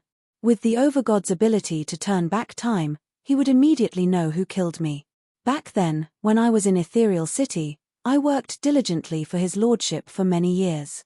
He would definitely pursue this matter. This was also the reason why Jar only sealed me and did not dare to kill me directly. Now that things had come to this, McKinley no longer concealed his secrets from Han Shaw. He frankly told Han Shaw the reason why Baum dared not attack him. I've been hesitant to meet Baum because I'm worried that Baum will seal the Holy Grail like Jar and send me to another low-level material plane far away, McKinley explained to Han Shaw. Han Shaw was rather surprised to hear McKinley's explanation. He did not expect that Baum's divine soul would contain a divine seal left behind by the overgod of space. It seemed that McKinley was deeply trusted by the overgod of space. Having stayed on Elysium for so long, Han Shaw naturally knew some of the rumors about the overgods. Once a powerful overgod leaves a divine seal in the divine soul of a follower, he or she would be able to sense the follower's location through a unique method. They would be able to sense the follower's death. As the overgod of space had obtained the quintessence of the Edict of Space, his ability to sense the follower's location should be even more terrifying. However, Han Shaw also knew that only those followers who were highly regarded by the overgods were qualified to receive an overgod's imprint. This was because the imprint was separated from the overgod's body and would consume some of the overgod's divine energy. Gods who were bestowed with an overgod's imprint would be able to cultivate and comprehend that particular energy much faster than ordinary people. Han Shaw did not expect McKinley to be such a prominent figure in the Space Dominion. Han Shaw was rather surprised. After a series of thoughts flashed through his mind, Han Shaw said, "If I were Baum, I definitely wouldn't help you find your divine body and create a huge problem for myself. Is there any other way? I've prepared some conditions. I hope they can move that traitor." McKinley's heart was filled with hatred as he said, "I'm not 100% sure either. Under such circumstances, I have no other choice but to give it a try. I've had enough of the boring days inside the Holy Grail. I don't want to stay in there forever. You should stay in the Holy Grail for the time being. I'll think of a way to help you. I'm with Baum anyway. I'll help you search around Ethereal City. If I can't find anything, I'll try to get information about your divine body from Baum," transmitted Han Shaw to McKinley after he bunched his brows and thought for a moment. What do you have in mind?" McKinley said helplessly. After transmitting the message, McKinley kept silent for a while. Then, as though he suddenly recalled something, he asked, "Oh right, why are you in Baum's mansion? How did you get to know him? Logically speaking, you shouldn't be in contact with a character of Baum's level, right? I had a fight with Baum. He has now treated me as a distinguished guest." Han Shaw's lips curled into a smile as he explained to McKinley. What? McKinley's transmission was intermittent. It was obvious that he was very surprised. McKinley took a while to calm himself down. He asked anxiously, "How is it possible for you to fight Baum with your strength? Brian, you're joking, aren't you?" It was no wonder that McKinley would be so surprised. Back when McKinley was on Profound Continent, he had fought with Han Shaw indirectly. He knew that Han Shaw only possessed low-god strength. As a cultivator of the Edict of Space, even though he was sealed inside the Holy Grail, McKinley was still very sensitive to the passage of time. He knew that it had been less than 100 years since then. 100 years might be a long time for an average person. But for a high god like McKinley who had a long lifespan, it was not even worth mentioning. Who could leap from low god to late-stage high god in less than 100 years? To McKinley, this was simply unimaginable. "I did have a fight with Baum. I guess it's a draw." When Han Shaw saw that McKinley's transmission was intermittent, he dared not continue to provoke him. Therefore, he did not mention that it was Baum who gave up on his own accord. "Brian, you aren't joking with me, are you?" McKinley replied after a long while. "I'm not joking." Han Shaw briefly described the fight between him and Baum.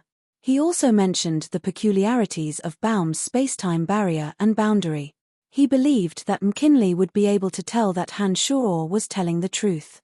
After another long period of silence, McKinley's voice became visibly agitated when he transmitted again, "I believe you now.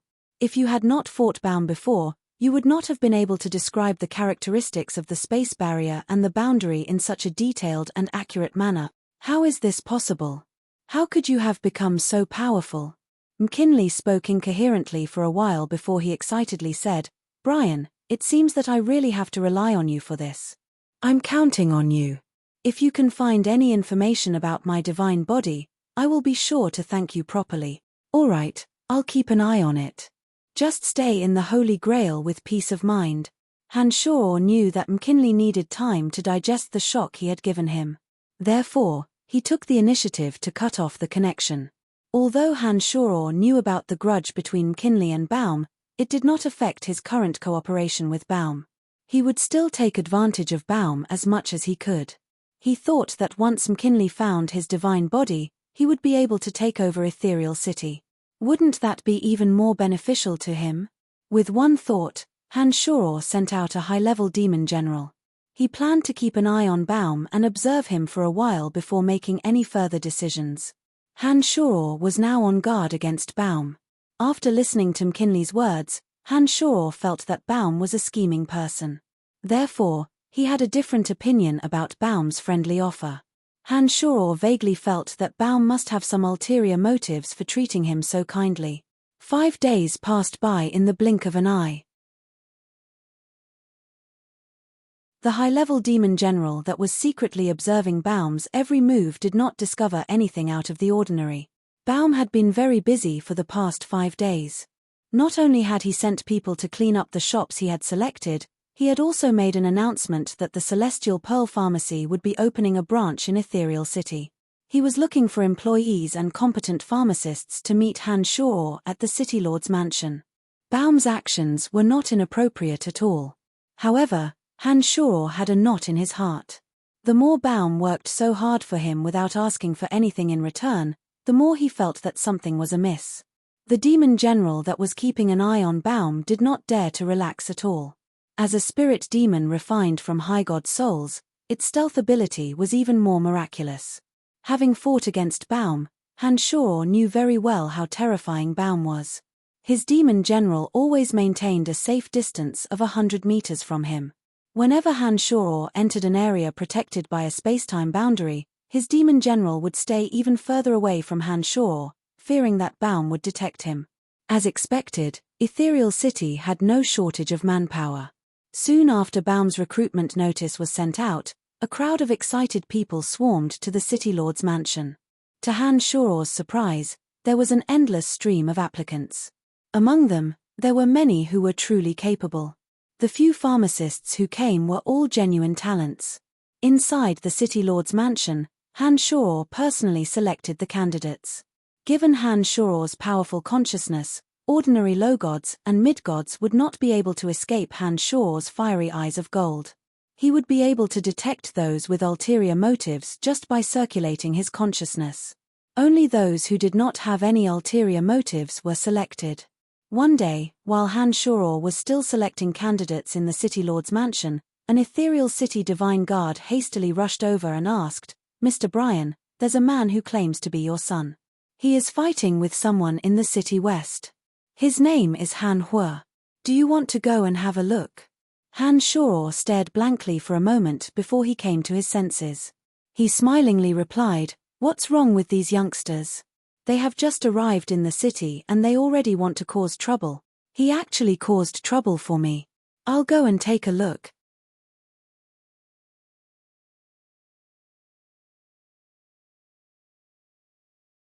Chapter 8:16. When Han Shuor arrived at the west side of the city and met with Fire Elite Zombie, he discovered that Han Shuor's intelligence had evolved to a whole new level after he left. Han Shuor's quarrel was with a divine weapon shop. After entering Ethereal City, Han Shuor discovered that there were all kinds of shops all over the city. Instead of looking for Han Shuor started roaming around the divine weapon shops. Han Shuor got into a fight with a shopkeeper over the price of some ores. Fire elite zombie who cultivated in the elemental energy of fire had reached the acme of perfection in the utilization of the energy of fire. There were not many powerful experts in the shop. 5 or 6 shop assistants ganged up on Han Hua, and yet they were all covered with cuts and bruises. If it weren't for the ethereal city divine guards nearby, Han Hua would have burned the shop down. When the ethereal city divine guards learned of Han Shuo's identity and learned that he was Han Shuo's son, they did not dare to act rashly. They immediately dispatched their men to the city lord's mansion to inform Han Shuo, fearing that attacking Han Shuo would incur Han Shuo's wrath. Those divine guards knew about Han Shuo. From the way the city lord of ethereal city treated Han Shuo, they knew that Han Shuo was not a person to be trifled with. On top of that, Han Shuo was a genius pharmacist. Once the Celestial Pearl Pharmacy opened in Ethereal City, they would have to maintain a good relationship with Han Shuo if they wanted to purchase suitable medicines. Therefore, they dared not offend Han Shuo. When Han Shuo and Han Tu arrived at the shop, they discovered that the front door of the shop was charred black. Han Hua was standing at the entrance, glaring at the few shopkeepers. "Father, you have arrived first." Han Hua immediately cheered as soon as Han Shuo appeared. He came over and gave Han Tu a big hug before turning to look at Han Shuo smilingly. "What's wrong?" Han Shuo was also very happy. However, the ethereal city divine guards around him were wearing awkward faces and the few shopkeepers were looking at them furiously. Han Shuo felt that it was better to get to the bottom of the situation first. Mr. Brian, your son didn't pay for the things he bought." The divine guard who was in charge of this matter recognized Han Shuo and put on an embarrassed face. Han Shuo was stunned. He looked at Han Hua suspiciously and asked, "You really didn't pay?" "They're talking nonsense. It's just a fire obsidian. How dare they ask me for 50 black crystal coins? They're clearly trying to rip me off." Xiao Jin said that the fire obsidian is worthless and he can get as many as he wants. "I'm already giving them enough face by giving them 5 black crystal coins for such a cheap stone." Han Hua was enraged. He pointed at the few shop assistants and said irritably, "You bastards, do you think I won't tear down your shop? How dare you run a scam in broad daylight? How dare you scam me? You've gone too far. You've gone too far. I'll fight you to the death." A beautiful female shop assistant, who cultivated the power of water, was so angry that her face was red, and her body was trembling. It seemed like she was about to charge forward and fight to the death. The shop assistants were also enraged. If they weren't afraid of the ethereal city divine guards, they would have charged at Han Hua and fought him to the death. "Don't buy it if you don't have black crystal coins. It's not like we have to sell it to you. You're just robbing us and leaving after paying 5 black crystal coins. Do you think you're in the right?" The female shop assistant bared her fangs and brandished her claws at Han Hua. "Crazy woman, you're allowed to run a scam but I'm not allowed to buy anything," Han Hua said disdainfully to the female shop assistant. He put on a disdainful face and said, "What are you shouting for? If you keep shouting, I'll burn you to death. I'm going to kill you," shrieked the female shop assistant. She broke free from an ethereal city divine guard and charged at Han Hua. "Let's talk this out," the divine guard in charge of the scam shouted. He hastily formed a wind energy barrier to stop the charging female shop assistant. He put on a bitter smile and explained to Han Shuo, "Fire obsidian, no matter where it is sold, will never be sold for less than 45 black crystal coins. There's no problem with this shop's price of 50 black crystal coins. This is not a good deal for us. If Little Gold says it's worthless, then it's worthless. Don't spout nonsense." Han Hua glared at the divine guard and rolled his eyes. He said, "You must be helping them. He paid you, didn't he? Fool, Little Gold never spends money to look for stones. What kind of stone can't he find? If he says it's worthless, then it really is worthless." Han Tu chuckled and teased Han Hua as though he found the scene rather amusing. Metal Elite Zombie possessed extraordinary senses when it came to metal ores. It wouldn't be difficult for him to find the right ores. But for Han Hua to judge the price of an item by his standards, it was, of course, a huge mistake. Han Hua would not have believed the words of others. But after hearing Han Tu's words, he was greatly astonished. He scratched his head and softly cried out, "So that means I've really made a mistake? That woman, forget it. I'll give you this stupid stone. What's so great about it? Go, go, don't bother me." A piece of fire-spark stone flew out and accurately landed at the female shop assistant's feet. The fire-spark stone that was supposed to be glowing with red light had, for some reason, turned dull and dull. It was grayish-white like any other stone that could be found anywhere. "This isn't a fire-spark stone. Who are you trying to fool?" The shop assistants behind Han Hua looked at the fire-spark stone beneath their feet and immediately glared at Han Hua in anger. They felt that they had been insulted. Even a blind man could tell that the stone was different from the one before. They felt that Han Hua was purposely making fun of them. It's a fire-spark stone, but the energy inside is gone. Suddenly, a skinny old man walked out of the shop. He picked up the ordinary-looking stone and looked at Han Hua in amazement. He asked curiously, "How did you do it?" Even a great alchemist would need the help of a magical matrix to extract the energy inside a fire-spark stone. Moreover, it would take at least a few days. But you managed to extract all the energy from the stone in less than 10 minutes. How is this possible? Grandpa Miles, why have you come out? The shop assistants were shocked to see the skinny old man. Their attitudes became respectful. Even the female shop assistant who was baring her fangs and brandishing her claws quietened down. Miles gestured for the shop assistants to quiet down. He looked at Han Hua as though he was waiting for a satisfactory answer. "Isn't it just a piece of fire-spark stone? It's too easy to extract the energy from it. What's so great about it?"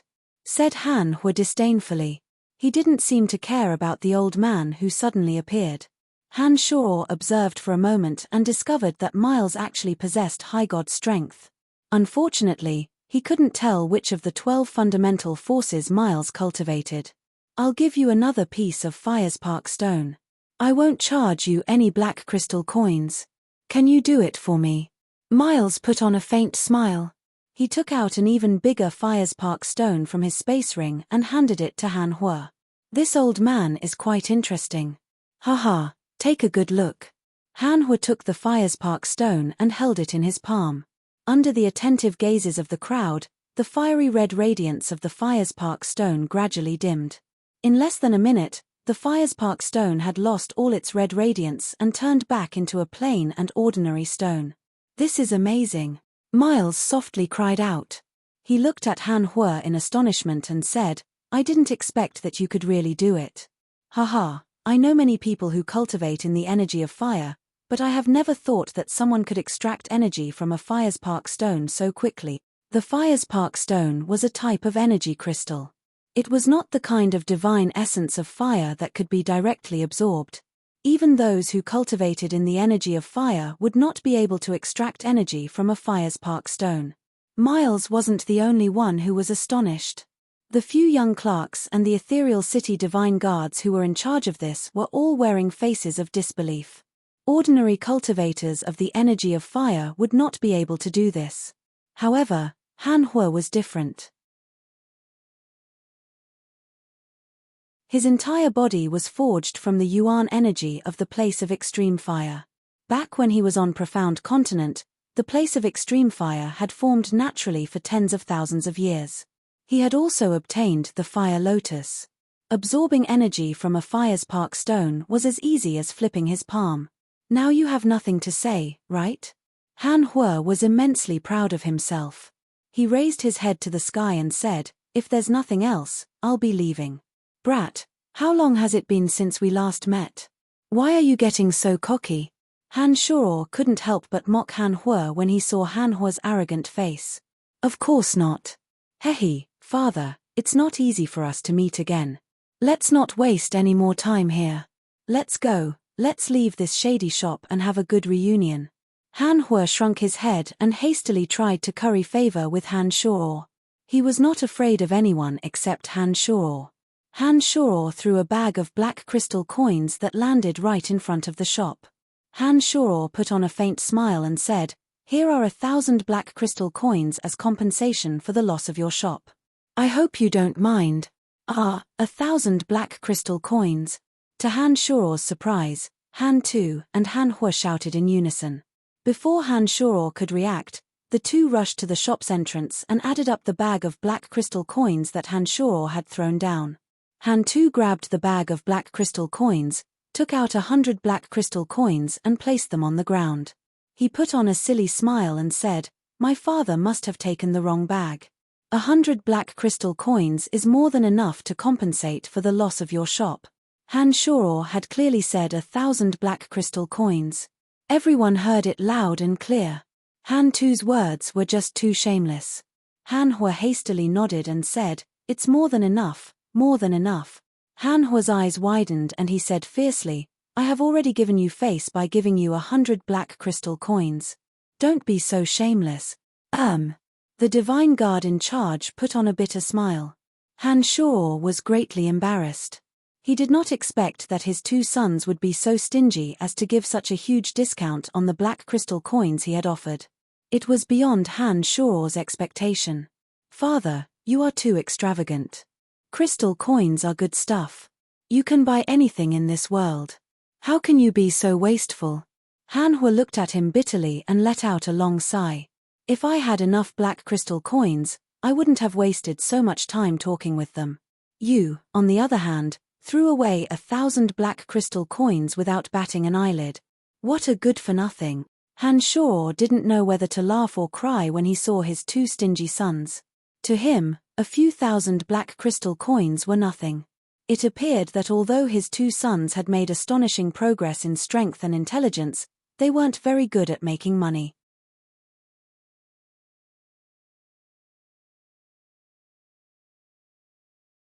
Chapter 8:17.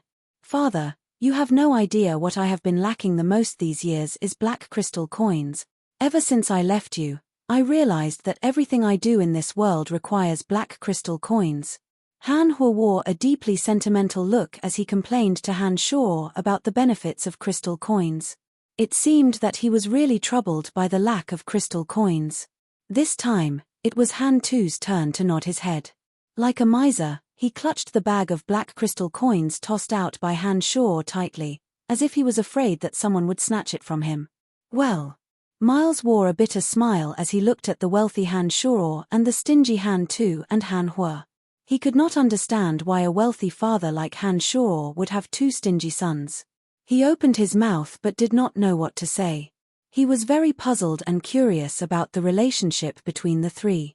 Han Shuo glared at Han Tu and Han Hua and said angrily, "What a disgrace. It's just crystal coins. I will give you however much you want in the future." Han Shuo turned around and said to Miles with a smile, "My apologies, my apologies. My sons have never seen the world." Han Tu and Han Hua exchanged a glance. Their eyes were filled with excitement as they looked at Han Shuo with silly smiles on their faces. They said in unison, "Father, did you strike it rich? How did you get so many crystal coins? Haha, this is great, this is great.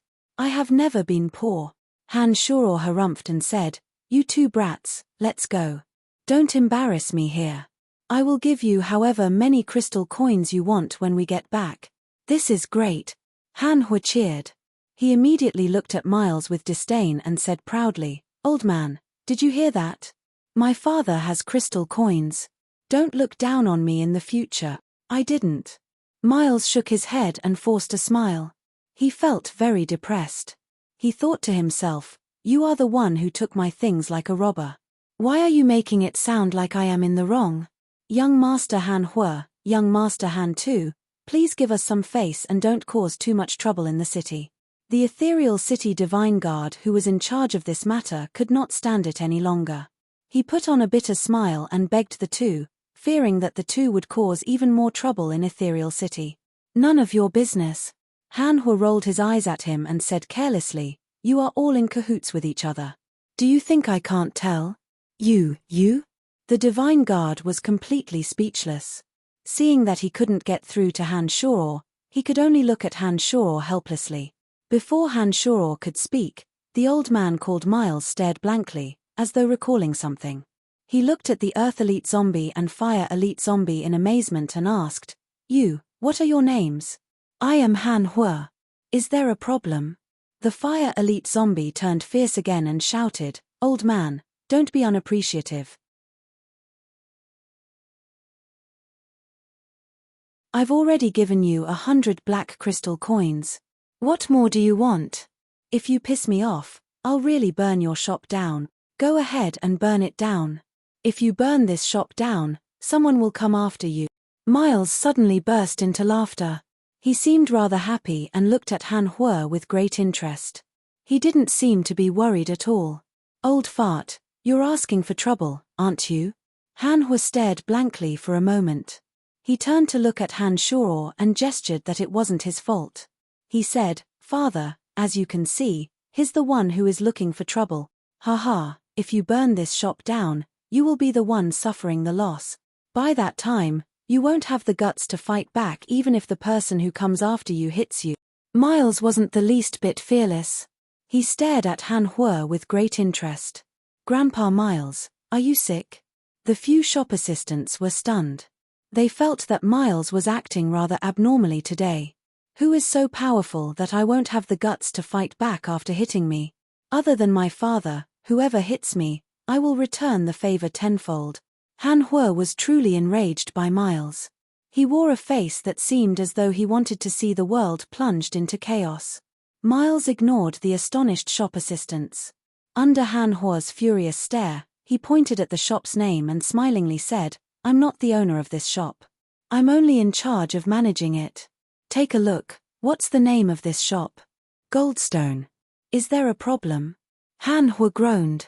Energy Goldstone shops are not only located in Ethereal City, but also in the Fire Dominion, Life Dominion, Destiny Dominion, Wind Dominion, Earth Dominion, and Lightning Dominion, explained the Divine Guard, who was provoked by Han Hua in a deep voice. "So what?" Han Hua wasn't afraid in the slightest. He did not look at the Divine Guard but stared at Miles. "Nothing. Haha, it's just that my master's name also has the word Han in it," said Miles smilingly. But when he said that, his eyes turned to Han Shuo. He seemed to be even more curious about Han Shuo. Han Shuo's eyes turned serious and he softly asked, "What's his name?" "My master's name is Han Jin." Miles laughed heartily.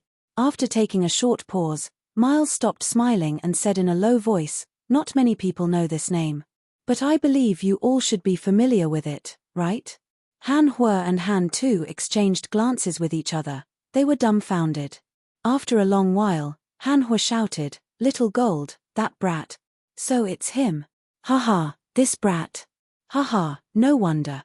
Han Hua's anger was instantly extinguished.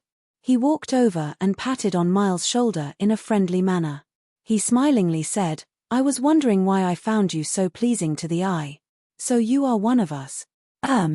Miles put on a wry smile. He thought, "Since when did you find me pleasing to the eye? Weren't you planning to burn down the shop? Little Gold is really something. He even has his own shop."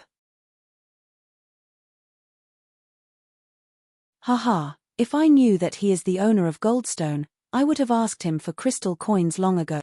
Han Tu scratched his head and put on a regretful face. There were Goldstone energy shops in the Earth Dominion, but he did not expect that the owner of the shop would be Metal Elite Zombie. "My master has instructed that those whose names start with the word Han, namely, Han Shuo, Han Tu, Han Mu, Han Hua, Han Shui, and Han Hao, are free of charge as long as they come to the shop. You can have as many crystal coins as you want." Miles chuckled and explained, "Would you like to come in and have a private chat?" Han Shuo too was astonished. He did not expect that the owner of the shop would be Metal Elite Zombie. From the Divine Guard's tone, it seemed that Goldstone was not only a branch in Ethereal City but was also doing very well in other dominions. It seemed that this youngster was much more promising than the others. But after giving it some thought, Han Shuo felt that it wasn't that hard to understand. Given Metal Elite Zombie's marvelous ability to detect ores, as long as there were ores on Elysium, it wouldn't be difficult for him to locate them as long as he had the time. Ordinary people would have to excavate for years or even decades to find energy ores in some famous mountains and rivers. But Metal Elite Zombie, on the other hand, would know what kind of energy ores were produced in those mountains and rivers. With Metal Elite Zombie's marvelous ability, it was only natural that his shop would have energy ores that ordinary shops could not. With such a unique advantage, it would be a wonder if the shop didn't flourish. Having stayed in the City of Shadows for such a long time, Han Shoror was very proud of his Celestial Pearl Pharmacy. But when he compared it to Metal Elite Zombie's Goldstone and Energy Stone shops all over the Divine Dominions, Han Shoror suddenly felt that his son had surpassed his master. "Come, let's talk inside," said Han Shoror smilingly. He nodded at Miles and entered Goldstone. At the same time, in a vast forest outside Ethereal City, a battle was going on. A group of cold-looking gods emanating the aura of death were attacking a small family clan. They were obviously god hunters, and all of them cultivated in the energy of death. Each and every one of them was ferocious and valiant. They worked in perfect coordination with each other and seemed to know some kind of marvelous formation. Under their attacks, the members of this small family that came to Ethereal City were killed one after another. Their valuables were all plundered. Those who cultivated the energy of death had their divine energy of death devoured, and their life force was drained away bit by bit. "Your family clan has besieged us so many times. You didn't expect such an outcome, did you?" said a one-eyed god hunter whose face was covered in scars as he stared coldly at the last late-stage mid-god. "I didn't expect that you would become so powerful. But it is only a matter of time before you all die in the hands of our patriarchs. That leader of yours is dead for sure." This person was a tough character. He was not afraid even though he knew that he was going to die. He suddenly shouted, "Let's die together." It seemed that he had prepared a means to take his enemies down with him. A 3-meter-long bone spear suddenly streaked across the sky. Wherever the bone spear passed, all the element of death in its path would be sucked dry. Before the last patriarch could use any means to take his enemies down with him, the bone spear had nailed him to the ground and killed him instantly. This patriarch possessed late-stage mid-god strength. But he was instantly killed by a bone spear that came out of nowhere. It was obvious that the attacker's strength far exceeded his. A youngster wearing a tranquil face walked towards him unhurriedly. His eyes were sinister and cold. The 7 snow-white bone spurs on his back looked as though they were inserted into his body. His entire body was emitting an intense, domineering aura. He extended his hand and moved his fingers. The 3-meter-long bone spear flew back to him and landed accurately in his jade-white palm. The youngster bunched his brows and said in a deep voice, "Next time, don't talk nonsense. Just kill." When the god hunters in the surroundings saw the young man, they respectfully bowed and saluted him.